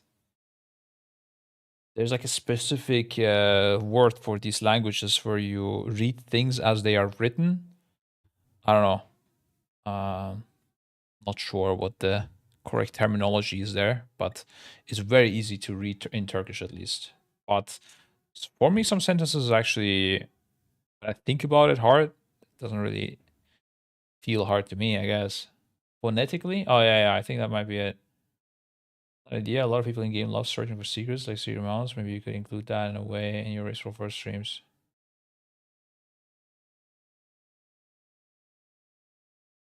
Secret mounts? What are you thinking of? Like, I mean, you can't create a mount for the race, or what do you mean? Searching for secrets. You mean like Blizzard could include it and create a mount that people can hunt for during the race or something? I like the secret things though a lot as well. Like RuneScape had this thing. I don't even play RuneScape, but I was watching like a whole ass video about how they had this puzzle to solve. I think Blizzard WoW also had something like this at some point, right? Where the community came together and they were trying to solve some sort of thing. But these things typically have like a lot of connection to lore and everything, and I have no idea how to solve these things, so I always get left out. You should start by spelling it either Echo or Echo in the shop. Oh, in like the like product descriptions type of thing. Yeah, you're right. Yeah, I didn't make this. Like, this is all done by our provider. Actually, they did it correctly. Okay, the reason why it's different is this is all the stuff done by Probats, and this is the stuff done by Sam, who was were like just creating things as a test. But yeah, that is something to fix. You're right. Oh no, actually, this is also done by Propat. So I guess they also kind of changed midway how they're doing things. You're right. Sam just probably just copied this. Yeah. What other thing that we have that was pretty remand? Echo slides, dude. Yeah. It's, boys, fashion, we're gonna take it over. Streetwear, this is apparently really bad. Don't buy this. Actually, I should. Maybe if you like it, buy it. But I guess I should disable it because Sam didn't like how this product felt. And it is expensive to produce as well, so it's bad.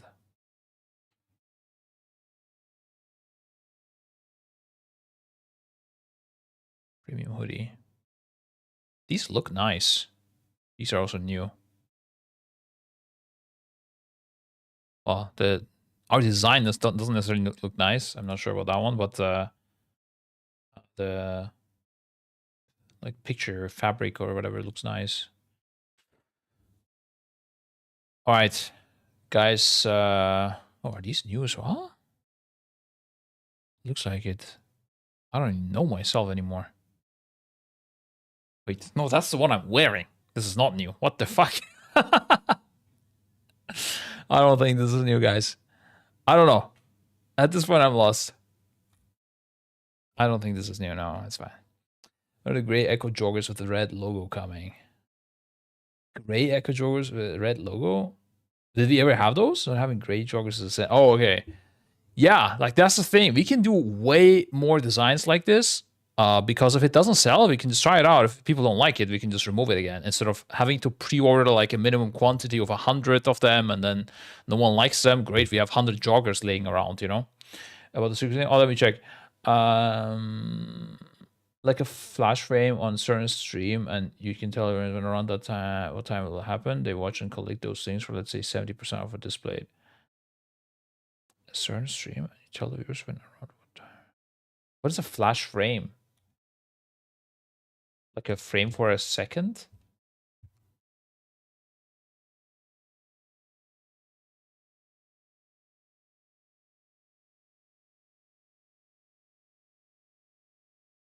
So it's not like something in game. They would watch the stream, and on the stream there would be a frame where something hidden is shown. Would the like frames tell you like what to do in game, or would you just screenshot the frame? I'm guessing it tells you what to do in game. It gives you like an objective. Interesting. Yeah, I mean, could be. I can see some combination of that. I don't know, flash frame is the most thing, though. I would rather just show the objective, right? We had this idea actually with Red Bull. I had the idea. Red Bull didn't want to do it instead. They went for just like a transmog competition. I had a way cooler idea, actually. I might even have some designs. Wait, hold up, guys. Hold up, okay? It's similar, not flash frame, but I'm literally going into my chat with my Red Bull contact and scrolling up.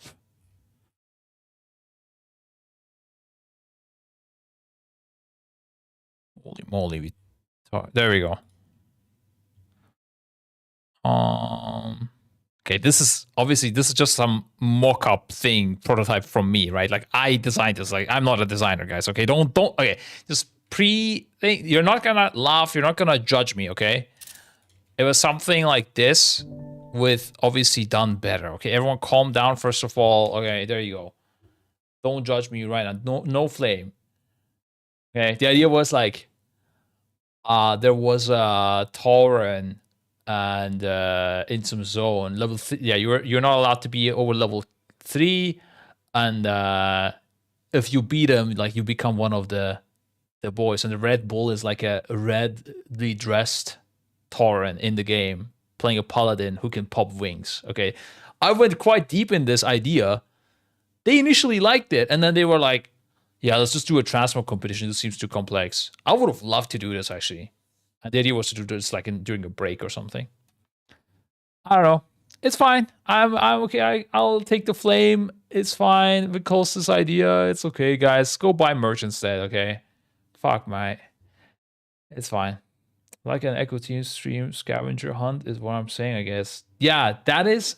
Musa, I did think about that as well, actually. That is also an event idea that I had. But it wasn't during the race. But making it during the race sounds interesting. It's just my idea was to do it with like Echo players actually in the game logged in, and like they give you quests and things like this. I had this like whole thing cooking, but yeah, it's a lot easier to come up with ideas and actually finish them and do them. I notice. Drive longest jump and undermine, make it a contest. How do you even track that though?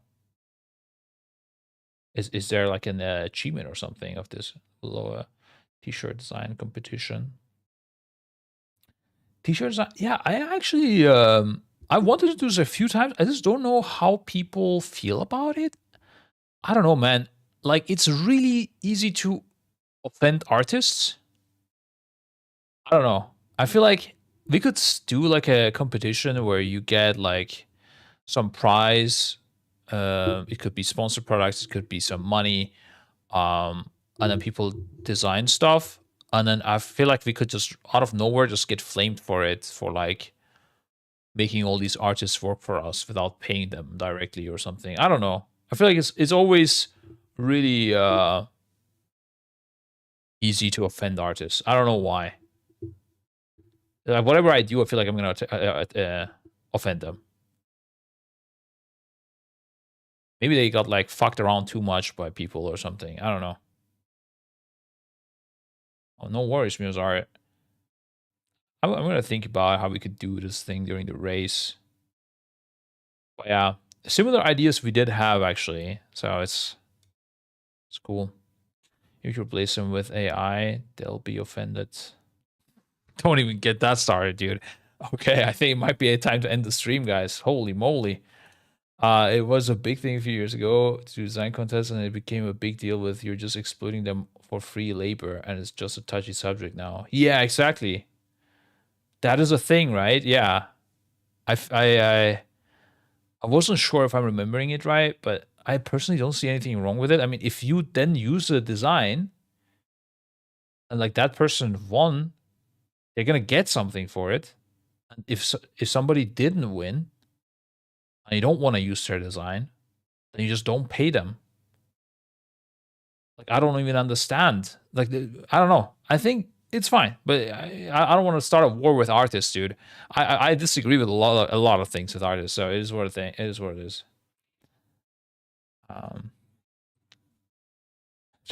Yeah. I noticed, dude. They're like, holy man, if you disagree with one, you know, it's like when you are fighting a Turkish guy, you know, all the cousins come out as well. Like, you can't 1v1. It's not gonna happen. Doesn't matter if you're right, you're just gonna get destroyed anyways. For fun, volunteer design work is stupid as fuck to police what artists do with their time. Yeah, that's what I would be thinking. Like, a lot of people want to just you know, support us as well. Plus, we would still give them like a thing to win, and no one's forcing them to enter the competition. I guess, I don't know. I think it's weird, but yeah, I am sure we will get flamed for it if we do it. So.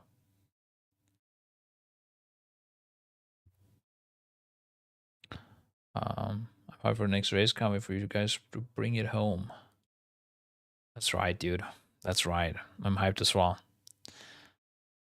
I am hyped as well, sir. All right, guys, I'm going to piece it for today.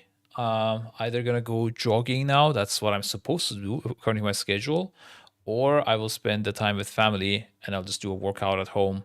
That it takes a lot less time because I don't need to go anywhere. The goal is to stream weekends, so I should be live next Saturday. And, you know, maybe it's not just like boring and plus grind, but it could be Destiny 2, it could be PoE 1, it could be reacting to more videos if it's good. I don't know. We'll see. There are more ideas if you're interested in hearing them. Yeah, just hit me up on Discord, dude. On my Discord is Scripe. Simply Scripe. Nothing special. Just, you can always DM me stuff, guys. At the worst case, I'll be like, yeah, this is too much. I'll just ignore you. But I will never be annoyed. What annoys me is if you add me to friends without saying anything, I will tilt. Because I don't know who you are. And I don't know why I should add you as a friend. Because you can just DM me. My DMs are open. Okay? And people, again, find, like, your friend list. And they're like, oh, Scribe's friend is this guy. And that guy called this guy the N-word. I'm like, what? You know, like, I don't even know this guy. I thought maybe it's like a business opportunity. I just added them on Discord, you know? It's crazy. That's why I try not to add people on thingy, but we might change that strat. I might also just accept everyone, and will have like tons of scammers being my friends. Probably not to play, actually, when I think about it. No, never mind. We're not going to do that, yeah. Anyways. Thank you for the stream, guys. It was good fun, good chatting with you all, and see you next Saturday, hopefully. Bye-bye. Oh, wait, let's do host. Let's do a host. Actually, forgot about this.